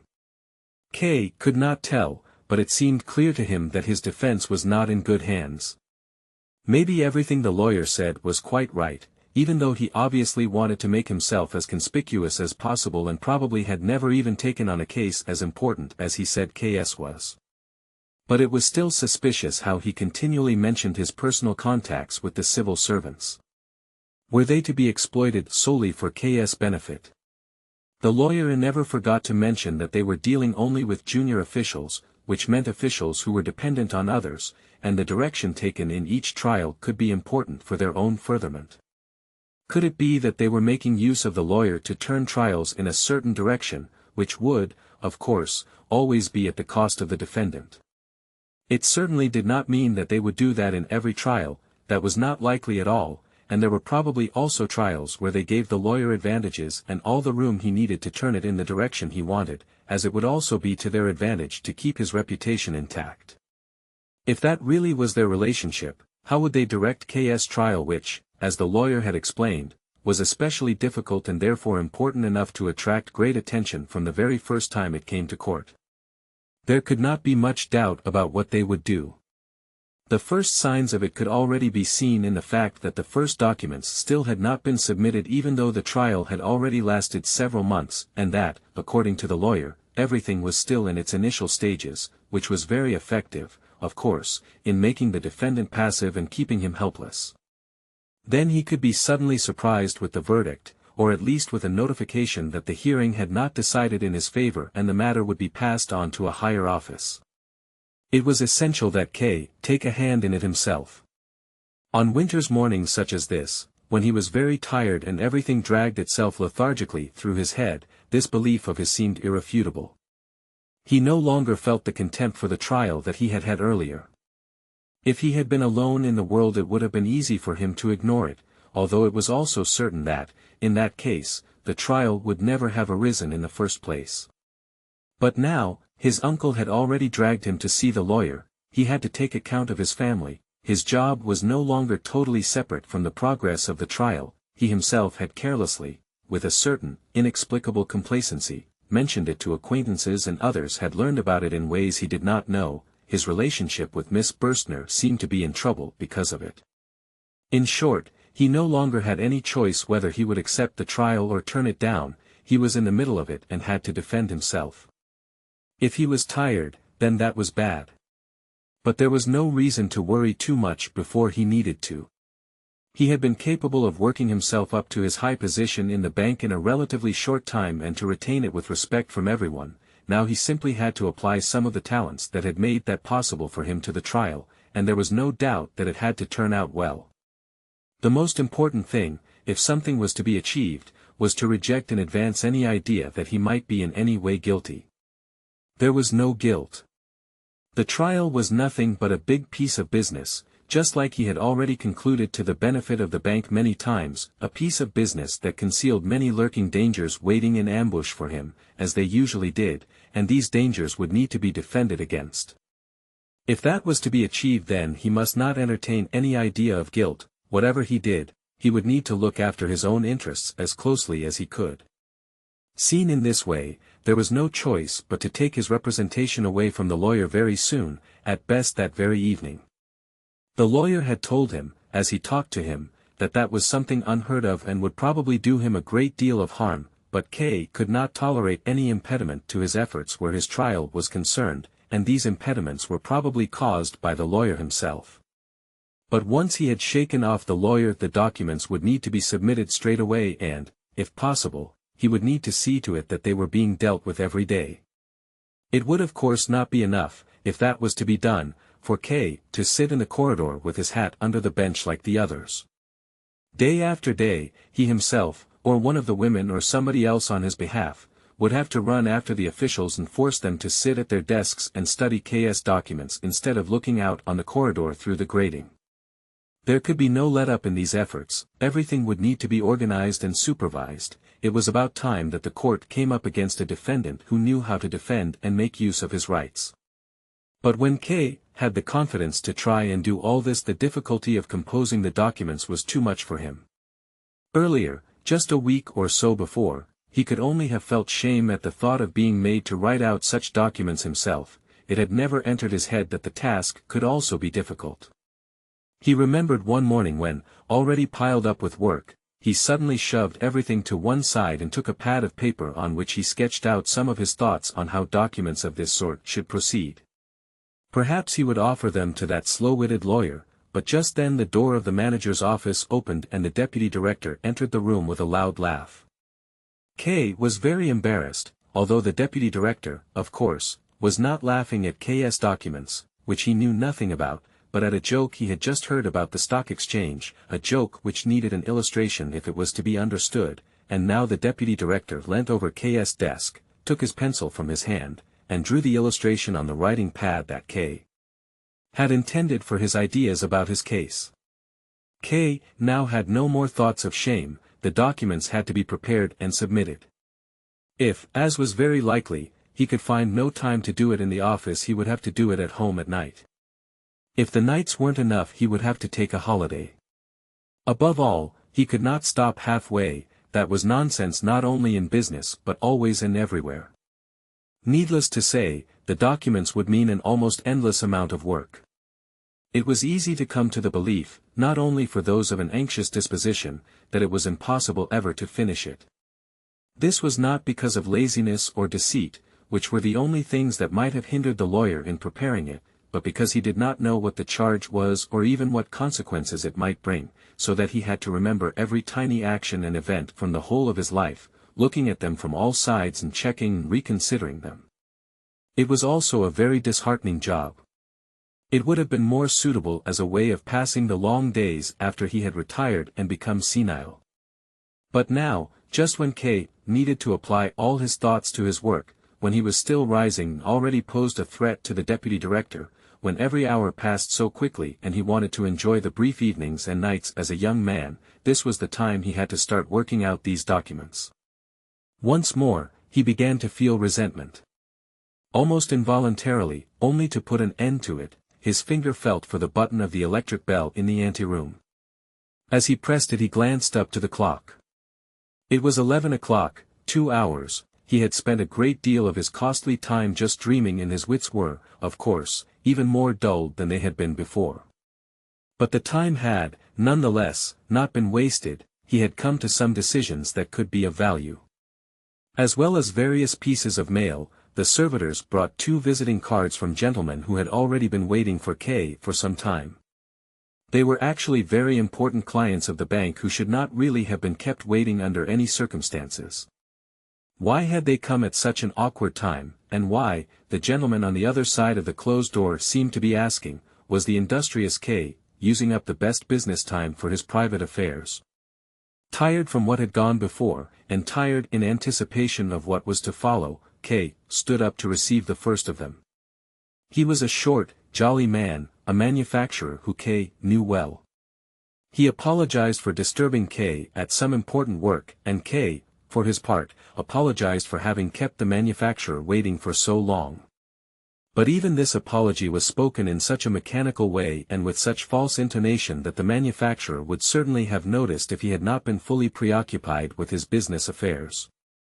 Instead, he hurriedly pulled calculations and tables out from all his pockets, spread them out in front of K, explained several items, corrected a little mistake in the arithmetic that he noticed as he quickly glanced over it all, and reminded K of a similar piece of business he'd concluded with him about a year before, mentioning in passing that this time there was another bank spending great effort to get his business, and finally stopped speaking in order to learn K's opinion on the matter.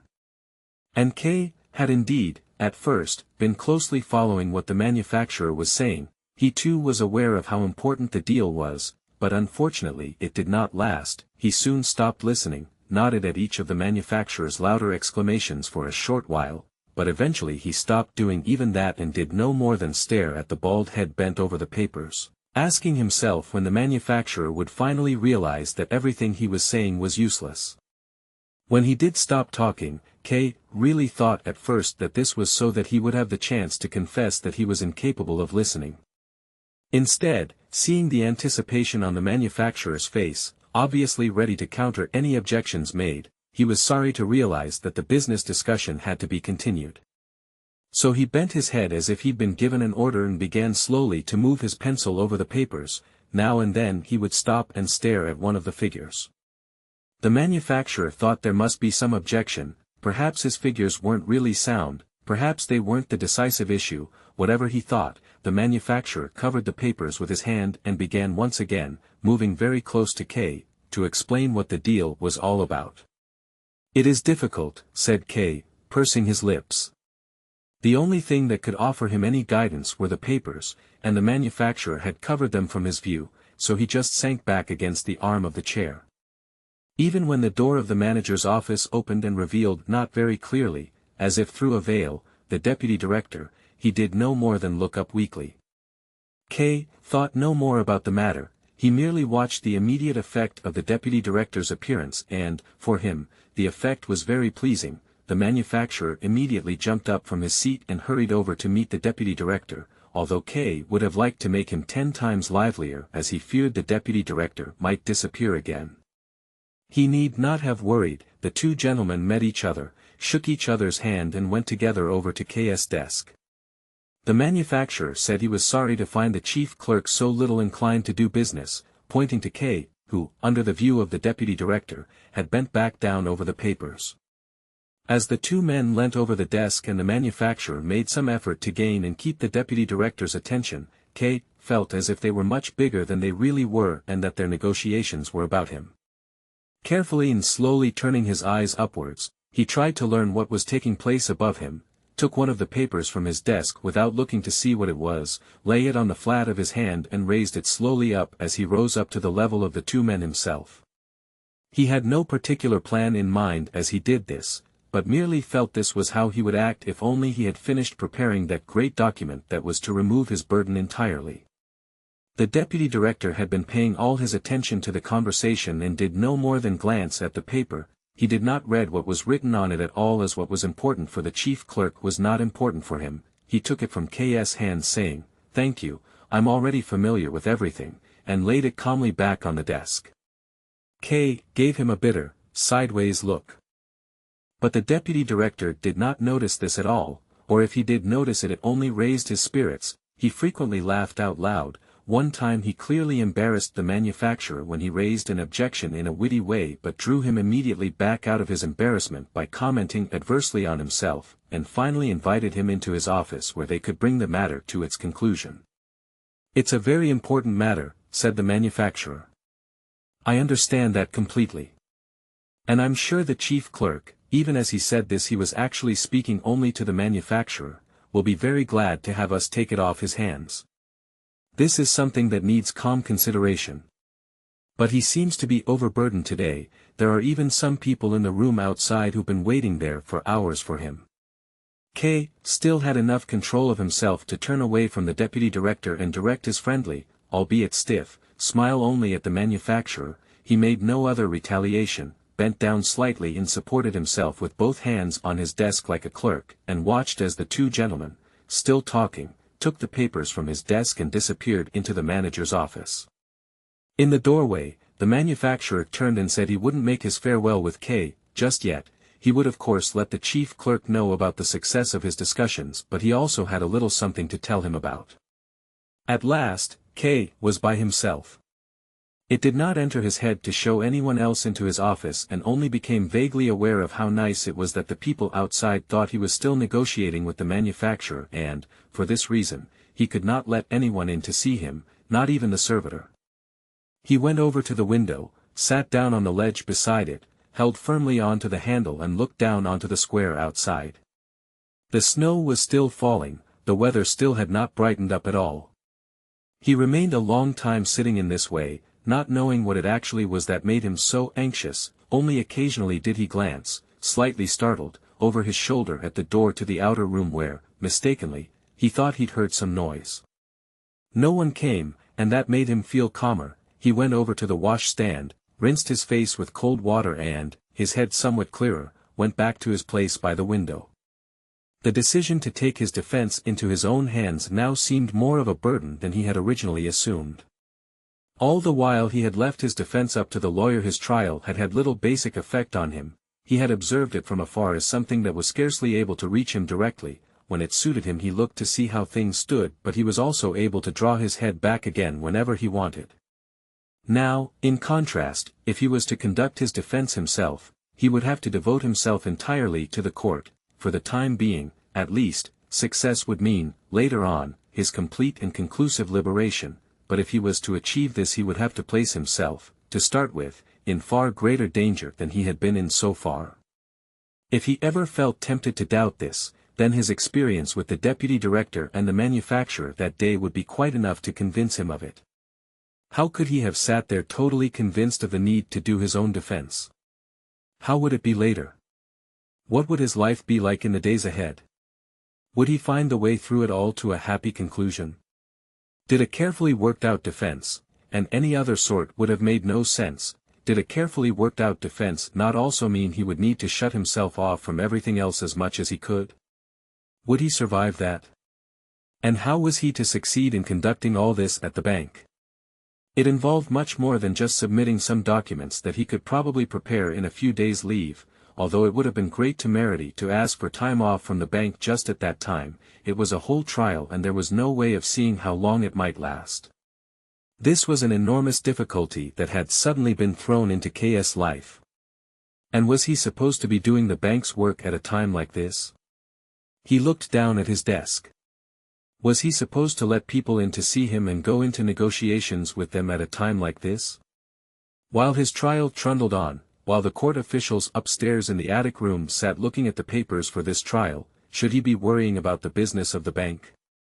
Did this not seem like a kind of torture, acknowledged by the court, connected with the trial and which followed him around? And is it likely that anyone in the bank, when judging his work, would take any account of his peculiar situation? No one, and never. There were those who knew about his trial, although it was not quite clear who knew about it or how much. But he hoped rumors had not reached as far as the deputy director, otherwise he would obviously soon find a way of making use of it to harm K. He would show neither comradeship nor humaneness. And what about the director? It was true that he was well disposed towards K, and as soon as he heard about the trial he would probably try to do everything he could to make it easier for him, but he would certainly not devote himself to it. K, at one time had provided the counterbalance to what the deputy director said, but the director was now coming more and more under his influence, and the deputy director would also exploit the weakened condition of the director to strengthen his own power. So what could K hope for? Maybe considerations of this sort weakened his power of resistance, but it was still necessary not to deceive oneself and to see everything as clearly as it could be seen at that moment. For no particular reason, just to avoiding returning to his desk for a while, he opened the window. It was difficult to open and he had to turn the handle with both his hands. Then, through the whole height and breadth of the window, the mixture of fog and smoke was drawn into the room, filling it with a slight smell of burning. A few flakes of snow were blown in with it. "It's a horrible autumn," said the manufacturer, who had come into the room unnoticed after seeing the deputy director and now stood behind K. K nodded and looked uneasily at the manufacturer's briefcase, from which he would now probably take the papers and inform K. of the result of his negotiations with the deputy director. However, the manufacturer saw where K. was looking, knocked on his briefcase and without opening it said, "You'll be wanting to hear how things turned out. I've already got the contract in my pocket, almost. He's a charming man, your deputy director, he's got his dangers, though." He laughed as he shook K.'s hand and wanted to make him laugh with him. But to K., it once more seemed suspicious that the manufacturer did not want to show him the papers and saw nothing about his comments to laugh at. "Chief clerk," said the manufacturer, "I expect the weather's been affecting your mood, has it? You're looking so worried today." "Yes," said K., raising his hand and holding the temple of his head, "headaches, worries in the family." "Quite right," said the manufacturer, who was always in a hurry and could never listen to anyone for very long, "everyone has his cross to bear." K. had unconsciously made a step towards the door as if wanting to show the manufacturer out, but the manufacturer said, "Chief clerk, there's something else I'd like to mention to you. I'm very sorry if it's something that'll be a burden to you today of all days, but I've been to see you twice already, lately, and each time I forgot all about it. If I delay it any longer it might well lose its point altogether. That would be a pity, as I think what I've got to say does have some value." Before K. had had the time to answer, the manufacturer came up close to him, tapped his knuckle lightly on his chest and said quietly, "You've got a trial going on, haven't you?" K. stepped back and immediately exclaimed, "That's what the deputy director's been telling you." "No, no," said the manufacturer, "how would the deputy director know about it?" "And what about you?" asked K., already more in control of himself. "I hear things about the court here and there," said the manufacturer, "and that even applies to what it is that I wanted to tell you about. There are so many people who have connections with the court," said K., with lowered head, and he led the manufacturer over to his desk. They sat down where they had been before, and the manufacturer said, "I'm afraid it's not very much that I've got to tell you about. Only, in matters like this, it's best not to overlook the tiniest details. Besides, I really want to help you in some way, however modest my help might be. We've been good business partners up till now, haven't we? Well then." K. wanted to apologize for his behavior in the conversation earlier that day, but the manufacturer would tolerate no interruption, shoved his briefcase up high in his armpit to show that he was in a hurry, and carried on. "I know about your case through a certain Titorelli. He's a painter, Titorelli's just his artistic name, I don't even know what his real name is.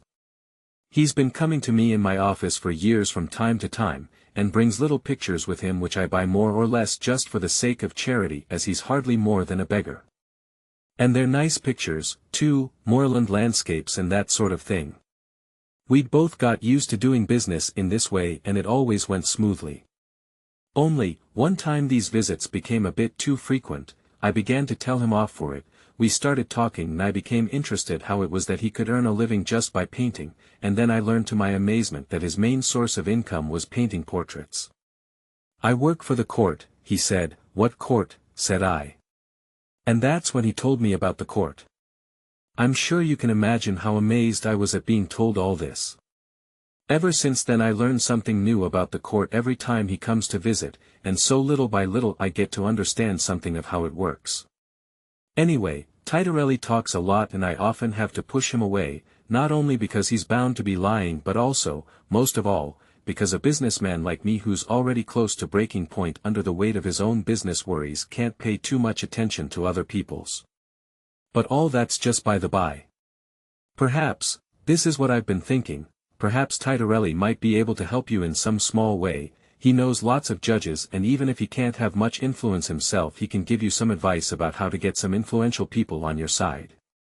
And even if this advice doesn't turn out to make all the difference, I still think it'll be very important once you've got it. You're nearly a lawyer yourself. That's what I always say, Mr. K, the chief clerk is nearly a lawyer. Oh, I'm sure this trial of yours will turn out all right. So do you want to go and see Titorelli, then? If I ask him to, he'll certainly do everything he possibly can. I really do think you ought to go. It needn't be today, of course, just some time, when you get the chance.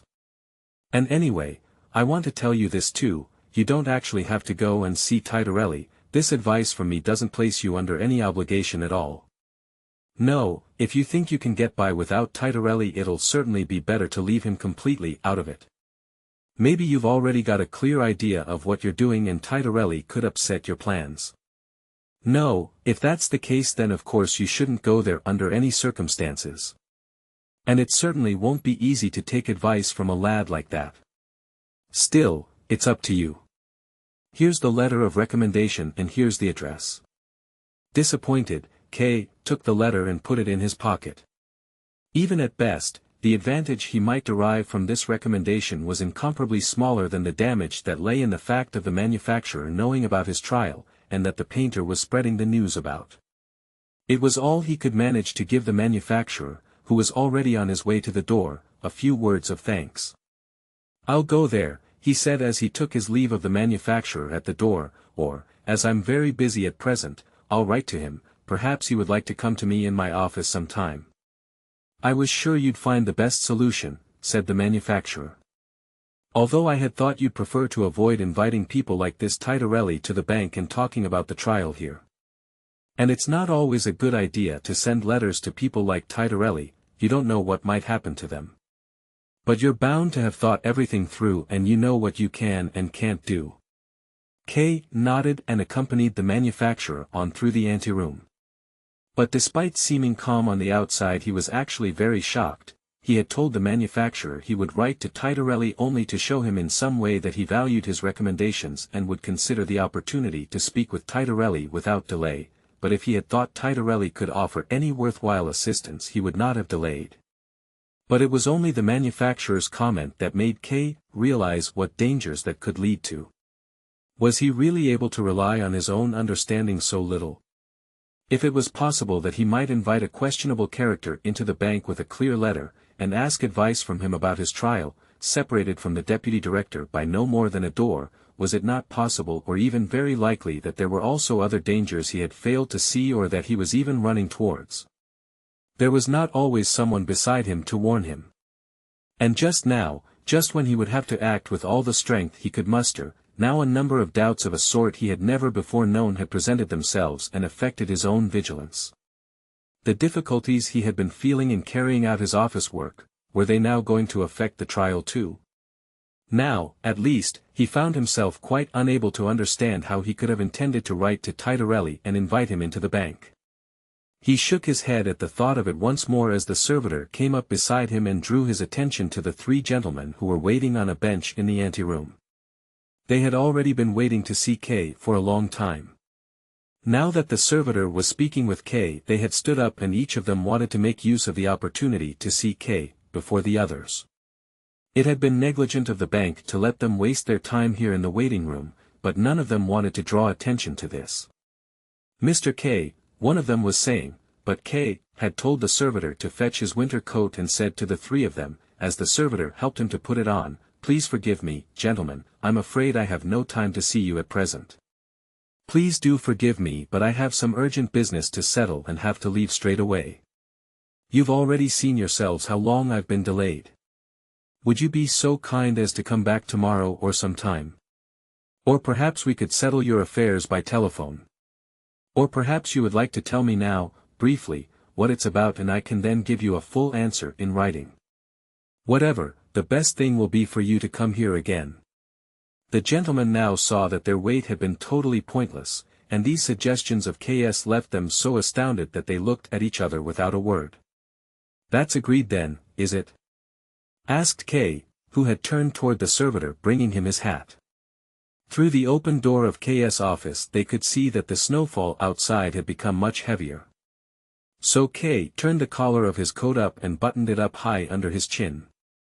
Just then the deputy director came out of the adjoining room, smiled as he saw K negotiating with the gentleman in his winter coat, and asked, "Are you about to go out?" "Yes," said K, standing more upright, "I have to go out on some business." But the deputy director had already turned towards the gentleman. "And what about these gentlemen?" he asked. "I think they've already been waiting quite a long time." "We've already come to an understanding," said K. But now the gentlemen could be held back no longer. They surrounded K and explained that they would not have been waiting for hours if it had not been about something important that had to be discussed now, at length and in private. The deputy director listened to them for a short while. He also looked at K, as he held his hat in his hand cleaning the dust off it here and there, and then he said, "Gentlemen, there is a very simple way to solve this. If you would prefer it, I'll be very glad to take over these negotiations instead of the chief clerk. Your business does, of course, need to be discussed without delay. We are businessmen like yourselves and know the value of a businessman's time. Would you like to come this way?" And he opened the door leading to the anteroom of his own office. The deputy director seemed very good at appropriating everything that K was now forced to give up. But was K not giving up more than he absolutely had to? By running off to some unknown painter, with, as he had to admit, very little hope of any vague benefit, his renown was suffering damage that could not be repaired. It would probably be much better to take off his winter coat again and, at the very least, try to win back the two gentlemen who were certainly still waiting in the next room. If K had not then glimpsed the deputy director in his office, looking for something from his bookshelves as if they were his own, he would probably even have made the attempt. As K, somewhat agitated, approached the door the deputy director called out, "Oh, you've still not left." He turned his face toward him, its many deep folds seemed to show strength rather than age, and immediately began once more to search. "I'm looking for a copy of a contract," he said, "which this gentleman insists you must have. Could you help me look for it, do you think?" K made a step forward, but the deputy director said, "Thank you, I've already found it," and with a big package of papers, which certainly must have included many more documents than just the copy of the contract, he turned and went back into his own office. "I can't deal with him right now," K said to himself, "but once my personal difficulties have been settled, then he'll certainly be the first to get the effect of it, and he certainly won't like it." Slightly calmed by these thoughts, K gave the servitor, who had already long been holding the door to the corridor open for him, the task of telling the director, when he was able, that K was going out of the bank on a business matter. As he left the bank he felt almost happy at the thought of being able to devote more of himself to his own business for a while. He went straight to the painter, who lived in an outlying part of town which was very near to the court offices. Although this area was even poorer, the houses were darker, the streets were full of dirt that slowly blew about over the half-melted snow. In the great gateway to the building where the painter lived only one of the two doors was open. A hole had been broken open in the wall by the other door, and as K approached it a repulsive, yellow, steaming liquid shot out, causing some rats to scurry away into the nearby canal. Down by the staircase there was a small child lying on its belly crying, but it could hardly be heard because of the noise from a metal workshop on the other side of the entrance hall, drowning out any other sound. The door to the workshop was open. 3 workers stood in a circle around some piece of work that they were beating with hammers. A large tin plate hung on the wall, casting a pale light that pushed its way in between 2 of the workers, lighting up their faces and their work aprons. K did no more than glance at any of these things. He wanted to get things over with here as soon as possible, to exchange just a few words to find out how things stood with the painter and go straight back to the bank. Even if he had just some tiny success here it would still have a good effect on his work at the bank for that day. On the 3rd floor he had to slow down his pace. He was quite out of breath. The steps, just like the height of each floor, were much higher than they needed to be, and he'd been told that the painter lived right up in the attic. The air was also quite oppressive. there was no proper stairwell and the narrow steps were closed in by walls on both sides with no more than a small, high window here and there. Just as K paused for a while, some young girls ran out of one of the flats and rushed higher up the stairs, laughing. K followed them slowly, caught up with one of the girls who had stumbled and been left behind by the others, and asked her as they went up side by side, "Is there a painter, Titorelli, who lives here?" The girl, hardly 13 years old and somewhat hunchbacked, jabbed him with her elbow and looked at him sideways. Her youth and her bodily defects had done nothing to stop her being already quite depraved. She did not smile once, but looked at K earnestly, with sharp, acquisitive eyes. K pretended not to notice her behavior and asked, "Do you know Titorelli, the painter?" She nodded and asked in reply, "What do you want to see him for?" K thought it would be to his advantage quickly to find out something more about Titorelli. "I want to have him paint my portrait," he said. "Paint your portrait?" she asked, opening her mouth too wide and lightly hitting K with her hand as if he had said something extraordinarily surprising or clumsy. With both hands she lifted her skirt, which was already very short, and, as fast as she could, she ran off after the other girls whose indistinct shouts lost themselves in the heights. At the next turn of the stairs, however, K encountered all the girls once more. The hunchbacked girl had clearly told them about K's intentions and they were waiting for him. They stood on both sides of the stairs, pressing themselves against the wall so that K could get through between them, and smoothed their aprons down with their hands. All their faces, even in this guard of honor, showed a mixture of childishness and depravity. Up at the head of the line of girls, who now, laughing, began to close in around K, was the hunchback who had taken on the role of leader. It was thanks to her that K found the right direction without delay. He would have continued up the stairs straight in front of him, but she showed him that to reach Titorelli he would need to turn off to one side. The steps that led up to the painter were especially narrow, very long without any turning, the whole length could be seen in one glance and, at the top, at Titorelli's closed door, it came to its end.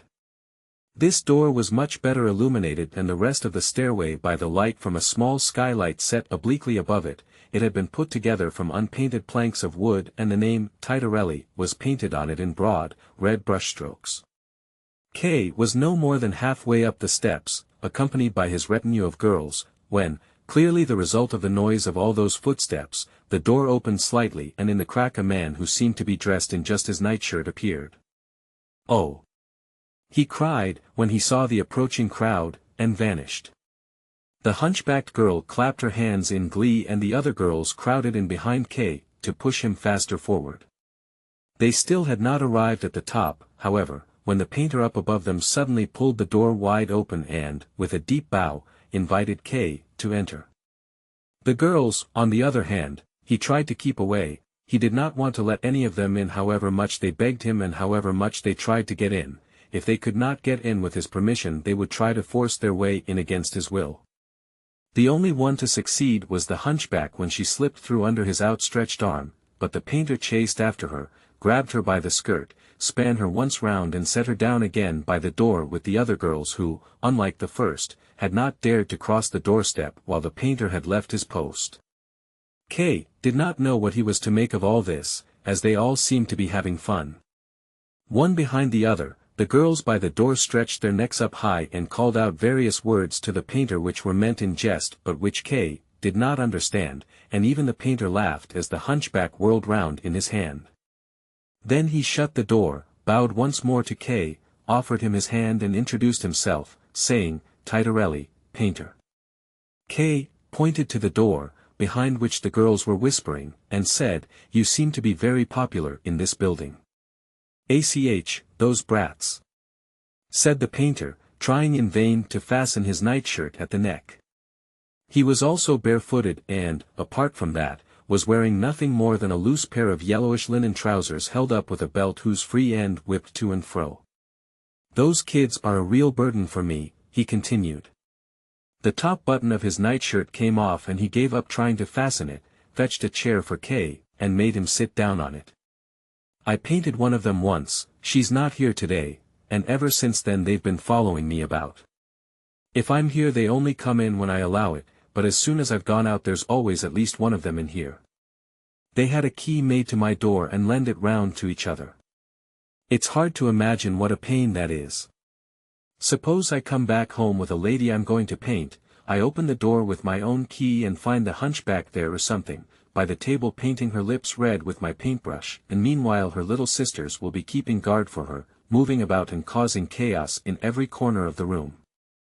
Or else, like happened yesterday, I might come back home late in the evening, please forgive my appearance and the room being in a mess, it is to do with them, so, I might come home late in the evening and want to go to bed, then I feel something pinching my leg, look under the bed and pull another of them out from under it. I don't know why it is they bother me like this, I expect you've just seen that I do nothing to encourage them to come near me. And they make it hard for me to do my work too, of course. If I didn't get this studio for nothing I'd have moved out a long time ago. Just then, a little voice, tender and anxious, called out from under the door, Titorelli, can we come in now? No, answered the painter. Not even just me, by myself? The voice asked again. Not even just you, said the painter, as he went to the door and locked it. Meanwhile, K. had been looking round the room. If it had not been pointed out it would never have occurred to him that this wretched little room could be called a studio. It was hardly long enough or broad enough to make 2 steps. Everything, floor, walls and ceiling, was made of wood, between the planks narrow gaps could be seen. Across from where K. was, the bed stood against the wall under a covering of many different colors. In the middle of the room a picture stood on an easel, covered over with a shirt whose arms dangled down to the ground. Behind K. was the window through which the fog made it impossible to see further than the snow-covered roof of the neighboring building. The turning of the key in the lock reminded K. that he had not wanted to stay too long. So he drew the manufacturer's letter out from his pocket, held it out to the painter and said, I learned about you from this gentleman, an acquaintance of yours, and it's on his advice that I've come here. The painter glanced through the letter and threw it down onto the bed. If the manufacturer had not said very clearly that Titorelli was an acquaintance of his, a poor man who was dependent on his charity, then it would really have been quite possible to believe that Titorelli did not know him or at least that he could not remember him. This impression was augmented by the painter's asking, were you wanting to buy some pictures or did you want to have yourself painted? K. looked at the painter in astonishment. What did the letter actually say? K. had taken it as a matter of course that the manufacturer had explained to the painter in his letter that K. wanted nothing more with him than to find out more about his trial. He had been far too rash in coming here. But now he had to give the painter some sort of answer and, glancing at the easel, said, Are you working on a picture currently? Yes, said the painter, and he took the shirt hanging over the easel and threw it onto the bed after the letter. It's a portrait. Quite a good piece of work, although it's not quite finished yet. This was a convenient coincidence for K. It gave him a good opportunity to talk about the court as the picture showed, very clearly, a judge. What's more, it was remarkably similar to the picture in the lawyer's office, although this one showed a quite different judge, a heavy man with a full beard which was black and bushy and extended to the sides far up the man's cheeks. The lawyer's picture was also an oil painting, whereas this one had been made with pastel colors and was pale and unclear. But everything else about the picture was similar, as this judge, too, was holding tightly to the arm of his throne and seemed ominously about to rise from it. At first K. was about to say, he certainly is a judge, but he held himself back for the time being and went closer to the picture as if he wanted to study it in detail. There was a large figure shown in the middle of the throne's back rest which K. could not understand and asked the painter about it. That'll need some more work done on it, the painter told him, and taking a pastel crayon from a small table he added a few strokes to the edges of the figure but without making it any clearer as far as K. could make out. That's the figure of justice, said the painter, finally. Now I see, said K. Here's the blindfold and here are the scales. But aren't those wings on her heels, and isn't she moving? Yes, said the painter, I had to paint it like that according to the contract. It's actually the figure of justice and the goddess of victory all in one. That is not a good combination, said K. with a smile. Justice needs to remain still, otherwise the scales will move about and it won't be possible to make a just verdict. I'm just doing what the client wanted, said the painter. Yes, certainly, said K, who had not meant to criticize anyone by that comment. You've painted the figure as it actually appears on the throne. No, said the painter, I've never seen that figure or that throne, it's all just invention, but they told me what it was I had to paint. How's that? Asked K, pretending not fully to understand what the painter said. That is a judge sitting on the judge's chair, isn't it? Yes, said the painter, but that judge isn't very high up and he's never sat on any throne like that. And he has himself painted in such a grand pose. He's sitting there just like the president of the court. Yeah, gentlemen like this are very vain, said the painter. But they have permission from higher up to get themselves painted like this. It's laid down quite strictly just what sort of portrait each of them can get for himself. Only it's a pity that you can't make out the details of his costume and pose in this picture. Pastel colors aren't really suitable for showing people like this. Yes, said K, it does seem odd that it's in pastel colors. That's what the judge wanted, said the painter, it's meant to be for a woman. The sight of the picture seemed to make him feel like working. He rolled up his shirt sleeves, picked up a few of the crayons, and K watched as a reddish shadow built up around the head of the judge under their quivering tips and radiated out the two edges of the picture. This shadow play slowly surrounded the head like a decoration or lofty distinction. But around the figure of justice, apart from some coloration that was barely noticeable, it remained light, and in this brightness the figure seemed to shine forward so that it now looked like neither the god of justice nor the god of victory. It seemed now, rather, to be a perfect depiction of the god of the hunt. K found the painter's work more engrossing than he had wanted, but finally he reproached himself for staying so long without having done anything relevant to his own affair. What's the name of this judge? He asked suddenly. I'm not allowed to tell you that, the painter answered. He was bent deeply over the picture and clearly neglecting his guest who, at first, he had received with such care. K took this to be just a foible of the painter's, and it irritated him as it made him lose time. I take it you must be a trustee of the court, he said. The painter immediately put his crayons down, stood upright, rubbed his hands together and looked at K, with a smile. Always straight out with the truth, he said. You want to learn something about the court, like it says in your letter of recommendation, but then you start talking about my pictures to get me on your side. Still, I won't hold it against you, you weren't to know that that was entirely the wrong thing to try with me. Oh, please. He said sharply, repelling K's attempt to make some objection. He then continued, and besides, you're quite right in your comment that I'm a trustee of the court. He made a pause, as if wanting to give K the time to come to terms with this fact. The girls could once more be heard from behind the door. They were probably pressed around the keyhole, perhaps they could even see into the room through the gaps in the planks. K forewent the opportunity to excuse himself in some way as he did not wish to distract the painter from what he was saying, or else perhaps he didn't want him to get too far above himself and in this way make himself to some extent unattainable, so he asked, is that a publicly acknowledged position? No, was the painter's curt reply, as if the question prevented him saying any more.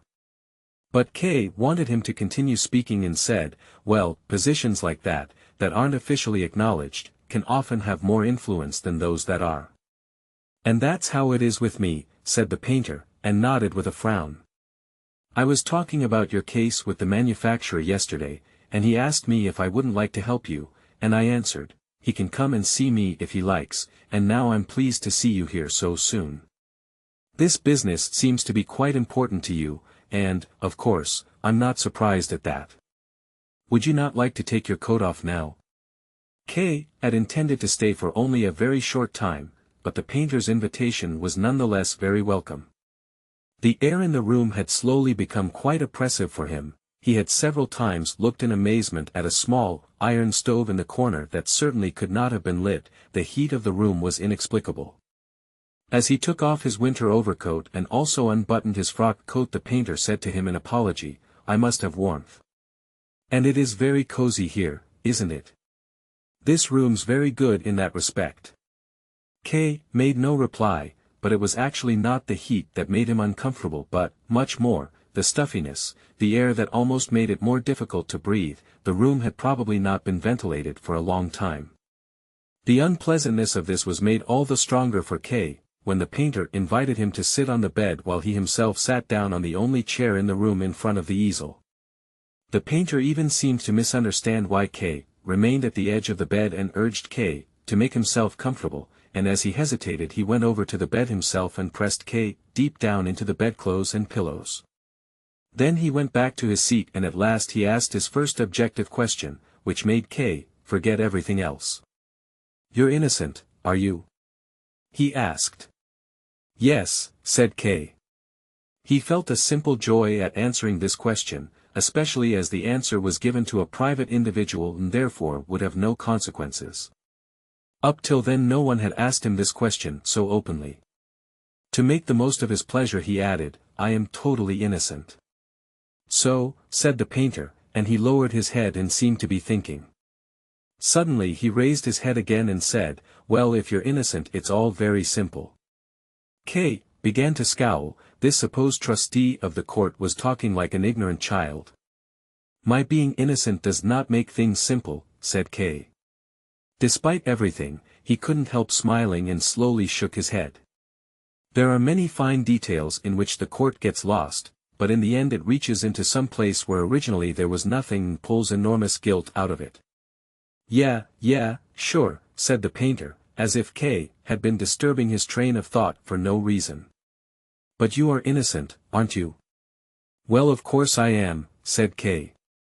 "That's the main thing," said the painter. There was no counter-argument that could influence him, but although he had made up his mind it was not clear whether he was talking this way because of conviction or indifference. K, then, wanted to find out and said therefore, "I'm sure you're more familiar with the court than I am. I know hardly more about it than what I've heard, and that's been from many very different people." But they were all agreed on one thing, and that was that when ill-thought-out accusations are made they are not ignored, and that once the court has made an accusation it is convinced of the guilt of the defendant and it's very hard to make it think otherwise. "Very hard?" the painter asked, throwing one hand up in the air. "It's impossible to make it think otherwise. If I painted all the judges next to each other here on canvas, and you were trying to defend yourself in front of it, you'd have more success with them than you'd ever have with the real court." "Yes," said K to himself, forgetting that he had only gone there to investigate the painter.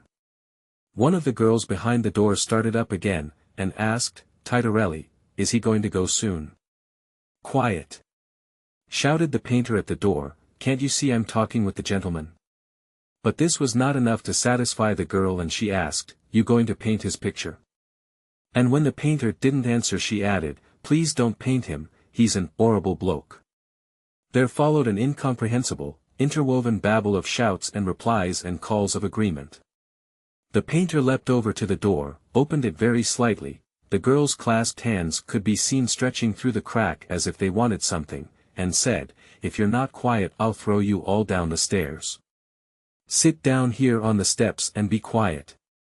They probably did not obey him immediately, so that he had to command, "Down on the steps." Only then it became quiet. "I'm sorry about that," said the painter as he returned to K. K had hardly turned towards the door, he had left it completely up to the painter whether and how he would place him under his protection if he wanted to. Even now, he made hardly any movement as the painter bent over him and, whispering into his ear in order not to be heard outside, said, "These girls belong to the court as well." "How's that?" asked K, as he leant his head to one side and looked at the painter. But the painter sat back down on his chair and, half in jest, half in explanation, "Well, everything belongs to the court." "That is something I had never noticed until now," said K, curtly. This general comment of the painter's made his comment about the girls far less disturbing. Nonetheless, K looked for a while at the door, behind which the girls were now sitting quietly on the steps. Except that one of them had pushed a drinking straw through a crack between the planks and was moving it slowly up and down. "You still don't seem to have much general idea of what the court's about," said the painter, who had stretched his legs wide apart and was tapping loudly on the floor with the tip of his foot. But as you're innocent you won't need it anyway. I'll get you out of this by myself. How do you intend to do that? Asked K. You did say yourself not long ago that it's quite impossible to go to the court with reasons and proofs. Only impossible for reasons and proofs you take to the court yourself, said the painter, raising his forefinger as if K. had failed to notice a fine distinction. It goes differently if you try to do something behind the public court, that's to say in the consultation rooms, in the corridors or here, for instance, in my studio. K. now began to find it far easier to believe what the painter was saying, or rather it was largely in agreement with what he had also been told by others. In fact it was even quite promising. If it really was so easy to influence the judges through personal contacts as the lawyer had said, then the painter's contacts with these vain judges was especially important, and at the very least should not be undervalued. And the painter would fit in very well in the circle of assistants that K. was slowly gathering around himself. He had been noted at the bank for his talent in organizing. Here, where he was placed entirely on his own resources, would be a good opportunity to test that talent to its limits. The painter observed the effect his explanation had had on K. and then, with a certain unease, said, "Does it not occur to you that the way I'm speaking is almost like a lawyer? It's the incessant contact with the gentlemen of the court has that influence on me. I gain a lot by it, of course, but I lose a lot, artistically speaking." How did you first come into contact with the judges, then? Asked K. He wanted first to gain the painter's trust before he took him into his service. That was very easy, said the painter. I inherited these contacts. My father was court painter before me. It's a position that's always inherited. They can't use new people for it. The rules governing how the various grades of officials are painted are so many and varied, and, above all, so secret that no one outside of certain families even knows them. In the drawer there, for instance, I've got my father's notes, which I don't show to anyone. But you're only able to paint judges if you know what they say. Although, even if I lost them, no one could ever dispute my position because of all the rules I just carry round in my head. All the judges want to be painted like the old, great judges were, and I'm the only one who can do that. You are to be envied, said K., thinking of his position at the bank. Your position is quite unassailable, then. Yes, quite unassailable, said the painter, and he raised his shoulders in pride. That's how I can even afford to help some poor man facing trial now and then. And how do you do that? Asked K., as if the painter had not just described him as a poor man. The painter did not let himself be distracted, but said, in your case, for instance, as you're totally innocent, this is what I'll do. The repeated mention of K.'s innocence was becoming irksome to him. It sometimes seemed to him as if the painter was using these comments to make a favorable outcome to the trial a precondition for his help, which of course would make the help itself unnecessary. But despite these doubts, K. forced himself not to interrupt the painter. He did not want to do without the painter's help, that was what he had decided, and this help did not seem in any way less questionable than that of the lawyer. K. valued the painter's help far more highly because it was offered in a way that was more harmless and open.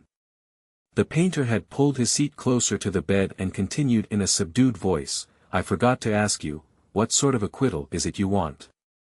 There are three possibilities, absolute acquittal, apparent acquittal and deferment. Absolute acquittal is the best, of course, only there's nothing I could do to get that sort of outcome. I don't think there's anyone at all who could do anything to get an absolute acquittal. Probably the only thing that could do that is if the accused is innocent.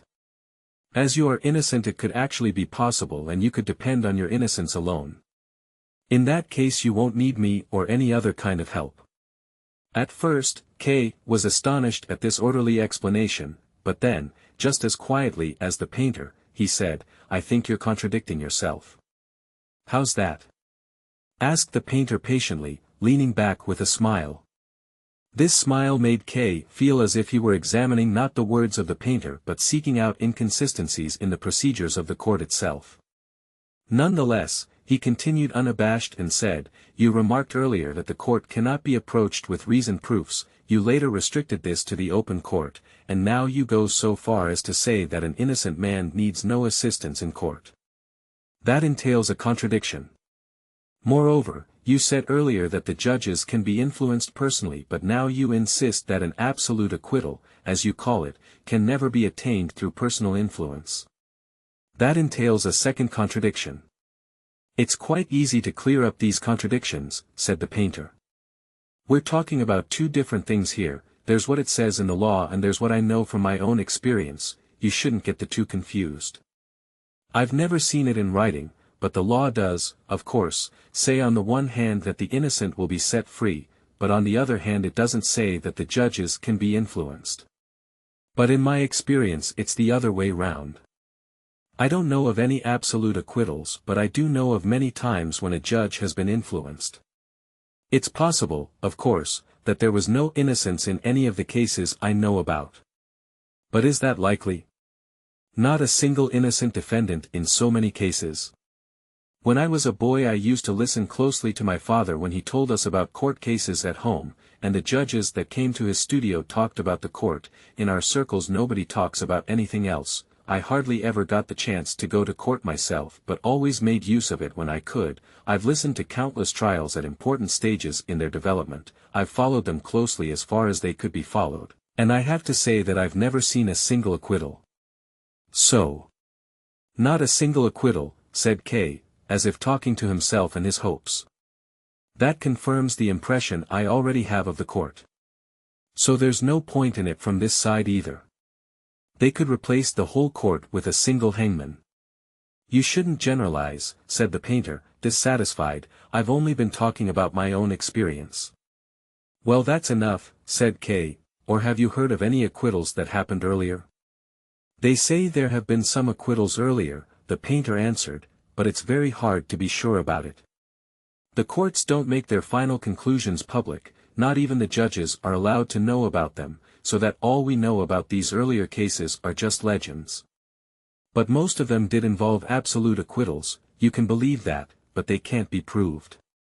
On the other hand, you shouldn't forget all about them either, I'm sure there is some truth to them, and they are very beautiful, I've painted a few pictures myself depicting these legends. My assessment will not be altered by mere legends, said K. I don't suppose it's possible to cite these legends in court, is it? The painter laughed. No, you can't cite them in court, he said. Then there's no point in talking about them, said K. He wanted, for the time being, to accept anything the painter told him, even if he thought it unlikely or contradicted what he had been told by others. He did not now have the time to examine the truth of everything the painter said or even to disprove it. He would have achieved as much as he could if the painter would help him in any way, even if his help would not be decisive. As a result, he said, so let's pay no more attention to absolute acquittal, but you mentioned two other possibilities. Apparent acquittal and deferment. They're the only possibilities, said the painter. But before we talk about them, would you not like to take your coat off? You must be hot. Yes, said K, who until then had paid attention to nothing but the painter's explanations, but now that he had had the heat pointed out to him his brow began to sweat heavily. It's almost unbearable. The painter nodded as if he understood K's discomfort very well. Could we not open the window? Asked K. No, said the painter. It's only a fixed pane of glass, it can't be opened. K now realized that all this time he had been hoping the painter would suddenly go over to the window and pull it open. He had prepared himself even for the fog that he would breathe in through his open mouth. The thought that here he was entirely cut off from the air made him feel dizzy. He tapped lightly on the bedspread beside him and, with a weak voice, said, "That is very inconvenient and unhealthy." "Oh no," said the painter in defense of his window, "as it can't be opened, this room retains the heat better than if the window were double glazed, even though it's only a single pane. There's not much need to air the room as there's so much ventilation through the gaps in the wood, but when I do want to I can open one of my doors, or even both of them." K was slightly consoled by this explanation and looked around to see where the second door was. The painter saw him do so and said, "It's behind you, I had to hide it behind the bed." Only then was K able to see the little door in the wall. "It's really much too small for a studio here," said the painter, as if he wanted to anticipate an objection K would make. "I had to arrange things as well as I could. That's obviously a very bad place for the bed, in front of the door. For instance, when the judge I'm painting at present comes, he always comes through the door by the bed, and I've even given him a key to this door so that he can wait for me here in the studio when I'm not home. Although nowadays he usually comes early in the morning when I'm still asleep. And of course, it always wakes me up when I hear the door open beside the bed, however fast asleep I am. If you could hear the way I curse him as he climbs over my bed in the morning, you'd lose all respect for judges. I suppose I could take the key away from him, but that'd only make things worse. It only takes a tiny effort to break any of the doors here off their hinges." All the time the painter was speaking, K was considering whether he should take off his coat, but he finally realized that, if he didn't do so, he would be quite unable to stay here any longer, so he took off his frock coat and lay it on his knee so that he could put it back on again as soon as the conversation was over. He had hardly done this when one of the girls called out, "Now he's taken his coat off." And they could all be heard pressing around the gaps in the planks to see the spectacle for themselves. "The girls think I'm going to paint your portrait," said the painter, "and that's why you're taking your coat off." "I see," said K, only slightly amused by this, as he felt little better than he had before, even though he now sat in his shirt-sleeves. With some irritation he asked, "What did you say the two other possibilities were?" He had already forgotten the terms used. "Apparent acquittal and deferment," said the painter. "It's up to you which one you choose. You can get either of them if I help you, but it'll take some effort, of course. The difference between them is that apparent acquittal needs concentrated effort for a while and that deferment takes much less effort, but it has to be sustained. Now then, apparent acquittal. If that's what you want, I'll write down an assertion of your innocence on a piece of paper. The text for an assertion of this sort was passed down to me from my father and it's quite unassailable. I take this assertion round to the judges I know. So I'll start off with the one I'm currently painting, and put the assertion to him when he comes for his sitting this evening. I'll lay the assertion in front of him, explain that you're innocent and give him my personal guarantee of it. And that's not just a superficial guarantee, it's a real one and it's binding." The painter's eyes seemed to show some reproach of K for wanting to impose that sort of responsibility on him. "That would be very kind of you," said K. "And would the judge then believe you and nonetheless not pass an absolute acquittal?" "It's like I just said," answered the painter. "And anyway, it's not entirely sure that all the judges would believe me. Many of them, for instance, might want me to bring you to see them personally. So then you'd have to come along too. But at least then, if that happens, the matter is halfway won, especially as I teach you in advance exactly how you'd need to act with the judge concerned, of course. What also happens, though, is that there are some judges who'll turn me down in advance, and that's worse. I'll certainly make several attempts, but still, we'll have to forget about them, but at least we can afford to do that as no one judge can pass the decisive verdict.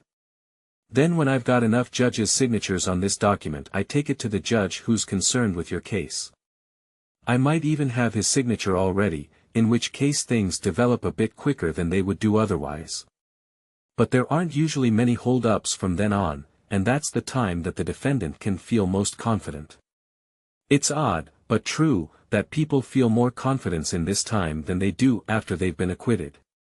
There's no particular exertion needed now. When he has the document asserting the defendant's innocence, guaranteed by a number of other judges, the judge can acquit you without any worries, and although there are still several formalities to be gone through, there's no doubt that that's what he'll do as a favor to me and several other acquaintances. You, however, walk out the court and you're free." "So, then I'll be free," said K, hesitantly. "That's right," said the painter, "but only apparently free, or, to put it a better way, temporarily free, as the most junior judges, the ones I know, they don't have the right to give the final acquittal. Only the highest judge can do that, in the court that's quite out of reach for you, for me, and for all of us. We don't know how things look there and, incidentally, we don't want to know. The right to acquit people is a major privilege and our judges don't have it, but they do have the right to free people from the indictment. That's to say, if they're freed in this way then for the time being the charge is withdrawn but it's still hanging over their heads and it only takes an order from higher up to bring it back into force. And as I'm in such good contact with the court I can also tell you how the difference between absolute and apparent acquittal is described, just in a superficial way, in the directives to the court offices. If there's an absolute acquittal all proceedings should stop, everything disappears from the process. Not just the indictment but the trial and even the acquittal disappears, everything just disappears. With an apparent acquittal it's different. When that happens, nothing has changed except that the case for your innocence, for your acquittal and the grounds for the acquittal have been made stronger. Apart from that, proceedings go on as before, the court offices continue their business and the case gets passed to higher courts, gets passed back down to the lower courts and so on, backwards and forwards, sometimes faster, sometimes slower, to and fro. It's impossible to know exactly what's happening while this is going on. Seen from outside it can sometimes seem that everything has been long since forgotten, the documents have been lost and the acquittal is complete. No one familiar with the court would believe it. No documents ever get lost, the court forgets nothing. One day, no one expects it, some judge or other picks up the documents and looks more closely at them, he notices that this particular case is still active, and orders the defendant's immediate arrest. I've been talking here as if there's a long delay between apparent acquittal and rearrest, that is quite possible and I do know of cases like that, but it's just as likely that the defendant goes home after he's been acquitted and finds somebody there waiting to rearrest him. Then, of course, his life as a free man is at an end. And does the trial start over again? Asked K, finding it hard to believe. The trial will always start over again, said the painter, but there is, once again as before, the possibility of getting an apparent acquittal. Once again, the accused has to muster all his strength and mustn't give up. The painter said that last phrase possibly as a result of the impression that K, whose shoulders had dropped somewhat, gave on him. But to get a second acquittal, asked K, as if in anticipation of further revelations by the painter, is that not harder to get than the first time? As far as that's concerned, answered the painter, there's nothing you can say for certain. You mean, do you, that the second arrest would have an adverse influence on the judge and the verdict he passes on the defendant? That's not how it happens. When the acquittal is passed the judges are already aware that rearrest is likely. So when it happens it has hardly any effect. But there are countless other reasons why the judge's mood and their legal acumen in the case can be altered, and efforts to obtain the second acquittal must therefore be suited to the new conditions, and generally just as vigorous as the first. But this second acquittal will once again not be final, said K, shaking his head. Of course not, said the painter, the second acquittal is followed by the third arrest, the third acquittal by the fourth arrest and so on. That's what is meant by the term apparent acquittal. K was silent. You clearly don't think an apparent acquittal offers much advantage, said the painter, perhaps deferment would suit you better. Would you like me to explain what deferment is about? K nodded. The painter had leant back and spread himself out in his chair, his nightshirt was wide open, he had pushed his hand inside and was stroking his breast and his sides. Deferment, said the painter, looking vaguely in front of himself for a while as if trying to find a perfectly appropriate explanation, deferment consists of keeping proceedings permanently in their earliest stages. To do that, the accused and those helping him need to keep in continuous personal contact with the court, especially those helping him. I repeat, this doesn't require so much effort as getting an apparent acquittal, but it probably requires a lot more attention. You must never let the trial out of your sight. You have to go and see the appropriate judge at regular intervals as well as when something in particular comes up and, whatever you do, you have to try and remain friendly with him. If you don't know the judge personally you have to influence him through the judges you do know, and you have to do it without giving up on the direct discussions. As long as you don't fail to do any of these things you can be reasonably sure the trial won't get past its first stages. The trial doesn't stop, but the defendant is almost as certain of avoiding conviction as if he'd been acquitted. Compared with an apparent acquittal, deferment has the advantage that the defendant's future is less uncertain, he's safe from the shock of being suddenly rearrested and doesn't need to fear the exertions and stress involved in getting an apparent acquittal just when everything else in his life would make it most difficult. Deferment does have certain disadvantages of its own though, too, and they shouldn't be underestimated. I don't mean by this that the defendant is never free, he's never free in the proper sense of the word with an apparent acquittal either. There's another disadvantage. Proceedings can't be prevented from moving forward unless there are some at least ostensible reasons given. So something needs to seem to be happening when looked at from the outside. This means that from time to time various injunctions have to be obeyed, the accused has to be questioned, investigations have to take place and so on. The trial's been artificially constrained inside a tiny circle, and it has to be continuously spun round within it. And that, of course, brings with it certain unpleasantnesses for the accused, although you shouldn't imagine they're all that bad. All of this is just for show. The interrogations, for instance, they're only very short. If you ever don't have the time or don't feel like going to them, you can offer an excuse. With some judges you can even arrange the injunctions together a long time in advance. In essence all it means is that, as the accused, you have to report to the judge from time to time. Even while the painter was speaking those last words, K had laid his coat over his arm and had stood up. Immediately, from outside the door, there was a cry of "He's standing up now." "Are you leaving already?" asked the painter, who had also stood up. "It must be the air that's driving you out." "I'm very sorry about that. There's still a lot I need to tell you. I had to put everything very briefly, but I hope at least it was all clear."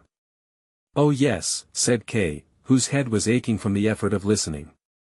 Despite this affirmation the painter summed it all up once more, as if he wanted to give K something to console him on his way home.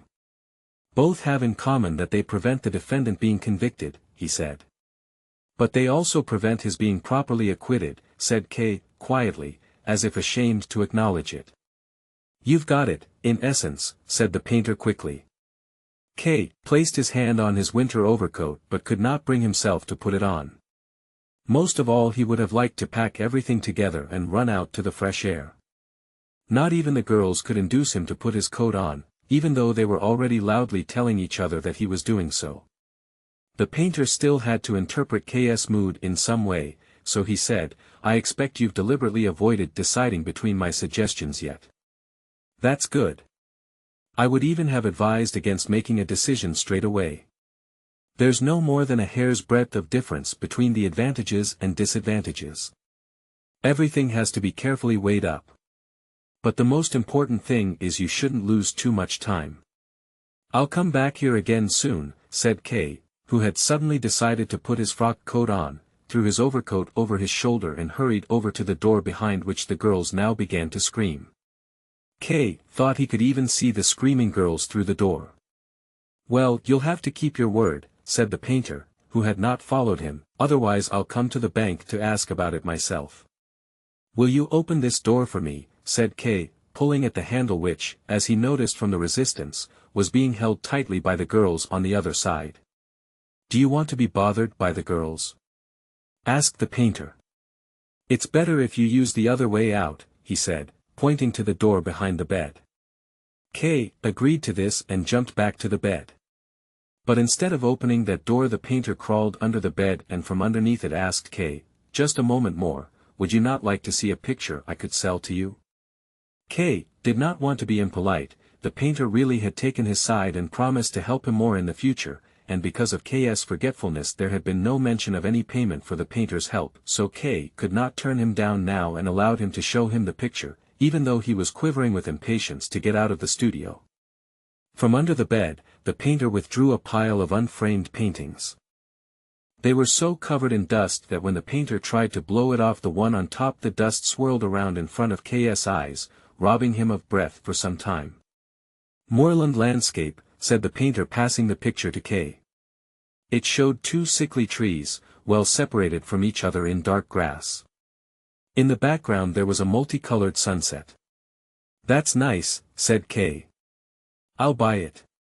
K expressed himself in this curt way without any thought, so he was glad when the painter did not take this amiss and picked up a second painting from the floor. "This is a counterpart to the first picture," said the painter. Perhaps it had been intended as a counterpart, but there was not the slightest difference to be seen between it and the first picture. There were the trees, there the grass, and there the sunset. But this was of little importance to K. "They are beautiful landscapes," he said. "I'll buy them both and hang them in my office." "You seem to like this subject," said the painter, picking up a third painting. "Good job, I've still got another, similar picture here." The picture, though, was not similar, rather it was exactly the same moorland landscape. The painter was fully exploiting this opportunity to sell off his old pictures. "I'll take this one too," said K. "How much do the 3 paintings cost?" "We can talk about that next time," said the painter. "You're in a hurry now, and we'll still be in contact. And besides, I'm glad you like the paintings. I'll give you all the paintings I've got down here. They're all moorland landscapes. I've painted a lot of moorland landscapes. A lot of people don't like that sort of picture because they're too gloomy, but there are others, and you're one of them, who love gloomy themes." But K. was not in the mood to hear about the professional experiences of this painter-cum-beggar.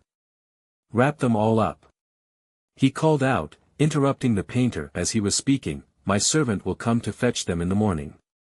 "There's no need for that," said the painter. "I expect I can find a porter for you who can go with you now." And, at last, he leant over the bed and unlocked the door. "Just step on the bed, don't worry about that," said the painter. "That's what everyone does who comes in here." Even without this invitation, K. had shown no compunction in already placing his foot in the middle of the bed covers. Then he looked out through the open door and drew his foot back again. "What is that?" he asked the painter. "What are you so surprised at?" he asked, surprised in his turn. "Those are court offices. Didn't you know there are court offices here?" "There are court offices in almost every attic. Why should this building be any different? Even my studio is actually one of the court offices, but the court put it at my disposal." It was not so much finding court offices even here that shocked K. He was mainly shocked at himself, at his own naivety in court matters. It seemed to him that one of the most basic rules governing how a defendant should behave was always to be prepared, never allow surprises, never to look, unsuspecting, to the right when the judge stood beside him to his left, and this was the very basic rule that he was continually violating. A long corridor extended in front of him, air blew in from it which, compared with the air in the studio, was refreshing. There were benches set along each side of the corridor just as in the waiting area for the office he went to himself. There seemed to be precise rules governing how offices should be equipped. There did not seem to be many people visiting the offices that day. There was a man there, half sitting, half laying, his face was buried in his arm on the bench and he seemed to be sleeping. Another man was standing in the half-dark at the end of the corridor. K. now climbed over the bed. The painter followed him with the pictures. They soon came across a servant of the court. K. was now able to recognize all the servants of the court from the gold buttons they wore on their civilian clothes below the normal buttons, and the painter instructed him to go with K., carrying the pictures. K. staggered more than he walked, his handkerchief pressed over his mouth. They had nearly reached the exit when the girls stormed in on them, so K. had not been able to avoid them. They had clearly seen that the second door of the studio had been opened and had gone around to impose themselves on him from this side. "I can't come with you any further," called out the painter with a laugh as the girls pressed in. "Goodbye, and don't hesitate too long." K. did not even look round at him. Once on the street he took the first cab he came across. He now had to get rid of the servant, whose gold button continually caught his eye even if it caught no one else's. As a servant, the servant of the court was going to sit on the coach box. But K. chased him down from there. It was already well into the afternoon when K. arrived in front of the bank. He would have liked to leave the pictures in the cab but feared there might be some occasion when he would have to let the painter see he still had them. So he had the pictures taken to his office and locked them in the lowest drawer of his desk so that he could at least keep them safe from the deputy director's view for the next few days. Chapter 8. Block, the businessman, dismissing the lawyer. K had at last made the decision to withdraw his defense from the lawyer. It was impossible to remove his doubts as to whether this was the right decision, but this was outweighed by his belief in its necessity. This decision, on the day he intended to go to see the lawyer, took a lot of the strength he needed for his work. He worked exceptionally slowly, he had to remain in his office a long time, and it was already past 10 o'clock when he finally stood in front of the lawyer's front door. Even before he rang he considered whether it might not be better to give the lawyer notice by letter or telephone. A personal conversation would certainly be very difficult. Nonetheless, K did not actually want to do without it. If he gave notice by any other means it would be received in silence or with a few formulated words, and unless Lenny could discover anything K would never learn how the lawyer had taken his dismissal and what its consequences might be, in the lawyer's not unimportant opinion. But sitting in front of him and taken by surprise by his dismissal, K would be able easily to infer everything he wanted from the lawyer's face and behavior, even if he could not be induced to say very much. It was not even out of the question that K might, after all, be persuaded that it would be best to leave his defense to the lawyer and withdraw his dismissal. As usual, there was at first no response to K's ring at the door. Lenny could be a bit quicker, thought K. But he could at least be glad there was nobody else interfering as usually happened, be it the man in his nightshirt or anyone else who might bother him. As K pressed on the button for the second time he looked back at the other door, but this time it, too, remained closed. At last, two eyes appeared at the spy hatch in the lawyer's door, although they weren't Lenny's eyes. Someone unlocked the door, but kept himself pressed against it as he called back inside, "It's him," and only then did he open the door properly. K pushed against the door, as behind him he could already hear the key being hurriedly turned in the lock of the door to the other flat. When the door in front of him finally opened, he stormed straight into the hallway. Through the corridor which led between the rooms he saw Lenny, to whom the warning cry of the door opener had been directed, still running away in her nightshirt. He looked at her for a moment and then looked round at the person who had opened the door. It was a small, wizened man with a full beard. He held a candle in his hand. "Do you work here?" asked K. "No," answered the man, "I don't belong here at all, the lawyer is only representing me, I'm here on legal business." "Without your coat?" asked K, indicating the man's deficiency of dress with a gesture of his hand.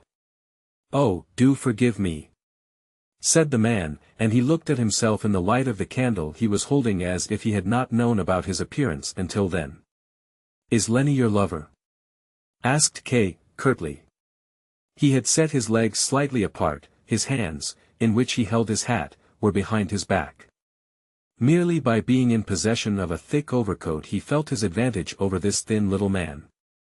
"Oh God," he said and, shocked, raised one hand in front of his face as if in defense. No, what can you be thinking?" "You look honest enough," said K, with a smile, "but come along anyway." K indicated with his hat which way the man was to go and let him go ahead of him. "What is your name then?" asked K on the way. "Block." "I'm a businessman," said the small man, twisting himself round as he thus introduced himself, although K did not allow him to stop moving. "Is that your real name?" asked K. "Of course it is," was the man's reply, "why do you doubt it?" "I thought you might have some reason to keep your name secret," said K. He felt himself as much at liberty as is normally only felt in foreign parts when speaking with people of lower standing, keeping everything about himself to himself, speaking only casually about the interests of the other, able to raise him to a level above one's own, but also able, at will, to let him drop again. K stopped at the door of the lawyer's office, opened it and, to the businessman who had obediently gone ahead, called, "Not so fast. Bring some light here." K thought Lenny might have hidden in here. He let the businessman search in every corner, but the room was empty. In front of the picture of the judge K took hold of the businessman's braces to stop him moving on. "Do you know him?" he asked, pointing upwards with his finger. The businessman lifted the candle, blinked as he looked up and said, "It's a judge." "An important judge?" asked K, and stood to the side and in front of the businessman so that he could observe what impression the picture had on him. The businessman was looking up in admiration. "He's an important judge." "You don't have much insight," said K. "He is the lowest of the lowest examining judges." "I remember now," said the businessman as he lowered the candle, "that's what I've already been told." "Well, of course you have," called out K. "I'd forgotten about it, of course you would already have been told." "But why?" asked the businessman as he moved forwards towards the door, propelled by the hands of K. Outside in the corridor K. said, "You know where Lenny's hidden, do you?" "Hidden?" said the businessman. "No, but she might be in the kitchen cooking soup for the lawyer." "Why didn't you say that immediately?" asked K. "I was going to take you there, but you called me back again," answered the businessman, as if confused by the contradictory commands.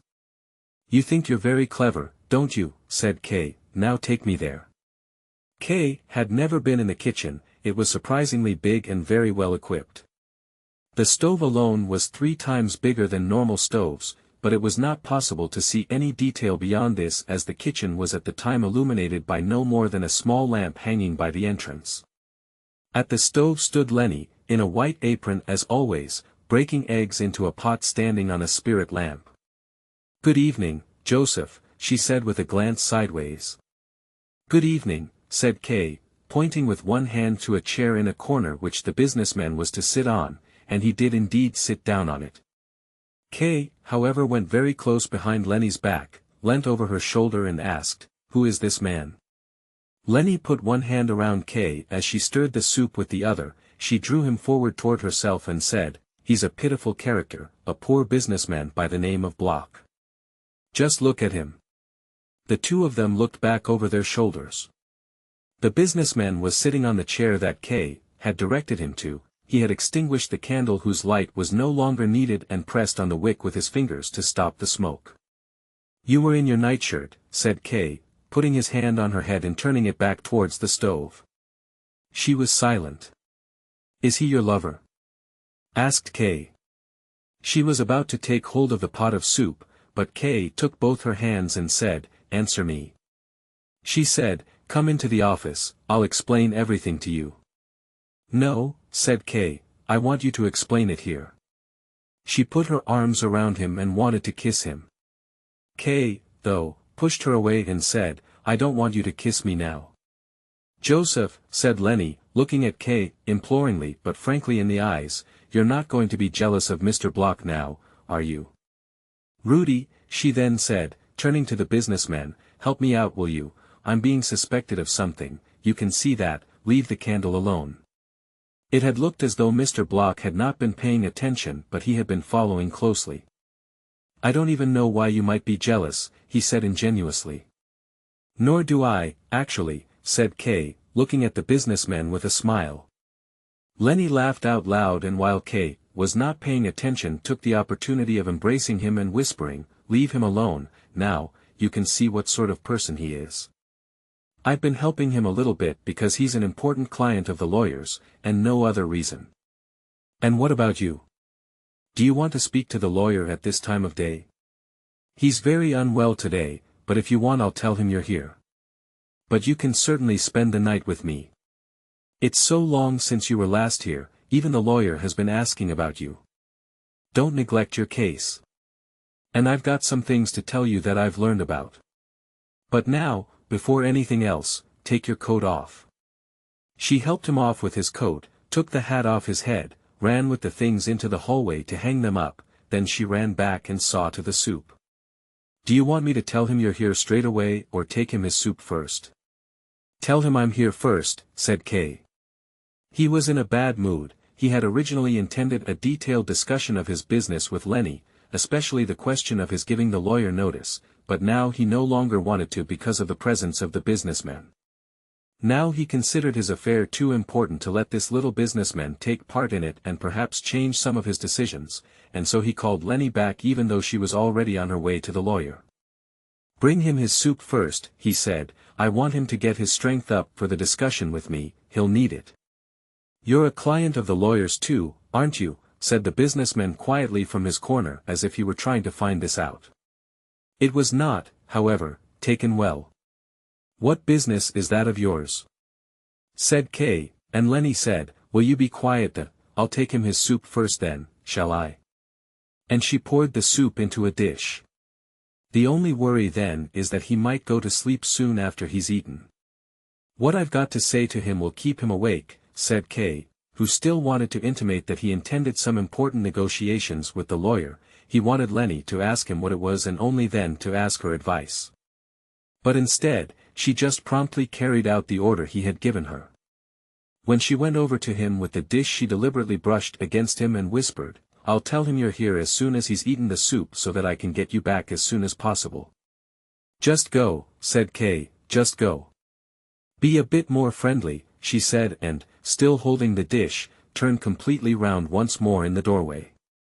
Kay watched her as she went. The decision had finally been made that the lawyer was to be dismissed. It was probably better that he had not been able to discuss the matter any more with Lenny beforehand. She hardly understood the complexity of the matter. She would certainly have advised him against it and perhaps would even have prevented him from dismissing the lawyer this time. He would have remained in doubt and unease and eventually have carried out his decision after a while anyway, as this decision was something he could not avoid. The sooner it was carried out the more harm would be avoided. And moreover, perhaps the businessman had something to say on the matter. Kay turned round. The businessman hardly noticed it as he was about to stand up. "Stay where you are," said Kay and pulled up a chair beside him. "Have you been a client of the lawyer's for a long time?" asked Kay. "Yes," said the businessman, "a very long time." "How many years has he been representing you so far, then?" asked Kay. "I don't know how you mean," said the businessman. "He's been my business lawyer. I buy and sell cereals. He's been my business lawyer since I took the business over, and that's about 20 years now, but perhaps you mean my own trial and he's been representing me in that since it started, and that's been more than 5 years. "Yes, well over 5 years, he then added, pulling out an old briefcase. "I've got everything written down. I can tell you the exact dates if you like. It's so hard to remember everything. Probably, my trial's been going on much longer than that. It started soon after the death of my wife, and that's been more than 5.5 years now." Kay moved in closer to him. "So the lawyer takes on ordinary legal business, does he?" he asked. This combination of criminal and commercial business seemed surprisingly reassuring for Kay. "Oh yes," said the businessman, and then he whispered, "They even say he's more efficient in jurisprudence than he is in other matters." But then he seemed to regret saying this, and he laid a hand on Kay's shoulder and said, "Please don't betray me to him, will you?" Kay patted his thigh to reassure him and said, "No, I don't betray people. He can be so vindictive, you see," said the businessman. "I'm sure he won't do anything against such a faithful client as you," said Kay. "Oh, he might do," said the businessman. "When he gets cross it doesn't matter who it is, and anyway, I'm not really faithful to him." "How's that then?" asked Kay. "I'm not sure I should tell you about it," said the businessman hesitantly. "I think it'll be all right," said Kay.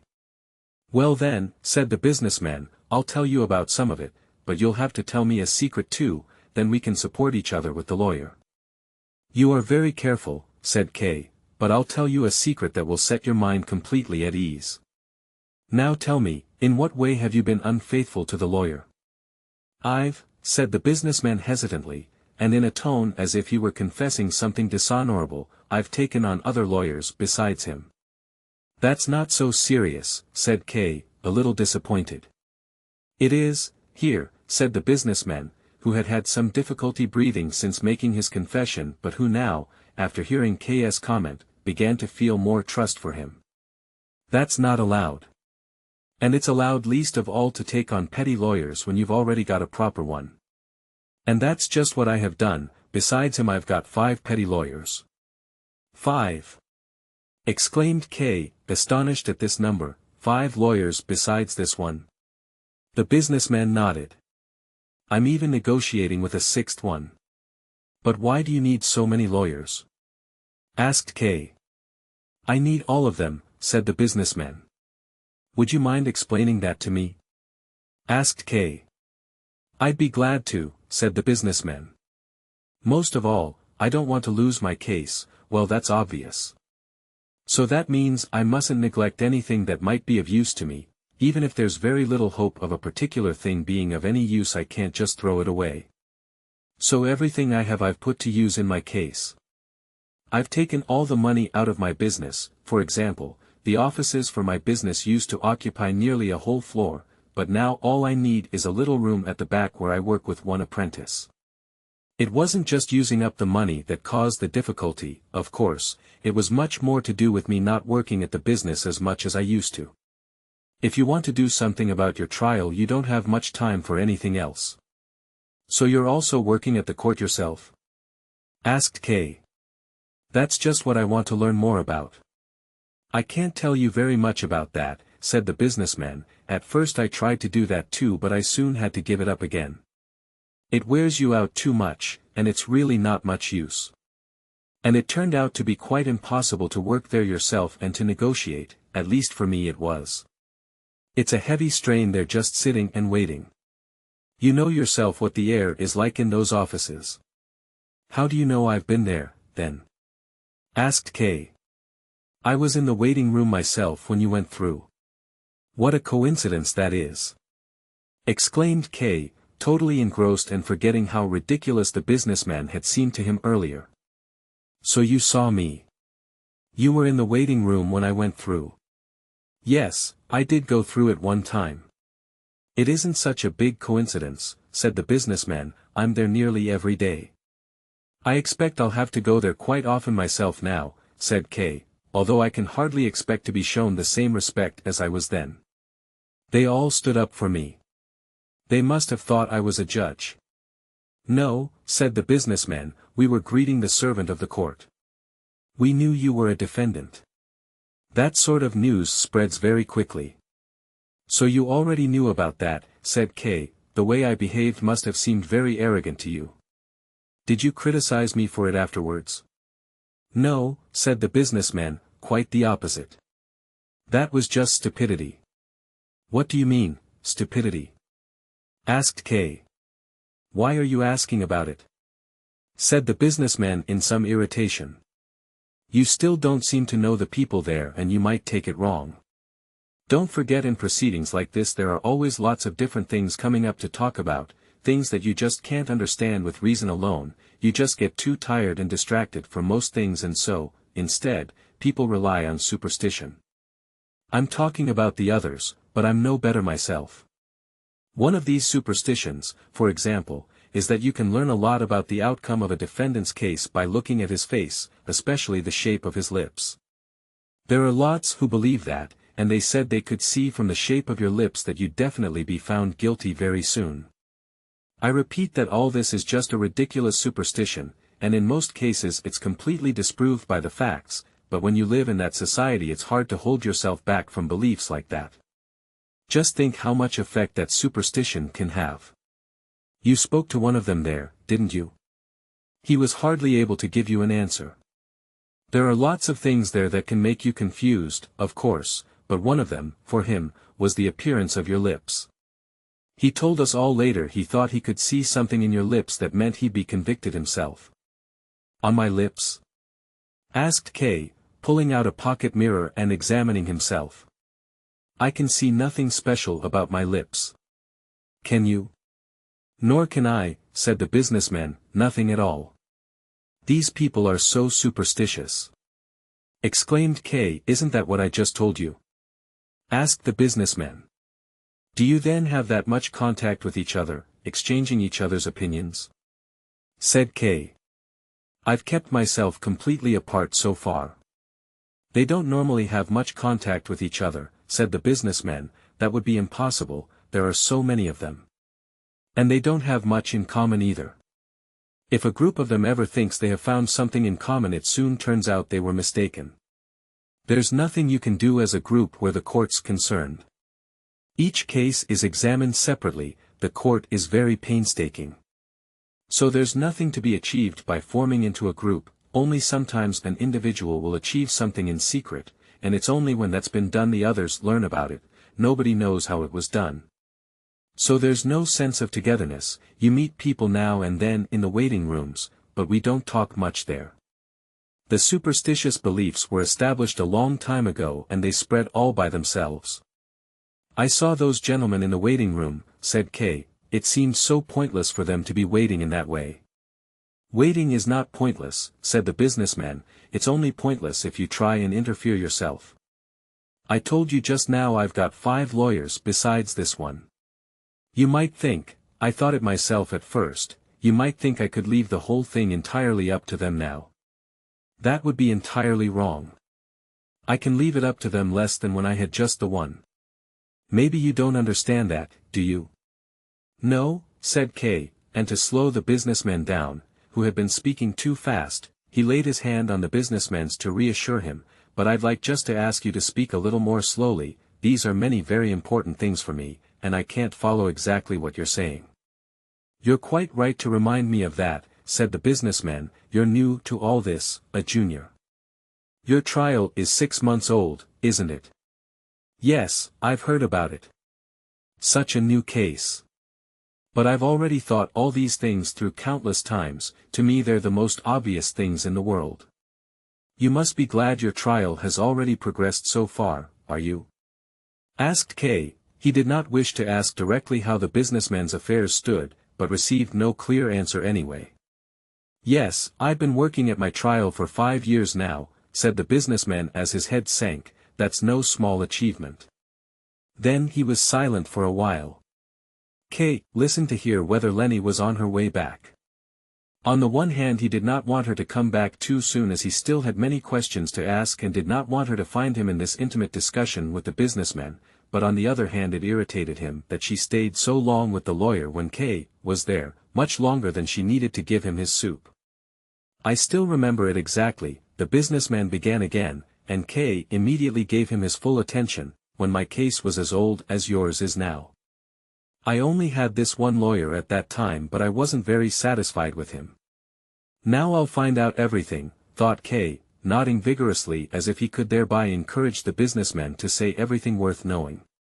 My case, the businessman continued, didn't move on at all. There were some hearings that took place and I went to every one of them, collected materials, handed all my business books to the court, which I later found was entirely unnecessary. I ran back and forth to the lawyer, and he submitted various documents to the court too. Various documents? Asked K. Yes, that's right, said the businessman. That's very important for me, said K. In my case he's still working on the first set of documents. He still hasn't done anything. I see now that he's been neglecting me quite disgracefully. There can be lots of good reasons why the first documents still aren't ready, said the businessman, and anyway, it turned out later on that the ones he submitted for me were entirely worthless. I even read one of them myself. One of the officials at the court was very helpful.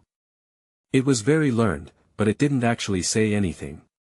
Most of all, there was lots of Latin, which I can't understand, then pages and pages of general appeals to the court, then lots of flattery for particular officials. They weren't named, these officials, but anyone familiar with the court must have been able to guess who they were.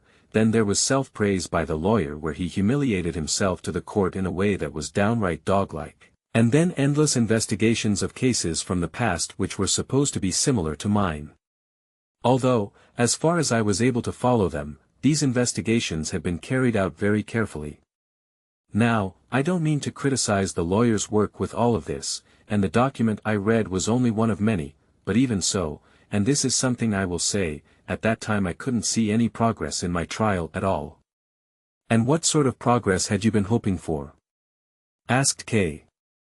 That's a very sensible question, said the businessman with a smile. It's only very rare that you see any progress in these proceedings at all. But I didn't know that then. I'm a businessman, much more in those days than now. I wanted to see some tangible progress. It should have all been moving to some conclusion, or at least should have been moving on in some way according to the rules. Instead of which there were just more hearings, and most of them went through the same things anyway.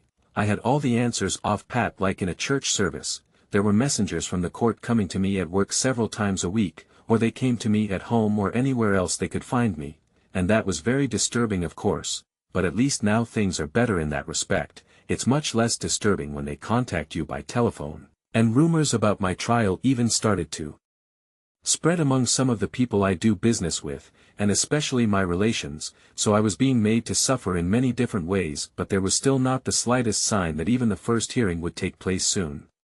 So I went to the lawyer and complained about it.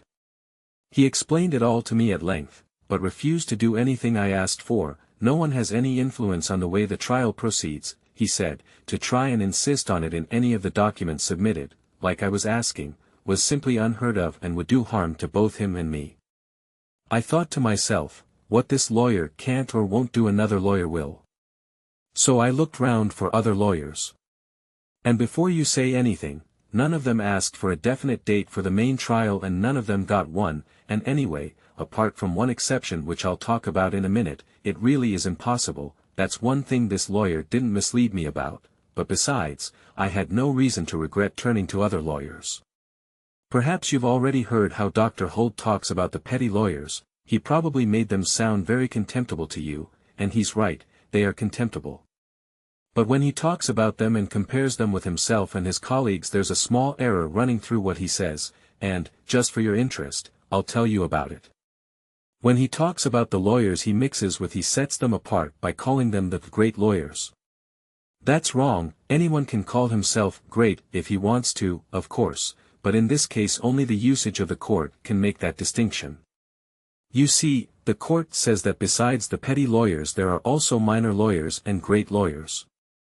This one and his colleagues are only minor lawyers, and the difference in rank between them and the great lawyers, who I've only ever heard about and never seen, is incomparably greater than between the minor lawyers and the despised petty lawyers. The great lawyers? Asked K. Who are they then? How do you contact them? You've never heard about them, then? Said the businessman. There's hardly anyone who's been accused who doesn't spend a lot of time dreaming about the great lawyers once he's heard about them. It's best if you don't let yourself be misled in that way. I don't know who the great lawyers are, and there's probably no way of contacting them. I don't know of any case I can talk about with certainty where they've taken any part. They do defend a lot of people, but you can't get hold of them by your own efforts. They only defend those who they want to defend. And I don't suppose they ever take on cases that haven't already got past the lower courts. Anyway, it's best not to think about them, as if you do it makes the discussions with the other lawyers, all their advice and all that they do manage to achieve, seem so unpleasant and useless. I had that experience myself, just wanted to throw everything away and lay at home in bed and hear nothing more about it. But that, of course, would be the stupidest thing you could do, and you wouldn't be left in peace in bed for very long either. So you weren't thinking about the great lawyers at that time? Asked K. Not for very long, said the businessman, and smiled again. You can't forget about them entirely, I'm afraid, especially in the night when these thoughts come so easily. But I wanted immediate results in those days, so I went to the petty lawyers. Well, look at you two sat huddled together. Called Lenny as she came back with the dish and stood in the doorway. They were indeed sat close together. If either of them turned his head even slightly it would have knocked against the others. The businessman was not only very small but also sat hunched down, so that K. was also forced to bend down low if he wanted to hear everything. Not quite yet. Called out K. to turn Lenny away, his hand, still resting on the businessman's hand, twitching with impatience. He wanted me to tell him about my trial, said the businessman to Lenny. Carry on, then, carry on, she said. She spoke to the businessman with affection but, at the same time, with condescension. K. did not like that. He had begun to learn that the man was of some value after all, he had experience at least, and he was willing to share it. Lenny was probably wrong about him. He watched her in irritation as Lenny now took the candle from the businessman's hand, which he had been holding on to all this time, wiped his hand with her apron and then knelt beside him to scratch off some wax that had dripped from the candle onto his trousers. You were about to tell me about the petty lawyers, said K., shoving Lenny's hand away with no further comment. What's wrong with you today? Asked Lenny, tapped him gently and carried on with what she had been doing. Yes, the petty lawyers, said the businessman, putting his hand to his brow as if thinking hard. K wanted to help him and said, you wanted immediate results and so went to the petty lawyers. Yes, that's right, said the businessman, but did not continue with what he'd been saying. Maybe he doesn't want to speak about it in front of Lenny, thought K, suppressing his impatience to hear the rest straight away, and stop trying to press him. Have you told him I'm here? He asked Lenny. Course I have, she said, he's waiting for you. Leave Block alone now, you can talk to Block later, he'll still be here. K still hesitated. You'll still be here? He asked the businessman, wanting to hear the answer from him and not wanting Lenny to speak about the businessman as if he weren't there. He was full of secret resentment towards Lenny today. And once more it was only Lenny who answered. He often sleeps here. He sleeps here. Exclaimed K. He had thought the businessman would just wait there for him while he quickly settled his business with the lawyer, and then they would leave together to discuss everything thoroughly and undisturbed.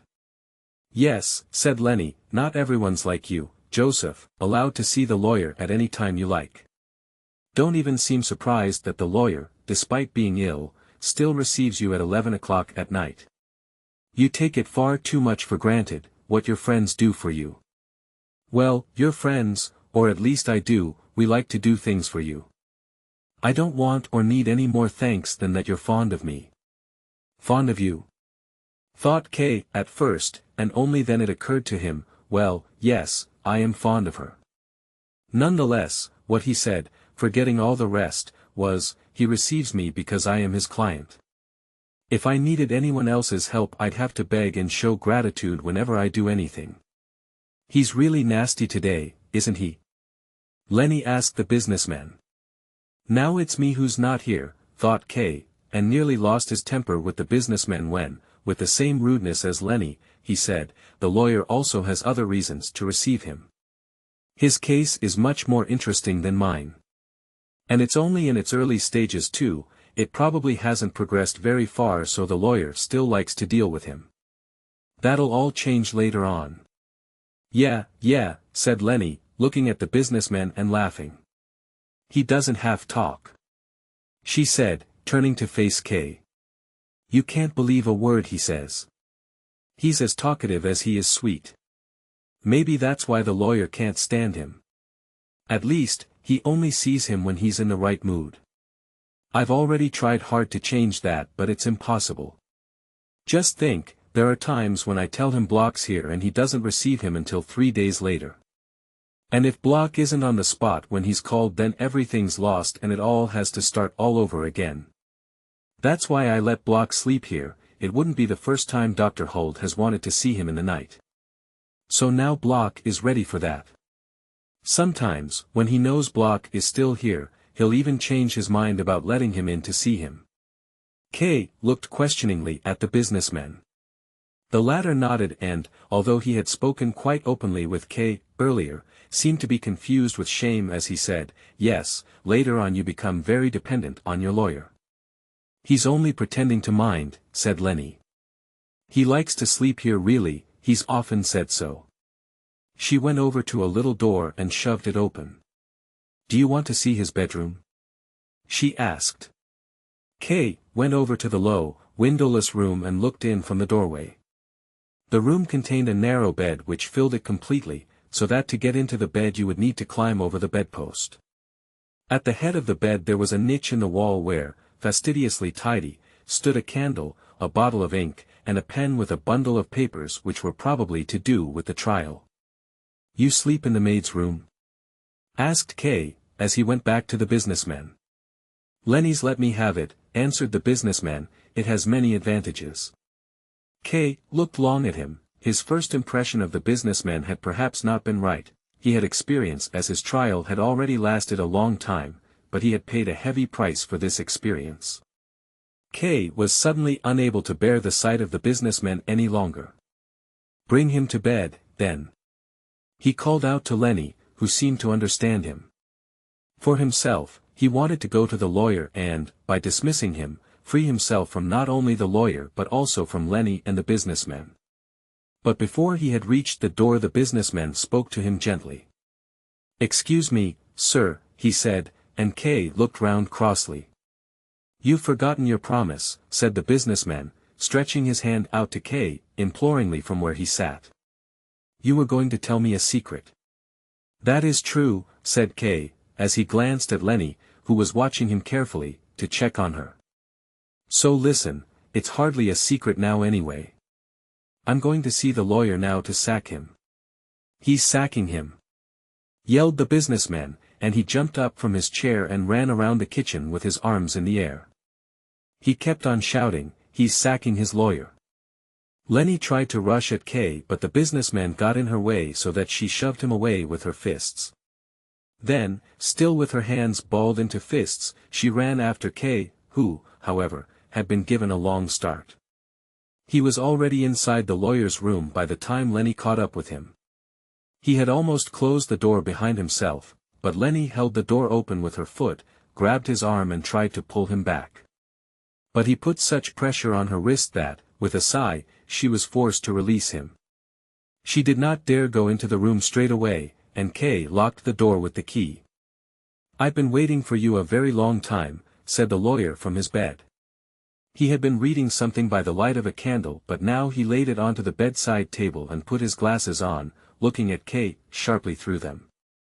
Instead of apologizing, Kay said, "I'll be leaving again soon." As he had not apologized, the lawyer ignored what Kay said, and replied, "I won't let you in this late again next time."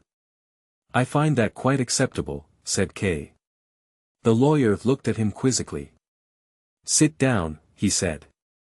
"As you wish," said Kay, drawing a chair up to the bedside table and sitting down. "It seemed to me that you locked the door," said the lawyer. "Yes," said Kay, "it was because of Lenny. He had no intention of letting anyone off lightly." But the lawyer asked him, was she being importunate again?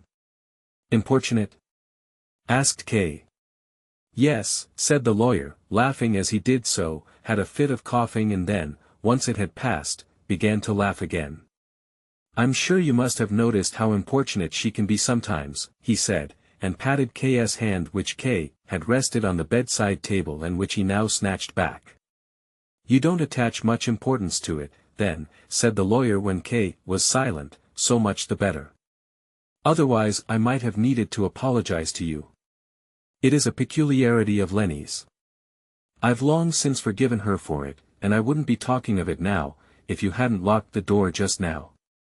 Anyway, perhaps I should at least explain this peculiarity of hers to you, but you seem rather disturbed, the way you're looking at me, and so that's why I'll do it. This peculiarity of hers consists in this: Lenny finds most of the accused attractive. She attaches herself to each of them, loves each of them, even seems to be loved by each of them, then she sometimes entertains me by telling me about them when I allow her to. I am not so astonished by all of this as you seem to be. If you look at them in the right way, the accused really can be attractive, quite often. But that is a remarkable and to some extent scientific phenomenon. Being indicted does not cause any clear, precisely definable change in a person's appearance, of course. But it's not like with other legal matters, most of them remain in their usual way of life and, if they have a good lawyer looking after them, the trial doesn't get in their way. But there are nonetheless those who have experience in these matters who can look at a crowd, however big, and tell you which among them is facing a charge. How can they do that, you will ask? My answer will not please you. It is simply that those who are facing a charge are the most attractive.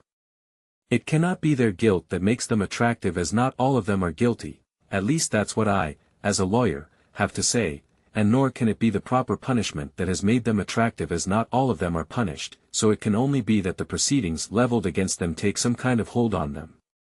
Whatever the reason, some of these attractive people are indeed very attractive. But all of them are attractive, even Block, pitiful worm that he is. As the lawyer finished what he was saying, Kay was fully in control of himself. He had even nodded conspicuously at his last few words in order to confirm to himself the view he had already formed, that the lawyer was trying to confuse him, as he always did, by making general and irrelevant observations, and thus distract him from the main question of what he was actually doing for K's trial. The lawyer must have noticed that K was offering him more resistance than before, as he became silent, giving K the chance to speak himself, and then, as K also remained silent, he asked, "Did you have a particular reason for coming to see me today?" "Yes," said K, putting his hand up to slightly shade his eyes from the light of the candle so that he could see the lawyer better. "I wanted to tell you that I'm withdrawing my representation from you, with immediate effect." "Do I understand you rightly?" asked the lawyer as he half raised himself in his bed and supported himself with one hand on the pillow. "I think you do," said K, sitting stiffly upright as if waiting in ambush. "Well, we can certainly discuss this plan of yours," said the lawyer after a pause. "It's not a plan anymore," said K. "That may be," said the lawyer, "but we still mustn't rush anything." He used the word "we," as if he had no intention of letting K go free, and as if, even if he could no longer represent him, he could still at least continue as his advisor. "Nothing is being rushed," said K, standing slowly up and going behind his chair. "Everything has been well thought out and probably even for too long. The decision is final." "Then allow me to say a few words," said the lawyer, throwing the bed cover to one side and sitting on the edge of the bed. His naked, white-haired legs shivered in the cold. He asked K to pass him a blanket from the couch. K passed him the blanket and said, "You are running the risk of catching cold for no reason." "The circumstances are important enough," said the lawyer as he wrapped the bed cover around the top half of his body and then the blanket around his legs. "Your uncle is my friend and in the course of time I've become fond of you as well. I admit that quite openly. There's nothing in that for me to be ashamed of." It was very unwelcome for K to hear the old man speak in this touching way, as it forced him to explain himself more fully, which he would rather have avoided, and he was aware that it also confused him even though it could never make him reverse his decision. "Thank you for feeling so friendly toward me," he said, "and I also realize how deeply involved you've been in my case, as deeply as possible for yourself and to bring as much advantage as possible to me. Nonetheless, I have recently come to the conviction that it is not enough.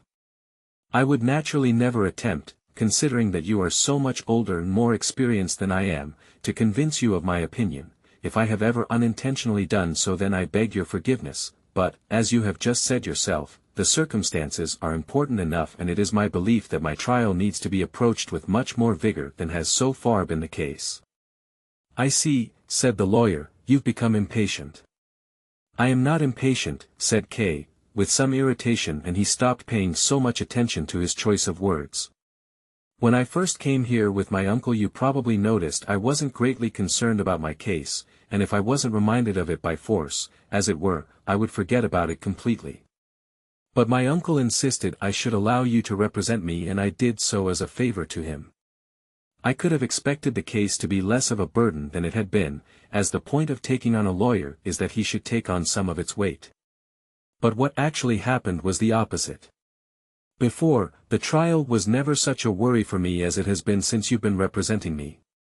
When I was by myself I never did anything about my case, I was hardly aware of it, but then, once there was someone representing me, everything was set for something to happen. I was always, without cease, waiting for you to do something, getting more and more tense, but you did nothing. I did get some information about the court from you that I probably could not have got anywhere else, but that can't be enough when the trial, supposedly in secret, is getting closer and closer to me." K had pushed the chair away and stood erect, his hands in the pockets of his frock coat. "After a certain point in the proceedings," said the lawyer quietly and calmly, "nothing new of any importance ever happens. So many litigants, at the same stage in their trials, have stood before me just like you are now and spoken in the same way. Then these other litigants," said K, "have all been right, just as I am. That does not show that I'm not." "I wasn't trying to show that you were mistaken," said the lawyer, "but I wanted to add that I expected better judgment from you than from the others, especially as I've given you more insight into the workings of the court and my own activities than I normally do. And now I'm forced to accept that, despite everything, you have too little trust in me. You don't make it easy for me." How the lawyer was humiliating himself to K. He was showing no regard for the dignity of his position, which on this point, must have been at its most sensitive. And why did he do that? He did seem to be very busy as a lawyer as well a rich man, neither the loss of income nor the loss of a client could have been of much importance to him in themselves. He was moreover unwell and should have been thinking of passing work on to others. And despite all that he held on tightly to K. Why? Was it something personal for his uncle's sake, or did he really see K's case as one that was exceptional and hoped to be able to distinguish himself with it either for K's sake or, and this possibility could never be excluded, for his friends at the court? It was not possible to learn anything by looking at him, even though K. was scrutinizing him quite brazenly. It could almost be supposed he was deliberately hiding his thoughts as he waited to see what effect his words would have. But he clearly deemed K's silence to be favorable for himself and he continued, "You will have noticed the size of my office, but that I don't employ any staff to help me. That used to be quite different. There was a time when several young lawyers were working for me but now I work alone. This is partly to do with changes in the way I do business, in that I concentrate nowadays more and more on matters such as your own case, and partly to do with the ever deeper understanding that I acquire from these legal matters. I found that I could never let anyone else deal with this sort of work unless I wanted to harm both the client and the job I had taken on. But the decision to do all the work myself had its obvious result. I was forced to turn almost everyone away who asked me to represent them and could only accept those I was especially interested in. Well, there are enough creatures who leap at every crumb I throw down, and they're not so very far away. Most importantly, I became ill from overwork. But despite that I don't regret my decision. Quite possibly I should have turned more cases away than I did, but it did turn out to be entirely necessary for me to devote myself fully to the cases I did take on, and the successful results showed that it was worth it. I once read a description of the difference between representing someone in ordinary legal matters and in legal matters of this sort, and the writer expressed it very well. This is what he said: "Some lawyers lead their clients on a thread until judgment is passed, but there are others who immediately lift their clients onto their shoulders and carry them all the way to the judgment and beyond. That's just how it is." But it was quite true when I said I never regret all this work. But if, as in your case, they are so fully misunderstood, well, then I come very close to regretting it. All this talking did more to make K. impatient than to persuade him. From the way the lawyer was speaking, K. thought he could hear what he could expect if he gave in. The delays and excuses would begin again, reports of how the documents were progressing, how the mood of the court officials had improved, as well as all the enormous difficulties. In short, all that he had heard so many times before would be brought out again even more fully. He would try to mislead K. with hopes that were never specified and to make him suffer with threats that were never clear. He had to put a stop to that, so he said, "What will you undertake on my behalf if you continue to represent me?" The lawyer quietly accepted even this insulting question, and answered, "I should continue with what I've already been doing for you." "That's just what I thought," said K., "and now you don't need to say another word." "I will make one more attempt," said the lawyer, as if whatever had been making K. so annoyed was affecting him too. "You see, I have the impression that you have not only misjudged the legal assistance I have given you but also that misjudgment has led you to behave in this way. You seem, although you are the accused, to have been treated too well or, to put it a better way, handled with neglect, with apparent neglect. Even that has its reason. It is often better to be in chains than to be free. But I would like to show you how other defendants are treated. Perhaps you will succeed in learning something from it. What I will do is I will call Block in, unlock the door and sit down here beside the bedside table." "Be glad to," said K., and did as the lawyer suggested. He was always ready to learn something new. But to make sure of himself for any event he added, "But you do realize that you are no longer to be my lawyer, don't you?" "Yes," said the lawyer. "But you can still change your mind today if you want to." He lay back down in the bed, pulled the quilt up to his chin and turned to face the wall. Then he rang. Lenny appeared almost the moment he had done so. She looked hurriedly at K. and the lawyer to try and find out what had happened. She seemed to be reassured by the sight of K. sitting calmly at the lawyer's bed. She smiled and nodded to K. K. looked blankly back at her. "Fetch Block," said the lawyer. But instead of going to fetch him, Lenny just went to the door and called out, "Block," to the lawyer. Then, probably because the lawyer had turned his face to the wall and was paying no attention, she slipped in behind K's chair. From then on, she bothered him by leaning forward over the back of the chair or, albeit very tenderly and carefully, she would run her hands through his hair and over his cheeks. K eventually tried to stop her by taking hold of one hand, and after some resistance Lenny let him keep hold of it. Block came as soon as he was called, but he remained standing in the doorway and seemed to be wondering whether he should enter or not. He raised his eyebrows and lowered his head as if listening to find out whether the order to attend the lawyer would be repeated. K could have encouraged him to enter, but he had decided to make a final break not only with the lawyer but with everything in his home, so he kept himself motionless. Lenny was also silent. Block noticed that at least no one was chasing him away, and, on tiptoe, he entered the room. His face was tense, his hands were clenched behind his back. He left the door open in case he needed to go back again. K did not even glance at him, he looked instead only at the thick quilt under which the lawyer could not be seen as he had squeezed up very close to the wall. Then his voice was heard, "Block here?" he asked. Block had already crept some way into the room, but this question seemed to give him first a shove in the breast and then another in the back. He seemed about to fall but remained standing, deeply bowed, and said, "At your service, sir." "What do you want?" asked the lawyer. "You've come at a bad time." "Wasn't I summoned?" asked Block, more to himself than the lawyer. He held his hands in front of himself as protection and would have been ready to run away any moment. "You were summoned," said the lawyer, "but you have still come at a bad time." Then, after a pause he added, "You always come at a bad time." When the lawyer started speaking, Block had stopped looking at the bed but stared rather into one of the corners, just listening, as if the light from the speaker were brighter than Block could bear to look at. But it was also difficult for him to listen, as the lawyer was speaking into the wall and speaking quickly and quietly. "Would you like me to go away again, sir?" asked Block. "Well, you're here now," said the lawyer. "Stay." It was as if the lawyer had not done as Block had wanted but instead threatened him with a stick, as now Block really began to shake.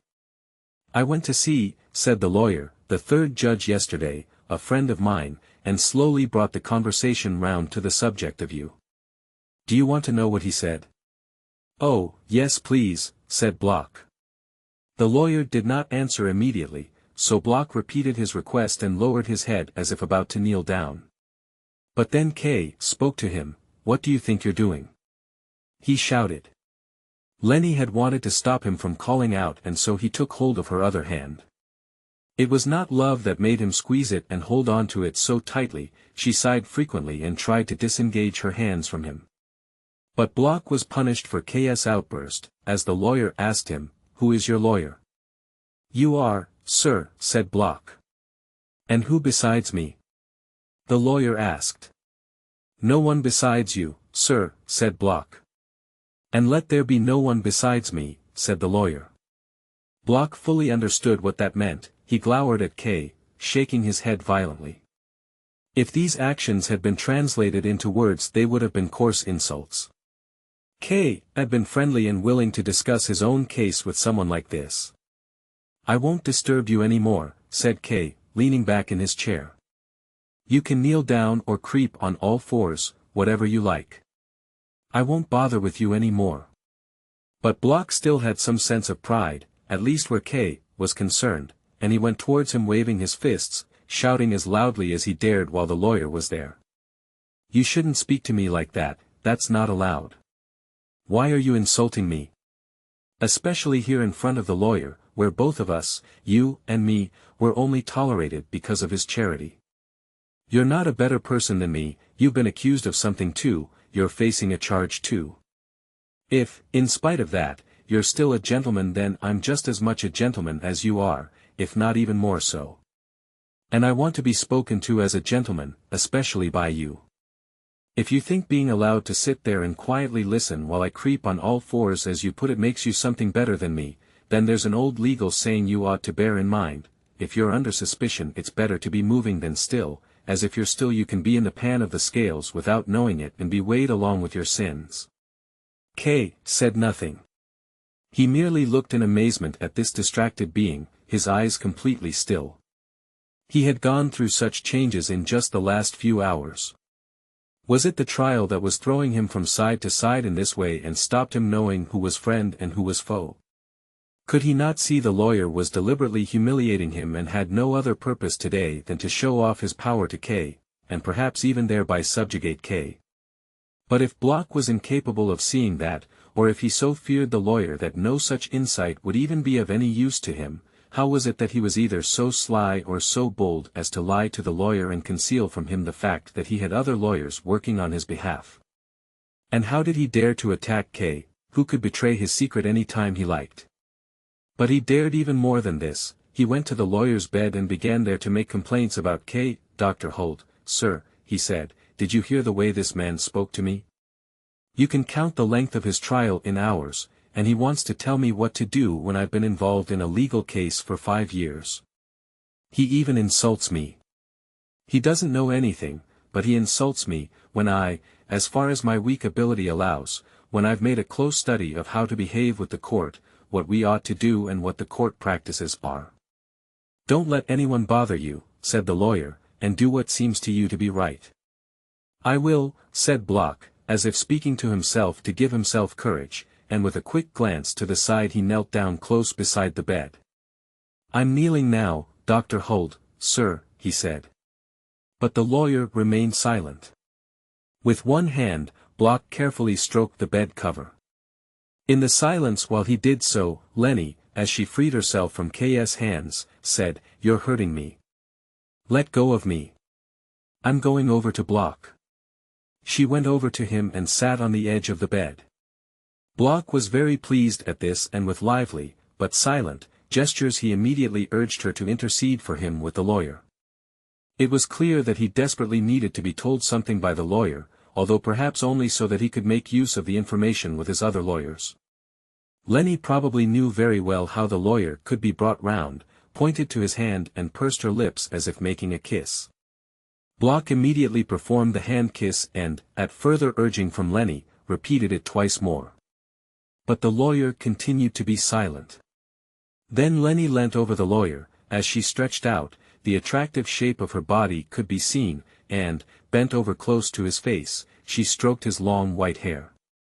That now forced him to give an answer. "I'm rather wary of telling him," said the lawyer, and his head could be seen shaking slightly, perhaps so that he would feel the pressure of Lenny's hand better. Block listened closely with his head lowered, as if by listening he were breaking an order. "What makes you so wary about it?" asked Lenny. K had the feeling he was listening to a contrived dialogue that had been repeated many times, that would be repeated many times more, and that for Block alone it would never lose its freshness. "What has his behavior been like today?" asked the lawyer instead of an answer. Before Lenny said anything she looked down at Block and watched him a short while as he raised his hands towards her and rubbed them together imploringly. Finally she gave a serious nod, turned back to the lawyer and said, "He's been quiet and industrious." This was an elderly businessman, a man whose beard was long, and he was begging a young girl to speak on his behalf. Even if there was some plan behind what he did, there was nothing that could reinstate him in the eyes of his fellow man. K could not understand how the lawyer could have thought this performance would win him over. Even if he had done nothing earlier to make him want to leave, then this scene would have done so. It was almost humiliating even for the onlooker. So these were the lawyer's methods, which K, fortunately, had not been exposed to for long, to let the client forget about the whole world and leave him with nothing but the hope of reaching the end of his trial by this deluded means. He was no longer a client, he was the lawyer's dog. If the lawyer had ordered him to crawl under the bed as if it were a kennel and to bark out from under it, then he would have done so with enthusiasm. K listened to all of this, testing it and thinking it over as if he had been given the task of closely observing everything spoken here, inform a higher office about it and write a report. "And what has he been doing all day?" asked the lawyer. "I kept him locked in the maid's room all day," said Lenny, "so that he wouldn't stop me doing my work." That's where he usually stays. From time to time I looked in through the spy hole to see what he was doing, and each time he was kneeling on the bed and reading the papers you gave him, propped up on the window sill. That made a good impression on me, as the window only opens onto an air shaft and gives hardly any light. It showed how obedient he is that he was even reading in those conditions. I'm pleased to hear it, said the lawyer. But did he understand what he was reading? While this conversation was going on, Block continually moved his lips and was clearly formulating the answers he hoped Lenny would give. Well, I can't give you any certain answer to that, of course, said Lenny, but I could see that he was reading thoroughly. He spent all day reading the same page, running his finger along the lines. Whenever I looked in on him he sighed as if this reading was a lot of work for him. I expect the papers you gave him were very hard to understand. Yes, said the lawyer, they certainly are that. And I really don't think he understood anything of them. But they should at least give him some inkling of just how hard a struggle it is and how much work it is for me to defend him. And who am I doing all this hard work for? I'm doing it, it's laughable even to say it, I'm doing it for Block. He ought to realize what that means, too. Did he study without a pause? Almost without a pause, answered Lenny. Just the once he asked me for a drink of water, so I gave him a glassful through the window. Then at 8 o'clock I let him out and gave him something to eat. Block glanced sideways at K, as if he were being praised and had to impress K as well. He now seemed more optimistic, he moved more freely and rocked back and forth on his knees. This made his astonishment all the more obvious when he heard the following words from the lawyer. You speak well of him, said the lawyer, but that's just what makes it difficult for me. You see, the judge did not speak well of him at all, neither about Block nor about his case. Didn't speak well of him? Asked Lenny. How is that possible? Block looked at her with such tension he seemed to think that although the judge's words had been spoken so long before she would be able to change them in his favor. Not at all, said the lawyer. In fact, he became quite cross when I started to talk about Block to him. Don't talk to me about Block, he said. He is my client, said I. You're letting him abuse you, he said. I don't think his case is lost yet, said I. You're letting him abuse you, he repeated. I don't think so, said I. Block works hard in his case and always knows where it stands. He practically lives with me so that he always knows what's happening. You don't always find such enthusiasm as that. He's not very pleasant personally, I grant you, his manners are terrible and he's dirty, but as far as the trial's concerned he's quite immaculate. I said immaculate, but I was deliberately exaggerating. Then he said, Block is sly, that's all. He's accumulated plenty of experience and knows how to delay proceedings. But there's more that he doesn't know than he does. What do you think he'd say if he learned his trial still hasn't begun, if you told him they haven't even rung the bell to announce the start of proceedings? All right, Block, all right, said the lawyer, as at these words Block had begun to raise himself on his trembling knees and clearly wanted to plead for some explanation. It was the first time the lawyer had spoken any clear words directly to Block. He looked down with his tired eyes, half blankly and half at Block, who slowly sank back down on his knees under this gaze. What the judge said has no meaning for you, said the lawyer. You needn't be frightened at every word. If you do it again I won't tell you anything else at all. It's impossible to start a sentence without you looking at me as if you were receiving your final judgment. You should be ashamed of yourself here in front of my client. And you're destroying the trust he has for me. Just what is it you want? You're still alive, you're still under my protection. There's no point in worrying. Somewhere you've read that the final judgment can often come without warning, from anyone at any time. And, in the right circumstances, that's basically true, but it's also true that I dislike your anxiety and fear and see that you don't have the trust in me you should have. Now what have I just said? I repeated something said by one of the judges. You know that there are so many various opinions about the procedure that they form into a great big pile and nobody can make any sense of them. This judge, for instance, sees proceedings as starting at a different point from where I do. A difference of opinion, nothing more. At a certain stage in the proceedings, tradition has it that a sign is given by ringing a bell. This judge sees that as the point at which proceedings begin. I can't set out all the opinions opposed to that view here, and you wouldn't understand it anyway. Suffice it to say that there are many reasons to disagree with him. Embarrassed, Block ran his fingers through the pile of the carpet. His anxiety about what the judge had said had let him forget his inferior status towards the lawyer for a while. He thought only about himself and turned the judge's words round to examine them from all sides. "Block," said Lenny, as if reprimanding him, and, taking hold of the collar of his coat, pulled him up slightly higher. "Leave the carpet alone and listen to what the lawyer is saying." This chapter was left unfinished. Chapter 9. In the Cathedral. A very important Italian business contact of the bank had come to visit the city for the first time, and K was given the task of showing him some of its cultural sites. At any other time he would have seen this job as an honor, but now, when he was finding it hard even to maintain his current position in the bank, he accepted it only with reluctance.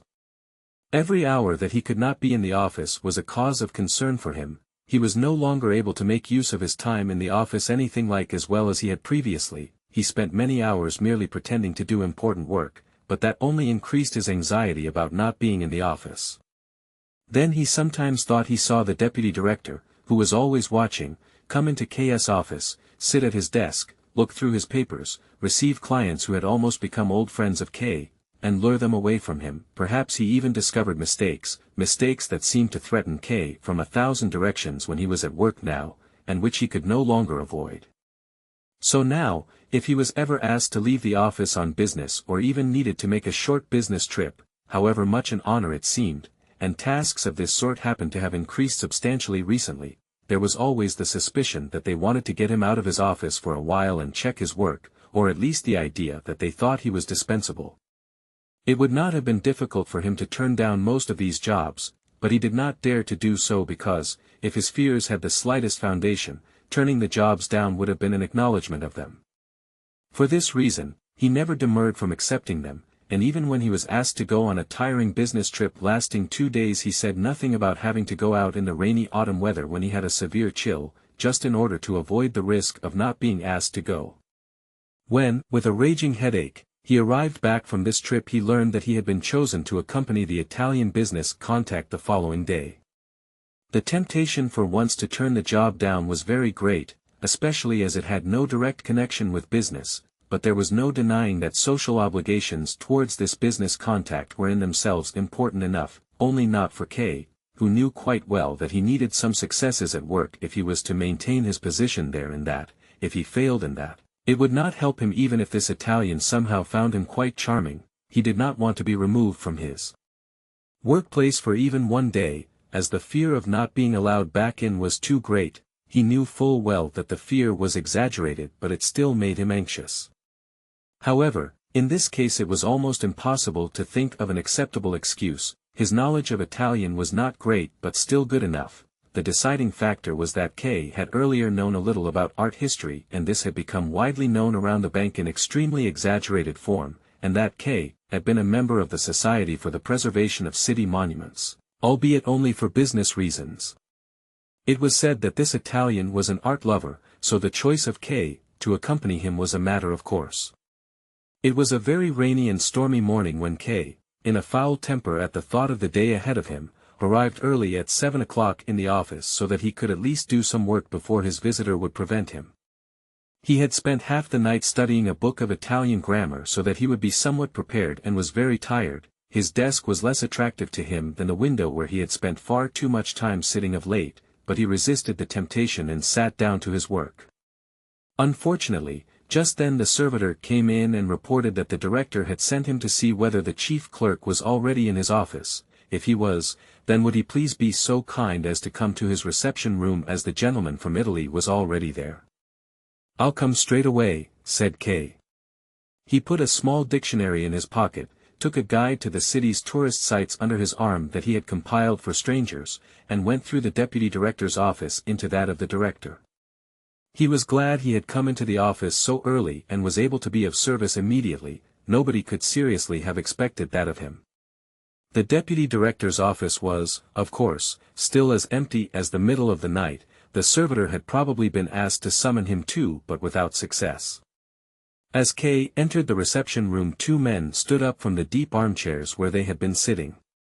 The director gave him a friendly smile. He was clearly very glad that K was there. He immediately introduced him to the Italian, who shook K's hand vigorously and joked that somebody was an early riser. K did not quite understand whom he had in mind. It was moreover an odd expression to use, and it took K a little while to guess its meaning. He replied with a few bland phrases which the Italian received once more with a laugh, passing his hand nervously and repeatedly over his blue-gray, bushy mustache. This mustache was obviously perfumed. It was almost tempting to come close to it and sniff. When they had all sat down and begun a light preliminary conversation, K was disconcerted to notice that he understood no more than fragments of what the Italian said. When he spoke very calmly he understood almost everything, but that was very infrequent. Mostly the words gushed from his mouth and he seemed to be enjoying himself so much his head shook. When he was talking in this way his speech was usually wrapped up in some kind of dialect which seemed to K to have nothing to do with Italian, but which the director not only understood but also spoke, although K ought to have foreseen this, as the Italian came from the south of his country where the director had also spent several years.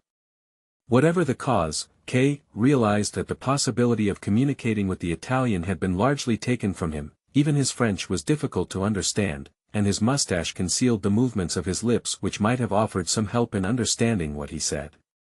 K began to anticipate many difficulties. He gave up trying to understand what the Italian said. With the director there, who could understand him so easily, it would have been pointless effort, and for the time being did no more than scowl at the Italian as he relaxed, sitting deep but comfortable in the armchair, as he frequently pulled at his short, sharply tailored jacket and at one time lifted his arms in the air and moved his hands freely to try and depict something that K could not grasp. Even though he was leaning forward and did not let the hands out of his sight. K had nothing to occupy himself but mechanically watched the exchange between the two men, and his tiredness finally made itself felt. To his alarm, although fortunately in good time, he once caught himself nearly getting up, turning round and leaving. Eventually the Italian looked at the clock and jumped up. After taking his leave from the director he turned to K, pressing himself so close to him that K had to push his chair back just so that he could move. The director had, no doubt, seen the anxiety in K's eyes as he tried to cope with this dialect of Italian. He joined in with this conversation in a way that was so adroit and unobtrusive that he seemed to be adding no more than minor comments, whereas in fact he was swiftly and patiently breaking into what the Italian said so that K could understand. K learned in this way that the Italian first had a few business matters to settle, that he unfortunately had only a little time at his disposal, that he certainly did not intend to rush round to see every monument in the city, that he would much rather, at least as long as K would agree, it was entirely his decision, just see the cathedral and to do so thoroughly. He was extremely pleased to be accompanied by someone who was so learned and so pleasant. By this he meant K, who was occupied not with listening to the Italian but the director, and asked if he would be so kind, if the time was suitable, to meet him in the cathedral in 2 hours' time at about 10 o'clock. He hoped he would certainly be able to be there at that time. K made an appropriate reply. The Italian shook first the director's hand and then K's, then the director's again, and went to the door, half turned to the two men who followed him and continuing to talk without a break. K remained together with the director for a short while, although the director looked especially unhappy today.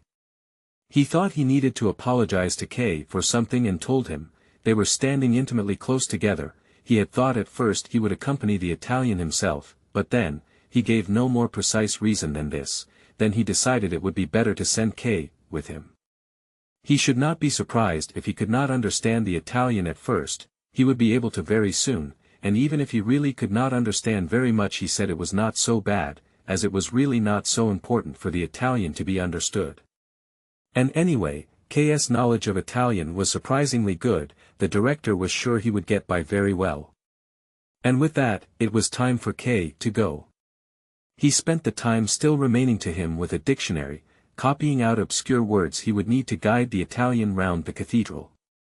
It was an extremely irksome task, servitors brought him the mail, bank staff came with various queries and, when they saw that K was busy, stood by the door and did not go away until he had listened to them. The deputy director did not miss the opportunity to disturb K and came in frequently, took the dictionary from his hand and flicked through its pages, clearly for no purpose. When the door to the anteroom opened, even clients would appear from the half-darkness and bow timidly to him. They wanted to attract his attention but were not sure whether he had seen them. All this activity was circling around K, with him at its center while he compiled the list of words he would need, then looked them up in the dictionary, then wrote them out, then practiced their pronunciation and finally tried to learn them by heart.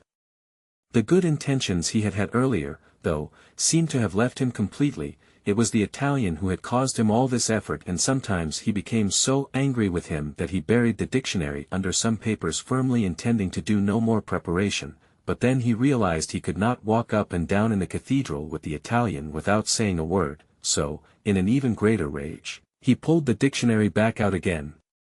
At exactly 9:30, just when he was about to leave, there was a telephone call for him. Lenny wished him good morning and asked how he was. K thanked her hurriedly and told her it was impossible for him to talk now as he had to go to the cathedral. To the cathedral? Asked Lenny. Yes, to the cathedral. What do you have to go to the cathedral for? Said Lenny. K tried to explain it to her briefly, but he had hardly begun when Lenny suddenly said, "They're harassing you." One thing that K could not bear was pity that he had not wanted or expected. He took his leave of her with 2 words, but as he put the receiver back in its place he said, half to himself and half to the girl on the other end of the line who could no longer hear him, "Yes, they're harassing me." By now the time was late and there was almost a danger he would not be on time. He took a taxi to the cathedral. At the last moment he had remembered the album that he had had no opportunity to give to the Italian earlier and so took it with him now. He held it on his knees and drummed impatiently on it during the whole journey. The rain had eased off slightly but it was still damp, chilly and dark. It would be difficult to see anything in the cathedral, but standing about on cold flagstones might well make K's chill much worse. The square in front of the cathedral was quite empty. K remembered how even as a small child he had noticed that nearly all the houses in this narrow square had the curtains at their windows closed most of the time, although today, with the weather like this, it was more understandable. The cathedral also seemed quite empty. Of course no one would think of going there on a day like this.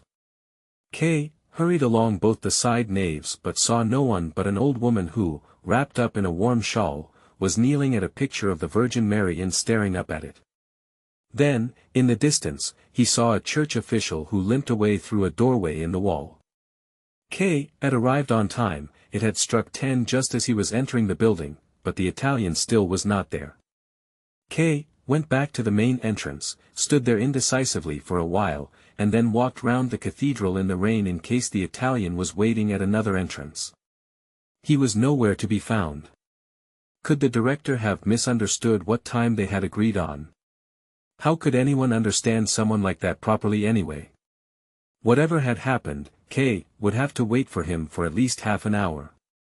As he was tired he wanted to sit down. He went back inside the cathedral. He found something like a small carpet on one of the steps. He moved it with his foot to a nearby pew, wrapped himself up tighter in his coat, put the collar up and sat down.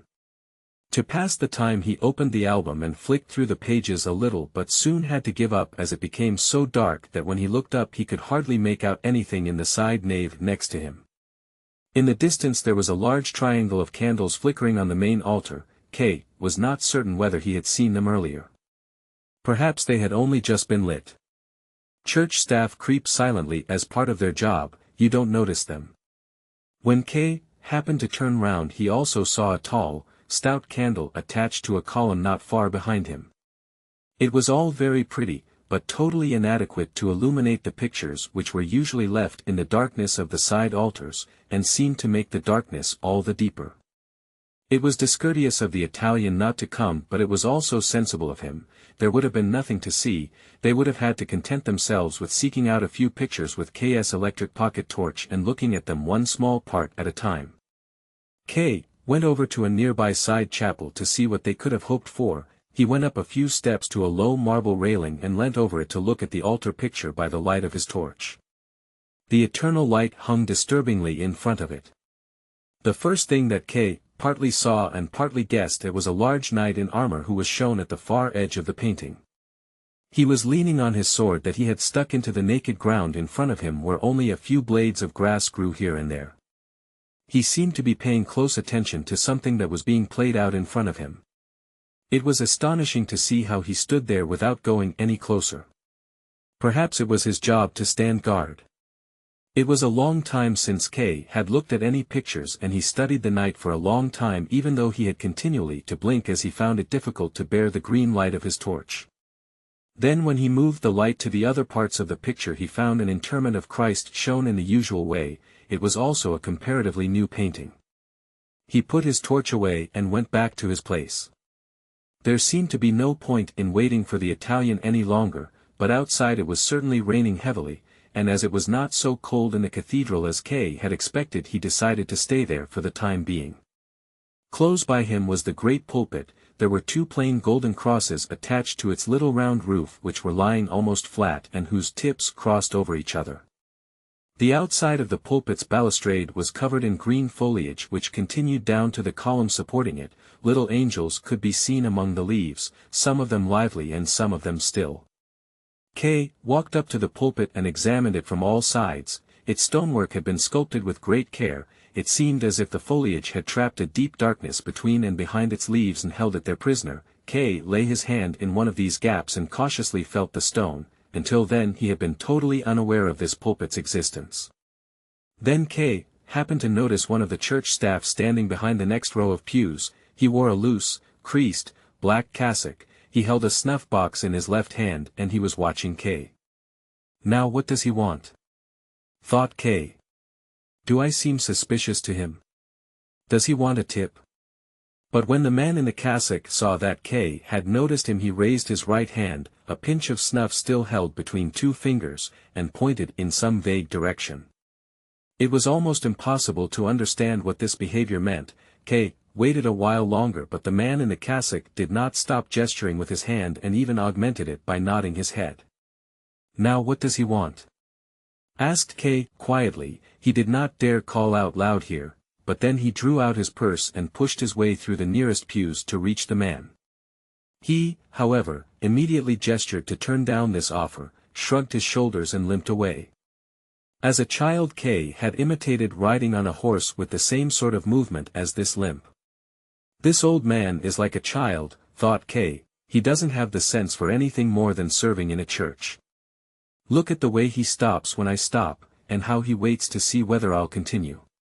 With a smile, K followed the old man all the way up the side nave and almost as far as the main altar. All this time the old man continued to point at something, but K deliberately avoided looking round. He was only pointing in order to make it harder for K to follow him. Eventually, K did stop following. He did not want to worry the old man too much, and he also did not want to frighten him away completely in case the Italian turned up after all. When he entered the central nave to go back to where he had left the album, he noticed a small secondary pulpit on a column almost next to the stalls by the altar where the choir sat. It was very simple, made of plain white stone, and so small that from a distance it looked like an empty niche where the statue of a saint ought to have been. It certainly would have been impossible for the priest to take a full step back from the balustrade, and, although there was no decoration on it, the top of the pulpit curved in exceptionally low so that a man of average height would not be able to stand upright and would have to remain bent forward over the balustrade. In all, it looked as if it had been intended to make the priest suffer. It was impossible to understand why this pulpit would be needed, as there were also the other ones available which were large and so artistically decorated. And K would certainly not have noticed this little pulpit if there had not been a lamp fastened above it, which usually meant there was a sermon about to be given. So was a sermon to be given now? In this empty church? K looked down at the steps which, pressed close against the column, led up to the pulpit. They were so narrow they seemed to be there as decoration on the column rather than for anyone to use. But under the pulpit, K grinned in astonishment. There really was a priest standing with his hand on the handrail ready to climb the steps and looking at K. Then he nodded very slightly, so that K crossed himself and genuflected as he should have done earlier. With a little swing, the priest went up into the pulpit with short fast steps. Was there really a sermon about to begin? Maybe the man in the cassock had not been really so demented, and had meant to lead K's way to the preacher, which in this empty church would have been very necessary. And there was also, somewhere in front of a picture of the Virgin Mary, an old woman who should have come to hear the sermon. And if there was to be a sermon, why had it not been introduced on the organ? But the organ remained quiet and merely looked out weakly from the darkness of its great height. K now considered whether he should leave as quickly as possible. If he did not do it now, there would be no chance of doing so during the sermon, and he would have to stay there for as long as it lasted. He had lost so much time when he should have been in his office. There had long been no need for him to wait for the Italian any longer. He looked at his watch. It was 11. But could there really be a sermon given? Could K constitute the entire congregation? How could he when he was just a stranger who wanted to look at the church? That, basically, was all he was. The idea of a sermon, now, at 11 o'clock, on a workday, in hideous weather, was nonsense. The priest, there was no doubt that he was a priest, a young man with a smooth, dark face, was clearly going up there just to put the lamp out after somebody had lit it by mistake. But there had been no mistake. The priest seemed rather to check that the lamp was lit and turned it a little higher. Then he slowly turned to face the front and leant down on the balustrade, gripping its angular rail with both hands. He stood there like that for a while and, without turning his head, looked around. K had moved back a long way and leant his elbows on the front pew. Somewhere in the church, he could not have said exactly where, he could make out the man in the cassock hunched under his bent back and at peace, as if his work were completed. In the cathedral it was now very quiet. But K would have to disturb that silence. He had no intention of staying there. If it was the priest's duty to preach at a certain time regardless of the circumstances, then he could, and he could do it without K's taking part, and K's presence would do nothing to augment the effect of it.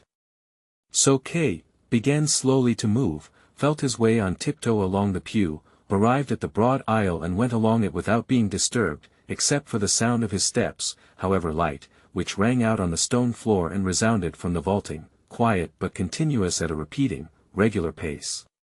K felt slightly abandoned as, probably observed by the priest, he walked by himself between the empty pews, and the size of the cathedral seemed to be just at the limit of what a man could bear. When he arrived back at where he had been sitting, he did not hesitate but simply reached out for the album he had left there and took it with him. He had nearly left the area covered by pews and was close to the empty space between himself and the exit when, for the first time, he heard the voice of the priest. A powerful and experienced voice. It pierced through the reaches of the cathedral, ready waiting for it. But the priest was not calling out to the congregation. His cry was quite unambiguous and there was no escape from it. He called Josef K. K stood still and looked down at the floor. In theory he was still free. He could have carried on walking, through one of 3 dark little wooden doors not far in front of him and away from there. It would simply mean he had not understood, or that he had understood but chose not to pay attention to it. But if he once turned round he would be trapped. Then he would have acknowledged that he had understood perfectly well, that he really was the Josef K the priest had called to and that he was willing to follow. If the priest had called out again, K would certainly have carried on out the door, but everything was silent as K also waited. He turned his head slightly as he wanted to see what the priest was doing now. He was merely standing in the pulpit as before, but it was obvious that he had seen K turn his head. If K did not now turn round completely, it would have been like a child playing hide and seek. He did so, and the priest beckoned him with his finger. As everything could now be done openly, he ran, because of curiosity and the wish to get it over with long flying leaps towards the pulpit. At the front pews he stopped, but to the priest he still seemed too far away. He reached out his hand and pointed sharply down with his finger to a place immediately in front of the pulpit. And K did as he was told. Standing in that place he had to bend his head a long way back just to see the priest. "You are Josef K," said the priest, and raised his hand from the balustrade to make a gesture whose meaning was unclear. "Yes," said K, He considered how freely he had always given his name in the past. For some time now it had been a burden to him. Now there were people who knew his name whom he had never seen before. It had been so nice first to introduce yourself and only then for people to know who you were. "You have been accused," said the priest, especially gently. "Yes," said K, "so I have been informed." "Then you are the one I am looking for," said the priest. "I am the prison chaplain." "I see," said K. "I had you summoned here," said the priest, "because I wanted to speak to you." "I knew nothing of that," said K. "I came here to show the cathedral to a gentleman from Italy." "That is beside the point," said the priest. "What are you holding in your hand? Is it a prayer book?" "No," answered K, "it's an album of the city's tourist sites." "Put it down," said the priest. K threw it away with such force that it flapped open and rolled across the floor, tearing its pages. "Do you know your case is going badly?" asked the priest. "That's how it seems to me too," said K. "I've expended a lot of effort on it, but so far with no result. Although I do still have some documents to submit." "How do you imagine it will end?" asked the priest. "At first I thought it was bound to end well," said K, "but now I have my doubts about it. I don't know how it will end. Do you know?" "I don't," said the priest, "but I fear it will end badly. You are considered guilty. Your case will probably not even go beyond a minor court. Provisionally at least, your guilt is seen as proven." "But I'm not guilty," said K, "there's been a mistake." "How is it even possible for someone to be guilty? We're all human beings here, one like the other." "That is true," said the priest, "but that is how the guilty speak." "Do you presume I'm guilty too?" asked K. "I make no presumptions about you," said the priest. "I thank you for that," said K, "but everyone else involved in these proceedings has something against me and presumes I'm guilty. They even influence those who aren't involved. My position gets harder all the time." "You don't understand the facts," said the priest, "the verdict does not come suddenly, proceedings continue until a verdict is reached gradually." "I see," said K, lowering his head. "What do you intend to do about your case next?" asked the priest. "I still need to find help," said K, raising his head to see what the priest thought of this. "There are still certain possibilities I haven't yet made use of." "You look for too much help from people you don't know," said the priest disapprovingly, "and especially from women. Can you really not see that's not the help you need?" "Sometimes, in fact quite often, I could believe you're right," said K, "but not always. Women have a lot of power. If I could persuade some of the women I know to work together with me, then I would be certain to succeed. Especially in a court like this that seems to consist of nothing but woman chasers. Show the examining judge a woman in the distance and he'll run right over the desk, and the accused, just to get to her as soon as he can."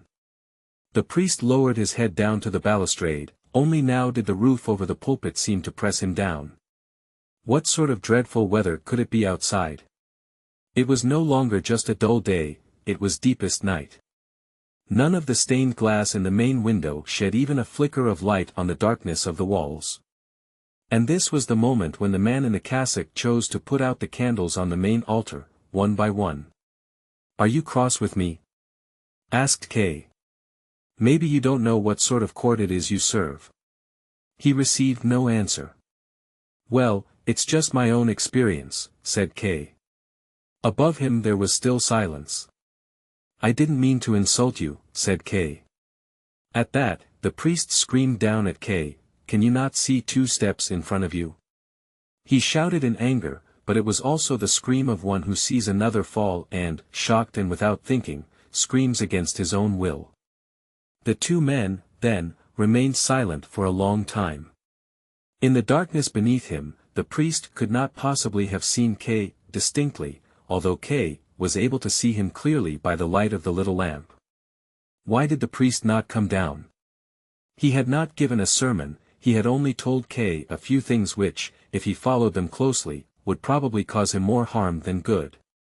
But the priest certainly seemed to mean well, it might even be possible, if he would come down and cooperate with him, it might even be possible for him to obtain some acceptable piece of advice that could make all the difference. It might, for instance, be able to show him not so much to influence the proceedings but how to break free of them, how to evade them, how to live away from them. K had to admit that this was something he had had on his mind quite a lot of late. If the priest knew of such a possibility he might, if K asked him, let him know about it, even though he was part of the court himself and even though, when K had criticized the court, he had held down his gentle nature and actually shouted at K. "Would you not like to come down here?" asked K. "If you're not going to give a sermon, come down here with me." "Now I can come down," said the priest. Perhaps he regretted having shouted at K. As he took down the lamp from its hook he said, "To start off with I had to speak to you from a distance. Otherwise I'm too easily influenced and forget my duty." K waited for him at the foot of the steps. While he was still on one of the higher steps as he came down them the priest reached out his hand for K to shake. "Can you spare me a little of your time?" asked K. "As much time as you need," said the priest, and passed him the little lamp for him to carry. Even at close distance the priest did not lose a certain solemnity that seemed to be part of his character. "You are very friendly towards me," said K, as they walked up and down beside each other in the darkness of one of the side naves. "That makes you an exception among all those who belong to the court. I can trust you more than any of the others I've seen. I can speak openly with you." "Don't fool yourself," said the priest. "How would I be fooling myself?" asked K. "You fool yourself in the court," said the priest. "It talks about this self-deceit in the opening paragraphs to the law. In front of the law there is a doorkeeper. A man from the countryside comes up to the door and asks for entry. But the doorkeeper says he can't let him into the law right now. The man thinks about this, and then he asks if he'll be able to go in later on. 'That's possible,' says the doorkeeper, 'but not now. The gateway to the law is open as it always is, and the doorkeeper has stepped to one side, so the man bends over to try and see in. When the doorkeeper notices this he laughs and says, 'If you're tempted give it a try and go in even though I say you can't. Careful though, I'm powerful. And I'm only the lowliest of all the doormen. But there's a doorkeeper for each of the rooms and each of them is more powerful than the last. It's more than I can stand just to look at the third one.'" The man from the country had not expected difficulties like this. The law was supposed to be accessible for anyone at any time, he thinks, but now he looks more closely at the doorkeeper in his fur coat, sees his big hooked nose, his long thin Tartar beard, and he decides it's better to wait until he has permission to enter. The doorkeeper gives him a stool and lets him sit down to one side of the gate. He sits there for days and years. He tries to be allowed in time and again and tires the doorkeeper with his requests. The doorkeeper often questions him, asking about where he's from and many other things, but these are disinterested questions such as great men ask, and he always ends up by telling him he still can't let him in. The man had come well equipped for his journey, and uses everything, however valuable, to bribe the doorkeeper. He accepts everything, but as he does so he says, "I'll only accept this so that you don't think there's anything you've failed to do." Over many years, the man watches the doorkeeper almost without a break. He forgets about the other doormen, and begins to think this one is the only thing stopping him from gaining access to the law. Over the first few years he curses his unhappy condition out loud, but later, as he becomes old, he just grumbles to himself. He becomes senile, and as he has come to know even the fleas in the doorkeeper's fur collar over the years that he has been studying him he even asks them to help him and change the doorkeeper's mind. Finally his eyes grow dim, and he no longer knows whether it's really getting darker or just his eyes that are deceiving him. But he seems now to see an inextinguishable light begin to shine from the darkness behind the door. He doesn't have long to live now. Just before he dies, he brings together all his experience from all this time into one question which he has still never put to the doorkeeper. He beckons to him, as he's no longer able to raise his stiff body. The doorkeeper has to bend over deeply as the difference in their sizes has changed very much to the disadvantage of the man. "What is it you want to know now?" asks the doorkeeper. "You're insatiable." Everyone wants access to the law, says the man. How come, over all these years, no one but me has asked to be let in? The doorkeeper can see the man's come to his end, his hearing has faded, and so that he can be heard, he shouts to him, nobody else could have got in this way, as this entrance was meant only for you. Now I'll go and close it. So the doorkeeper cheated the man, said K, immediately, who had been captivated by the story. Don't be too quick, said the priest, don't take somebody else's opinion without checking it. I told you the story exactly as it was written. There's nothing in there about cheating. But it's quite clear, said K, and your first interpretation of it was quite correct. The doorkeeper gave him the information that would release him only when it could be of no more use. He didn't ask him before that, said the priest, and don't forget he was only a doorkeeper, and as doorkeeper he did his duty. What makes you think he did his duty? Asked K. He didn't. It might have been his duty to keep everyone else away, but this man is who the door was intended for and he ought to have let him in. You're not paying enough attention to what was written and you're changing the story, said the priest. According to the story, there are two important things that the doorkeeper explains about access to the law, one at the beginning, one at the end. At one place he says he can't allow him in now, and at the other he says this entrance was intended for him alone.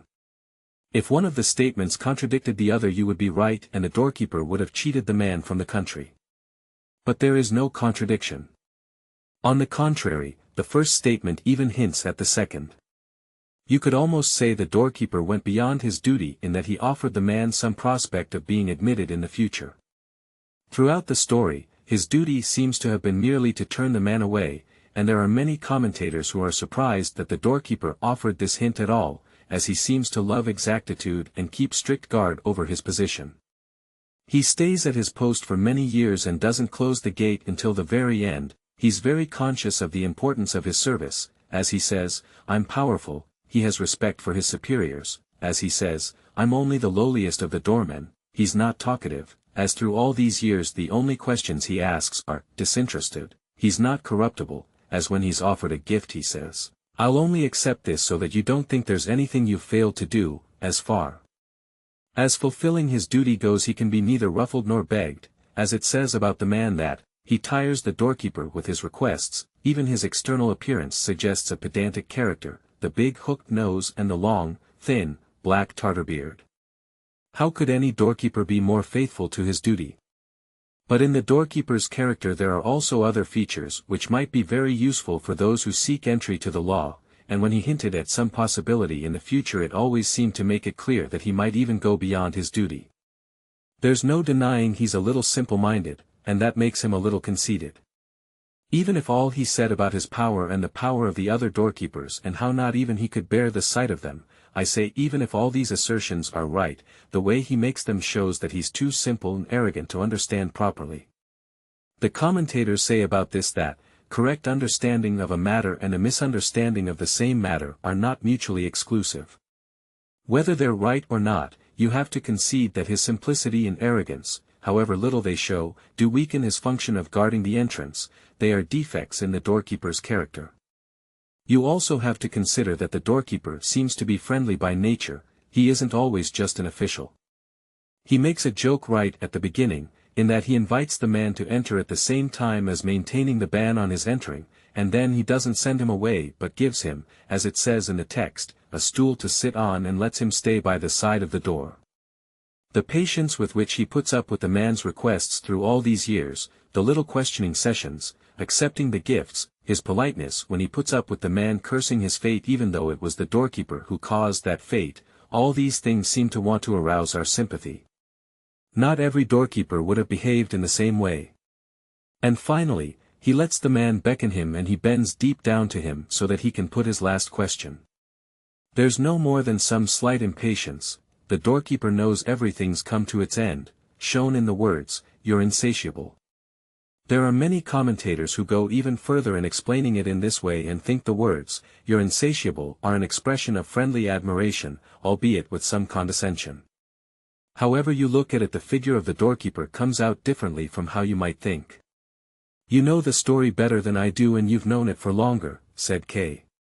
They were silent for a while. And then K said, "So you think the man was not cheated, do you?" "Don't get me wrong," said the priest, "I'm just pointing out the different opinions about it. You shouldn't pay too much attention to people's opinions. The text cannot be altered, and the various opinions are often no more than an expression of despair over it. There's even one opinion which says it's the doorkeeper who's been cheated." "That does seem to take things too far," said K. "How can they argue the doorkeeper has been cheated?" "Their argument," answered the priest, "is based on the simplicity of the doorkeeper. They say the doorkeeper doesn't know the inside of the law, only the way into it where he just walks up and down. They see his ideas of what's inside the law as rather childish, and suppose he's afraid himself of what he wants to make the man frightened of. Yes, he's more afraid of it than the man, as the man wants nothing but to go inside the law, even after he's heard about the terrible doormen there, in contrast to the doorkeeper who doesn't want to go in, or at least we don't hear anything about it. On the other hand, there are those who say he must have already been inside the law as he has been taken on into its service and that could only have been done inside. That can be countered by supposing he could have been given the job of doorkeeper by somebody calling out from inside, and that he can't have gone very far inside as he couldn't bear the sight of the third doorkeeper. Nor, through all those years, does the story say the doorkeeper told the man anything about the inside, other than his comment about the other doorkeepers. He could have been forbidden to do so, but he hasn't said anything about that either. All this seems to show he doesn't know anything about what the inside looks like or what it means, and that's why he's being deceived. But he's also being deceived by the man from the country as he's this man's subordinate and doesn't know it. There's a lot to indicate that he treats the man as his subordinate, I expect you remember, but those who hold this view would say it's very clear that he really is his subordinate. Above all, the free man is superior to the man who has to serve another. Now, the man really is free, he can go wherever he wants, the only thing forbidden to him is entry into the law and, what's more, there's only one man forbidding him to do so, the doorkeeper.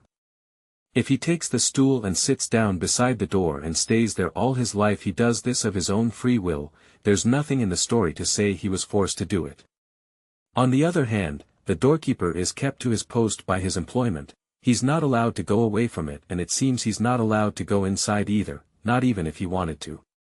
Also, although he's in the service of the law he's only there for this one entrance, therefore he's there only in the service of this one man who the door's intended for. This is another way in which he's his subordinate. We can take it that he's been performing this somewhat empty service for many years, through the whole of a man's life, as it says that a man will come, that means someone old enough to be a man. That means the doorkeeper will have to wait a long time before his function is fulfilled, he will have to wait for as long as the man liked, who came to the door of his own free will. Even the end of the doorkeeper's service is determined by when the man's life ends, so the doorkeeper remains his subordinate right to the end. And it's pointed out repeatedly that the doorkeeper seems to know nothing of any of this, although this is not seen as anything remarkable, as those who hold this view see the doorkeeper as deluded in a way that's far worse, a way that's to do with his service. At the end, speaking about the entrance he says, "Now I'll go and close it," although at the beginning of the story it says the door to the law is open as it always is, but if it's always open, always, that means it's open independently of the lifespan of the man it's intended for, and not even the doorkeeper will be able to close it. There are various opinions about this, some say the doorkeeper was only answering a question or showing his devotion to duty or, just when the man was in his last moments, the doorkeeper wanted to cause him regret and sorrow. There are many who agree that he wouldn't be able to close the door. They even believe, at the end at least, the doorkeeper is aware, deep down, that he's the man's subordinate, as the man sees the light that shines out of the entry to the law whereas the doorkeeper would probably have his back to it and says nothing at all to show there's been any change. That is well substantiated, said K, who had been repeating some parts of the priest's explanation to himself in a whisper. It is well substantiated, and now I too think the doorkeeper must have been deceived. Although that does not mean I've abandoned what I thought earlier as the two versions are, to some extent, not incompatible. It's not clear whether the doorkeeper sees clearly or is deceived. I said the man had been cheated. If the doorkeeper understands clearly, then there could be some doubt about it, but if the doorkeeper has been deceived, then the man is bound to believe the same thing. That would mean the doorkeeper is not a cheat but so simple-minded that he ought to be dismissed from his job immediately. If the doorkeeper is mistaken, it will do him no harm, but the man will be harmed immensely. There you found another opinion, said the priest, as there are many who say the story doesn't give anyone the right to judge the doorkeeper. However he might seem to us, he is still in the service of the law, so he belongs to the law, so he's beyond what man has a right to judge. In this case we can't believe the doorkeeper is the man's subordinate. Even if he has to stay at the entrance into the law, his service makes him incomparably more than if he lived freely in the world. The man has come to the law for the first time and the doorkeeper is already there. He's been given his position by the law. To doubt his worth would be to doubt the law. I can't say I'm in complete agreement with this view, said K, shaking his head. As if you accept it, you'll have to accept that everything said by the doorkeeper is true. But you've already explained very fully that that's not possible. No, said the priest, you don't need to accept everything as true, you only have to accept it as necessary. Depressing view, said K. The lie made into the rule of the world. K said that as if it were his final word, but it was not his conclusion. He was too tired to think about all the ramifications of the story, and the sort of thoughts they led him into were not familiar to him, unrealistic things, things better suited for officials of the court to discuss than for him. The simple story had lost its shape, he wanted to shake it off, and the priest, who now felt quite compassionate, allowed this and accepted K.'s remarks without comment, even though his view was certainly very different from K.'s. In silence, they carried on walking for some time. K stayed close beside the priest without knowing where he was. The lamp in his hand had long since gone out. Once, just in front of him, he thought he could see the statue of a saint by the glitter of the silver on it, although it quickly disappeared back into the darkness. So that he would not remain entirely dependent on the priest, K asked him, "We're now near the main entrance, are we?" "No," said the priest, "we're a long way from it." "Do you already want to go?" K had not thought of going until then, but he immediately said, "Yes, certainly, I have to go. I'm the chief clerk in a bank and there are people waiting for me. I only came here to show a foreign business contact round the cathedral." "All right," said the priest, offering him his hand, "go then." "But I can't find my way round in this darkness by myself," said K. "Go to your left as far as the wall," said the priest, "then continue alongside the wall without leaving it and you'll find a way out." The priest had only gone a few paces from him, but K was already shouting loudly, "Please, wait." "I'm waiting," said the priest. "Is there anything else you want from me?" asked K. "No," said the priest. "You were so friendly to me earlier on," said K, "and you explained everything, but now you abandon me as if I were nothing to you." "You have to go," said the priest. "Well, yes," said K, "you need to understand that." "First, you need to understand who I am," said the priest. "You're the prison chaplain," said K, and went closer to the priest. It was not so important for him to go straight back to the bank as he had made out, he could very well stay where he was. "So that means I belong to the court," said the priest. "So why would I want anything from you?" "The court doesn't want anything from you. It accepts you when you come and it lets you go when you leave." Chapter 10. End. The evening before K.'s 31st birthday, it was about 9 o'clock in the evening, the time when the streets were quiet, two men came to where he lived. In frock coats, pale and fat, wearing top hats that looked like they could not be taken off their heads. After some brief formalities at the door of the flat when they first arrived, the same formalities were repeated at greater length at K.'s door. He had not been notified they would be coming, but K sat in a chair near the door, dressed in black as they were, and slowly put on new gloves which stretched tightly over his fingers and behaved as if he were expecting visitors.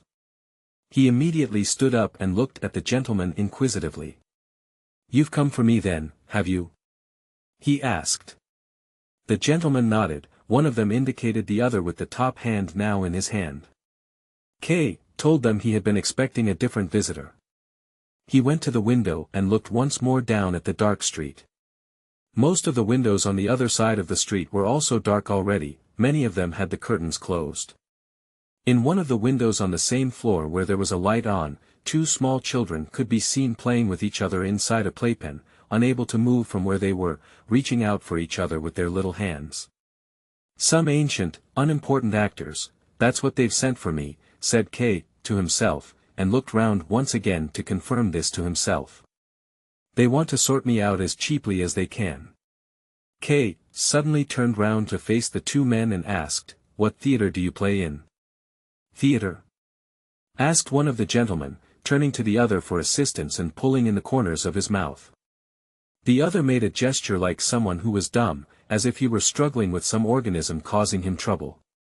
"You're not properly prepared to answer questions," said K, and went to fetch his hat. As soon as they were on the stairs the gentleman wanted to take K's arms, but K said, "Wait till we're in the street, I'm not ill." But they waited only until the front door before they took his arms in a way that K had never experienced before. They kept their shoulders close behind his, did not turn their arms in but twisted them around the entire length of K's arms and took hold of his hands with a grasp that was formal, experienced, and could not be resisted. K was held stiff and upright between them. They formed now a single unit so that if any one of them had been knocked down all of them must have fallen. They formed a unit of the sort that normally can be formed only by matter that is lifeless. Whenever they passed under a lamp K tried to see his companions more clearly, as far as was possible when they were pressed so close together, as in the dim light of his room this had been hardly possible. Maybe they're tenors, he thought as he saw their big double chins. The cleanliness of their faces disgusted him. He could see the hands that cleaned them, passing over the corners of their eyes, rubbing at their upper lips, scratching out the creases on those chins. When K noticed that, he stopped, which meant the others had to stop too. They were at the edge of an open square, devoid of people but decorated with flower beds. "Why did they send you, of all people?" he cried out, more a shout than a question. The two gentlemen clearly knew no answer to give. They waited, their free arms hanging down, like nurses when the patient needs to rest. "I will go no further," said K as if to see what would happen. The gentlemen did not need to make any answer, it was enough that they did not loosen their grip on K, and tried to move him on, but K resisted them. "I'll soon have no need of much strength, I'll use all of it now," he thought. He thought of the flies that tear their legs off struggling to get free of the flypaper. These gentlemen will have some hard work to do. Just then, Miss Burstner came up into the square in front of them from the steps leading from a small street at a lower level. It was not certain that it was her, although the similarity was, of course, great. But it did not matter to K whether it was certainly her anyway, he just became suddenly aware that there was no point in his resistance. There would be nothing heroic about it if he resisted, if he now caused trouble for these gentlemen, if in defending himself he sought to enjoy his last glimmer of life.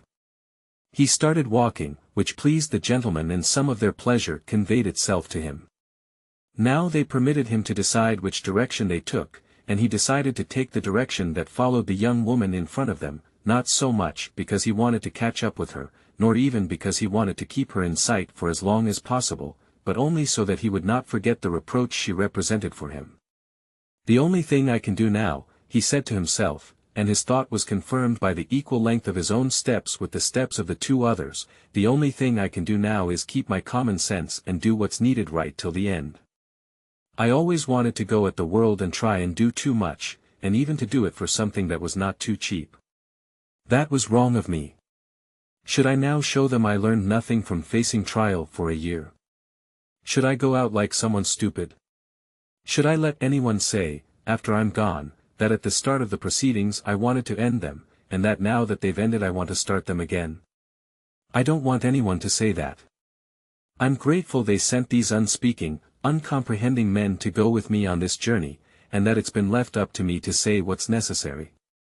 Meanwhile, the young woman had turned off into a side street, but K could do without her now and let his companions lead him. All three of them now, in complete agreement, went over a bridge in the light of the moon. the two gentlemen were willing to yield to each little movement made by K as he moved slightly towards the edge and directed the group in that direction as a single unit. The moonlight glittered and quivered in the water, which divided itself around a small island covered in a densely piled mass of foliage and trees and bushes. Beneath them, now invisible, there were gravel paths with comfortable benches where K had stretched himself out on many summer's days. "I didn't actually want to stop here," he said to his companions, shamed by their compliance with his wishes. Behind K's back one of them seemed to quietly criticize the other for the misunderstanding about stopping, and then they went on. They went on up through several streets where policemen were walking or standing here and there, some in the distance and then some very close. One of them with a bushy mustache, his hand on the grip of his sword, seemed to have some purpose in approaching the group, which was hardly unsuspicious. The two gentlemen stopped, the policeman seemed about to open his mouth, and then K drove his group forcefully forward. Several times he looked back cautiously to see if the policeman was following, but when they had a corner between themselves and the policeman K began to run, and the two gentlemen, despite being seriously short of breath, had to run with him. In this way they quickly left the built-up area and found themselves in the fields which, in this part of town, began almost without any transition zone. There was a quarry, empty and abandoned, near a building which was still like those in the city. Here the men stopped, perhaps because this had always been their destination or perhaps because they were too exhausted to run any further. Here they released their hold on K, who just waited in silence, and took their top hats off while they looked round the quarry and wiped the sweat off their brows with their handkerchiefs. The moonlight lay everywhere with the natural peace that is granted to no other light. After exchanging a few courtesies about who was to carry out the next tasks, the gentlemen did not seem to have been allocated specific functions. One of them went to K and took his coat, his waistcoat, and finally his shirt off him. K made an involuntary shiver, at which the gentleman gave him a gentle, reassuring tap on the back. Then he carefully folded the things up as if they would still be needed, even if not in the near future. He did not want to expose K to the chilly night air without moving though, so he took him under the arm and walked up and down with him a little way while the other gentleman looked round the quarry for a suitable place. When he had found it he made a sign and the other gentleman escorted him there. It was near the rock face, there was a stone lying there that had broken loose. The gentleman sat K down on the ground, leant him against the stone and settled his head down on the top of it. Despite all the effort they went to, and despite all the cooperation shown by K, his demeanor seemed very forced and hard to believe. So one of the gentlemen asked the other to grant him a short time while he put K in position by himself, but even that did nothing to make it better. In the end they left K in a position that was far from the best of the ones they had tried so far. Then one of the gentlemen opened his frock coat and from a sheath hanging on a belt stretched across his waistcoat he withdrew a long, thin, double-edged butcher's knife which he held up in the light to test its sharpness. The repulsive courtesies began once again. One of them passed the knife over K to the other, who then passed it back over K to the first. K now knew it would be his duty to take the knife as it passed from hand to hand above him and thrust it into himself. But he did not do it, instead he twisted his neck, which was still free, and looked around. He was not able to show his full worth, was not able to take all the work from the official bodies, he lacked the rest of the strength he needed and this final shortcoming was the fault of whoever had denied it to him. As he looked round, he saw the top floor of the building next to the quarry. He saw how a light flickered on and the two halves of a window opened out. Somebody, made weak and thin by the height and the distance, leant suddenly far out from it and stretched his arms out even further. Who was that? A friend? A good person? Somebody who was taking part? Somebody who wanted to help? Was he alone? Was it everyone? Would anyone help? Were there objections that had been forgotten? There must have been some. The logic cannot be refuted, but someone who wants to live will not resist it. Where was the judge he'd never seen? Where was the high court he had never reached? He raised both hands and spread out all his fingers. But the hands of one of the gentlemen were laid on K's throat, while the other pushed the knife deep into his heart and twisted it there, twice. As his eyesight failed, K saw the two gentlemen cheek by cheek, close in front of his face, watching the result. Like a dog. He said, it was as if the shame of it should outlive him. End of the Project Gutenberg ebook. The Trial. Updated editions will replace the previous one, the old editions will be renamed. Creating the works from print editions not protected by U.S. copyright law means that no one owns a United States copyright in these works, so the Foundation, NU, can copy and distribute it in the United States without permission and without paying copyright royalties. Special rules, set forth in the general terms of use part of this license, apply to copying and distributing Project Gutenberg electronic works to protect the Project Gutenberg concept and trademark. Project Gutenberg is a registered trademark, and may not be used if you charge for an ebook, except by following the terms of the trademark license, including paying royalties for use of the Project Gutenberg trademark.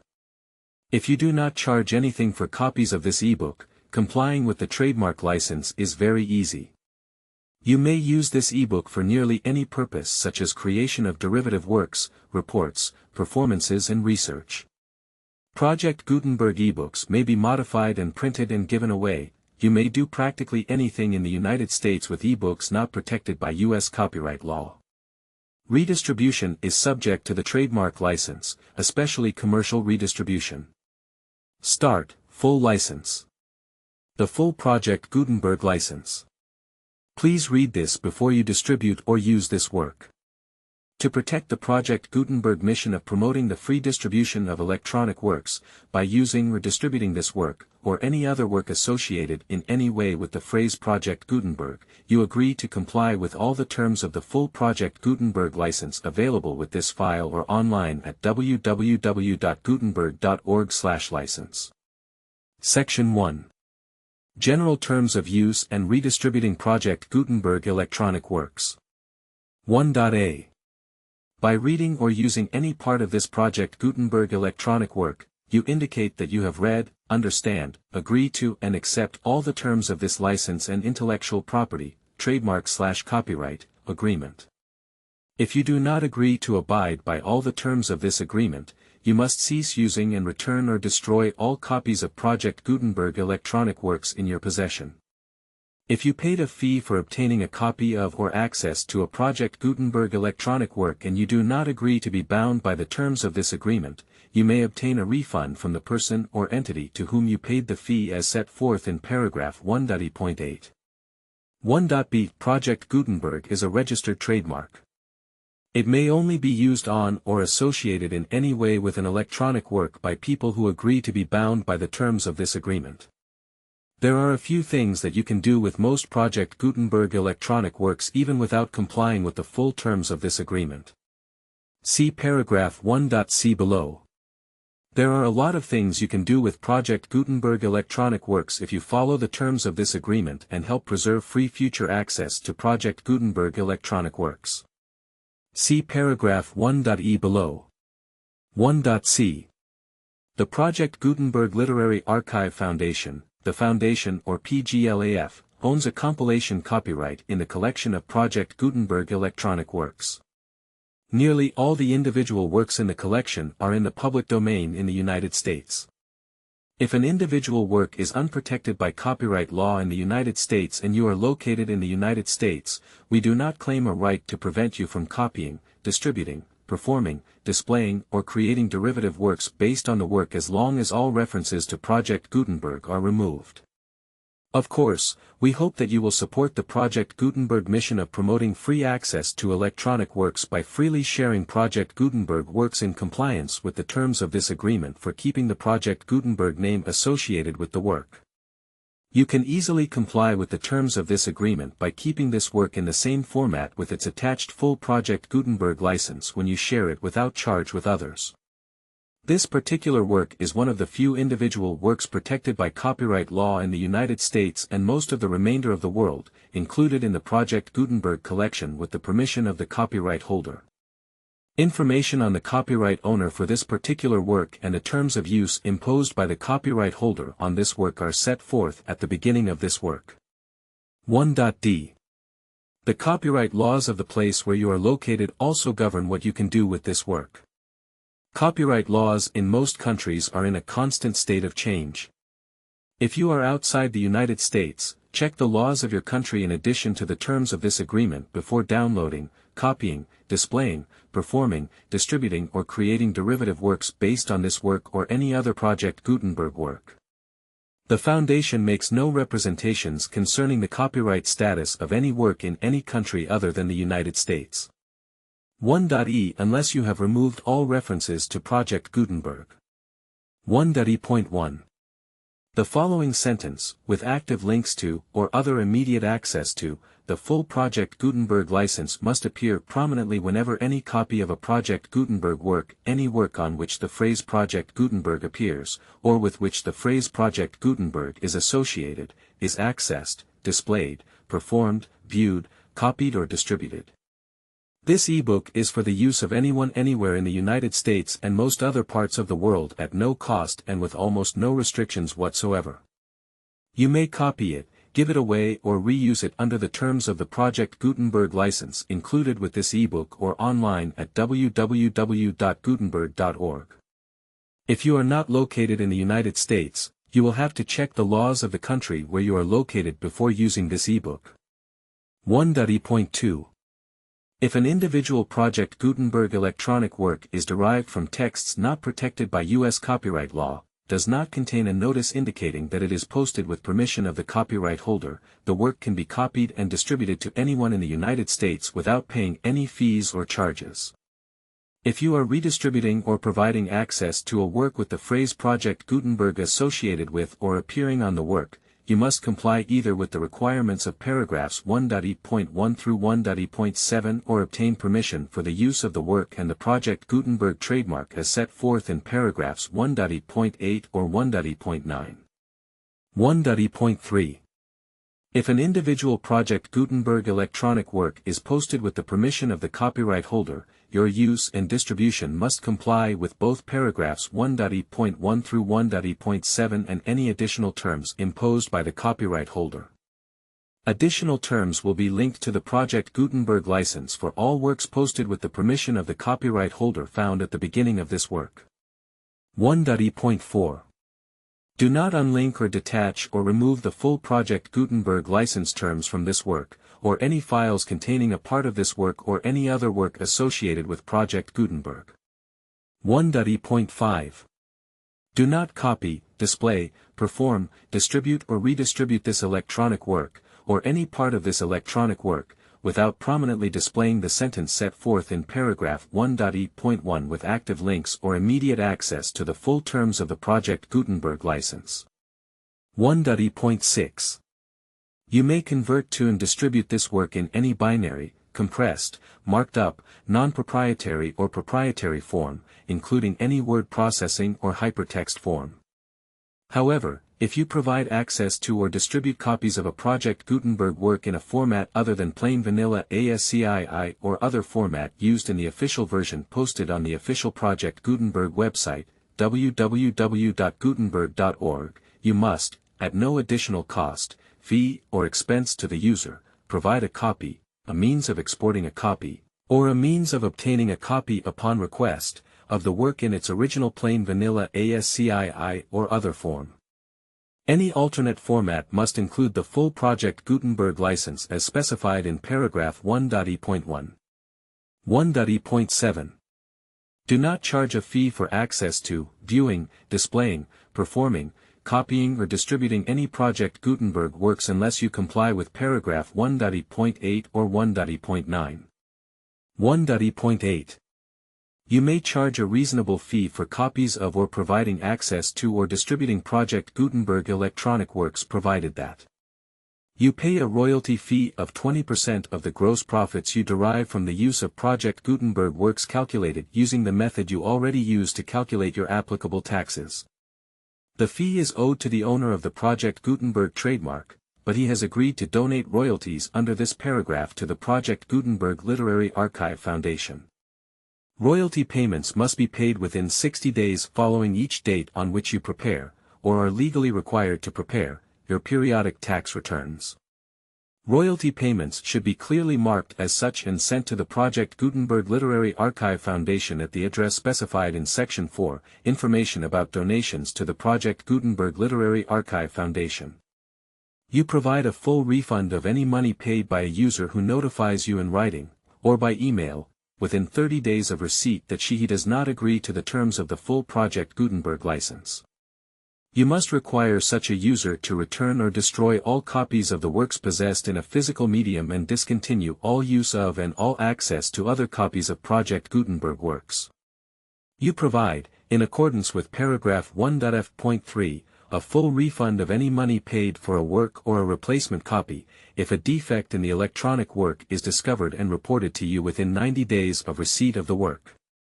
You comply with all other terms of this agreement for free distribution of Project Gutenberg works. 1.e.9. If you wish to charge a fee or distribute a Project Gutenberg electronic work or group of works on different terms than are set forth in this agreement, you must obtain permission in writing from the Project Gutenberg Literary Archive Foundation, the manager of the Project Gutenberg trademark.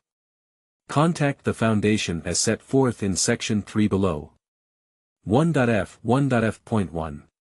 Project Gutenberg volunteers and employees expend considerable effort to identify, do copyright research on, transcribe and proofread works not protected by U.S. copyright law in creating the Project Gutenberg collection. Despite these efforts, Project Gutenberg electronic works, and the medium on which they may be stored, may contain defects, such as, but not limited to, incomplete, inaccurate or corrupt data, transcription errors, a copyright or other intellectual property infringement, a defective or damaged disk or other medium, a computer virus, or computer codes that damage or cannot be read by your equipment. 1.f.2.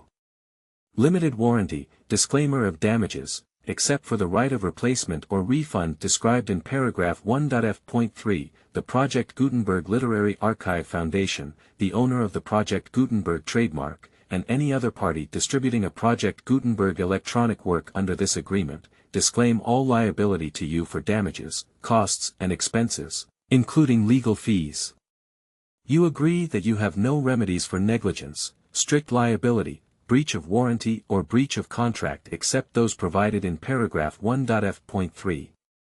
You agree that the Foundation, the trademark owner, and any distributor under this agreement will not be liable to you for actual, direct, indirect, consequential, punitive or incidental damages even if you give notice of the possibility of such damage. 1.f.3. Limited right of replacement or refund. If you discover a defect in this electronic work within 90 days of receiving it, you can receive a refund of the money, if any, you paid for it by sending a written explanation to the person you received the work from. If you received the work on a physical medium, you must return the medium with your written explanation. The person or entity that provided you with the defective work may elect to provide a replacement copy in lieu of a refund. If you received the work electronically, the person or entity providing it to you may choose to give you a second opportunity to receive the work electronically in lieu of a refund. If the second copy is also defective, you may demand a refund in writing without further opportunities to fix the problem. 1.f.4. Except for the limited right of replacement or refund set forth in paragraph 1.f.3, this work is provided to you ASAS, with no other warranties of any kind, express or implied, including but not limited to warranties of merchantability or fitness for any purpose. 1.f.5. Some states do not allow disclaimers of certain implied warranties or the exclusion or limitation of certain types of damages. If any disclaimer or limitation set forth in this agreement violates the law of the state applicable to this agreement, the agreement shall be interpreted to make the maximum disclaimer or limitation permitted by the applicable state law. The invalidity or unenforceability of any provision of this agreement shall not void the remaining provisions. 1.f.6. Indemnity. You agree to indemnify and hold the Foundation, the trademark owner, any agent or employee of the Foundation, anyone providing copies of Project Gutenberg electronic works in accordance with this agreement, and any volunteers associated with the production, promotion and distribution of Project Gutenberg electronic works, harmless from all liability, costs and expenses, including legal fees, that arise directly or indirectly from any of the following which you do or cause to occur. A. Distribution of this or any Project Gutenberg work, b. Alteration, modification, or additions or deletions to any Project Gutenberg work, and c. Any defect you cause. Section 2. Information about the mission of Project Gutenberg. Project Gutenberg is synonymous with the free distribution of electronic works in formats readable by the widest variety of computers, including obsolete, old, middle-aged and new computers. It exists because of the efforts of hundreds of volunteers and donations from people in all walks of life. Volunteers and financial support to provide volunteers with the assistance they need are critical to reaching Project Gutenberg's goals and ensuring that the Project Gutenberg collection will remain freely available for generations to come. In 2001, the Project Gutenberg Literary Archive Foundation was created to provide a secure and permanent future for Project Gutenberg and future generations. To learn more about the Project Gutenberg Literary Archive Foundation and how your efforts and donations can help, see Sections 3 and 4 and the Foundation information page at www.gutenberg.org. Section 3. Information about the Project Gutenberg Literary Archive Foundation. The Project Gutenberg Literary Archive Foundation is a non-profit 501(c)(3) educational corporation organized under the laws of the state of Mississippi and granted tax-exempt status by the Internal Revenue Service. The Foundation's EIN or Federal Tax Identification Number is 64-6221541. Contributions to the Project Gutenberg Literary Archive Foundation are tax-deductible to the full extent permitted by U.S. federal laws and your state's laws. The Foundation's business office is located at 809 North 1500 West, Salt Lake City, Utah, 84116-801-596-1887. Email contact links and up-to-date contact information can be found at the Foundation's website and official page at www.gutenberg.org/contact. Section 4. Information about donations to the Project Gutenberg Literary Archive Foundation. Project Gutenberg depends upon and cannot survive without widespread public support and donations to carry out its mission of increasing the number of public domain and licensed works that can be freely distributed in machine-readable form accessible by the widest array of equipment including outdated equipment. Many small donations, $1 to $5,000, are particularly important to maintaining tax-exempt status with the IRS. The Foundation is committed to complying with the laws regulating charities and charitable donations in all 50 states of the United States.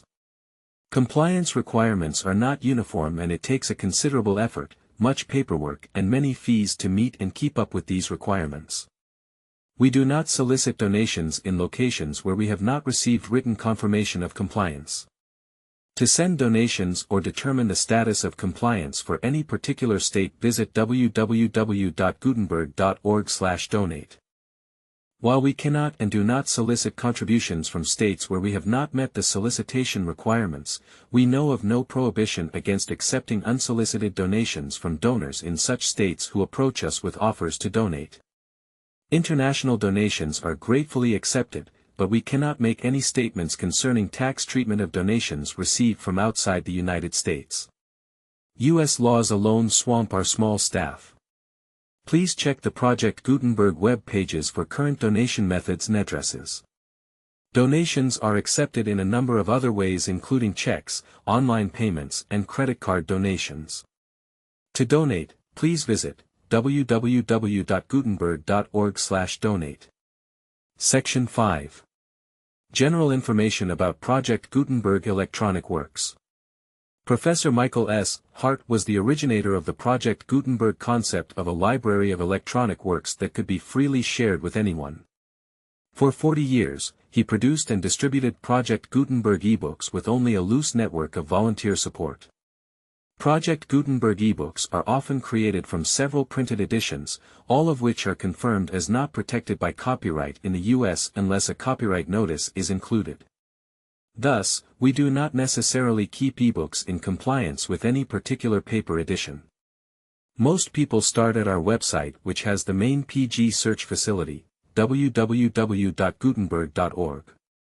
This website includes information about Project Gutenberg, including how to make donations to the Project Gutenberg Literary Archive Foundation, how to help produce our new ebooks, and how to subscribe to our email newsletter to hear about new ebooks.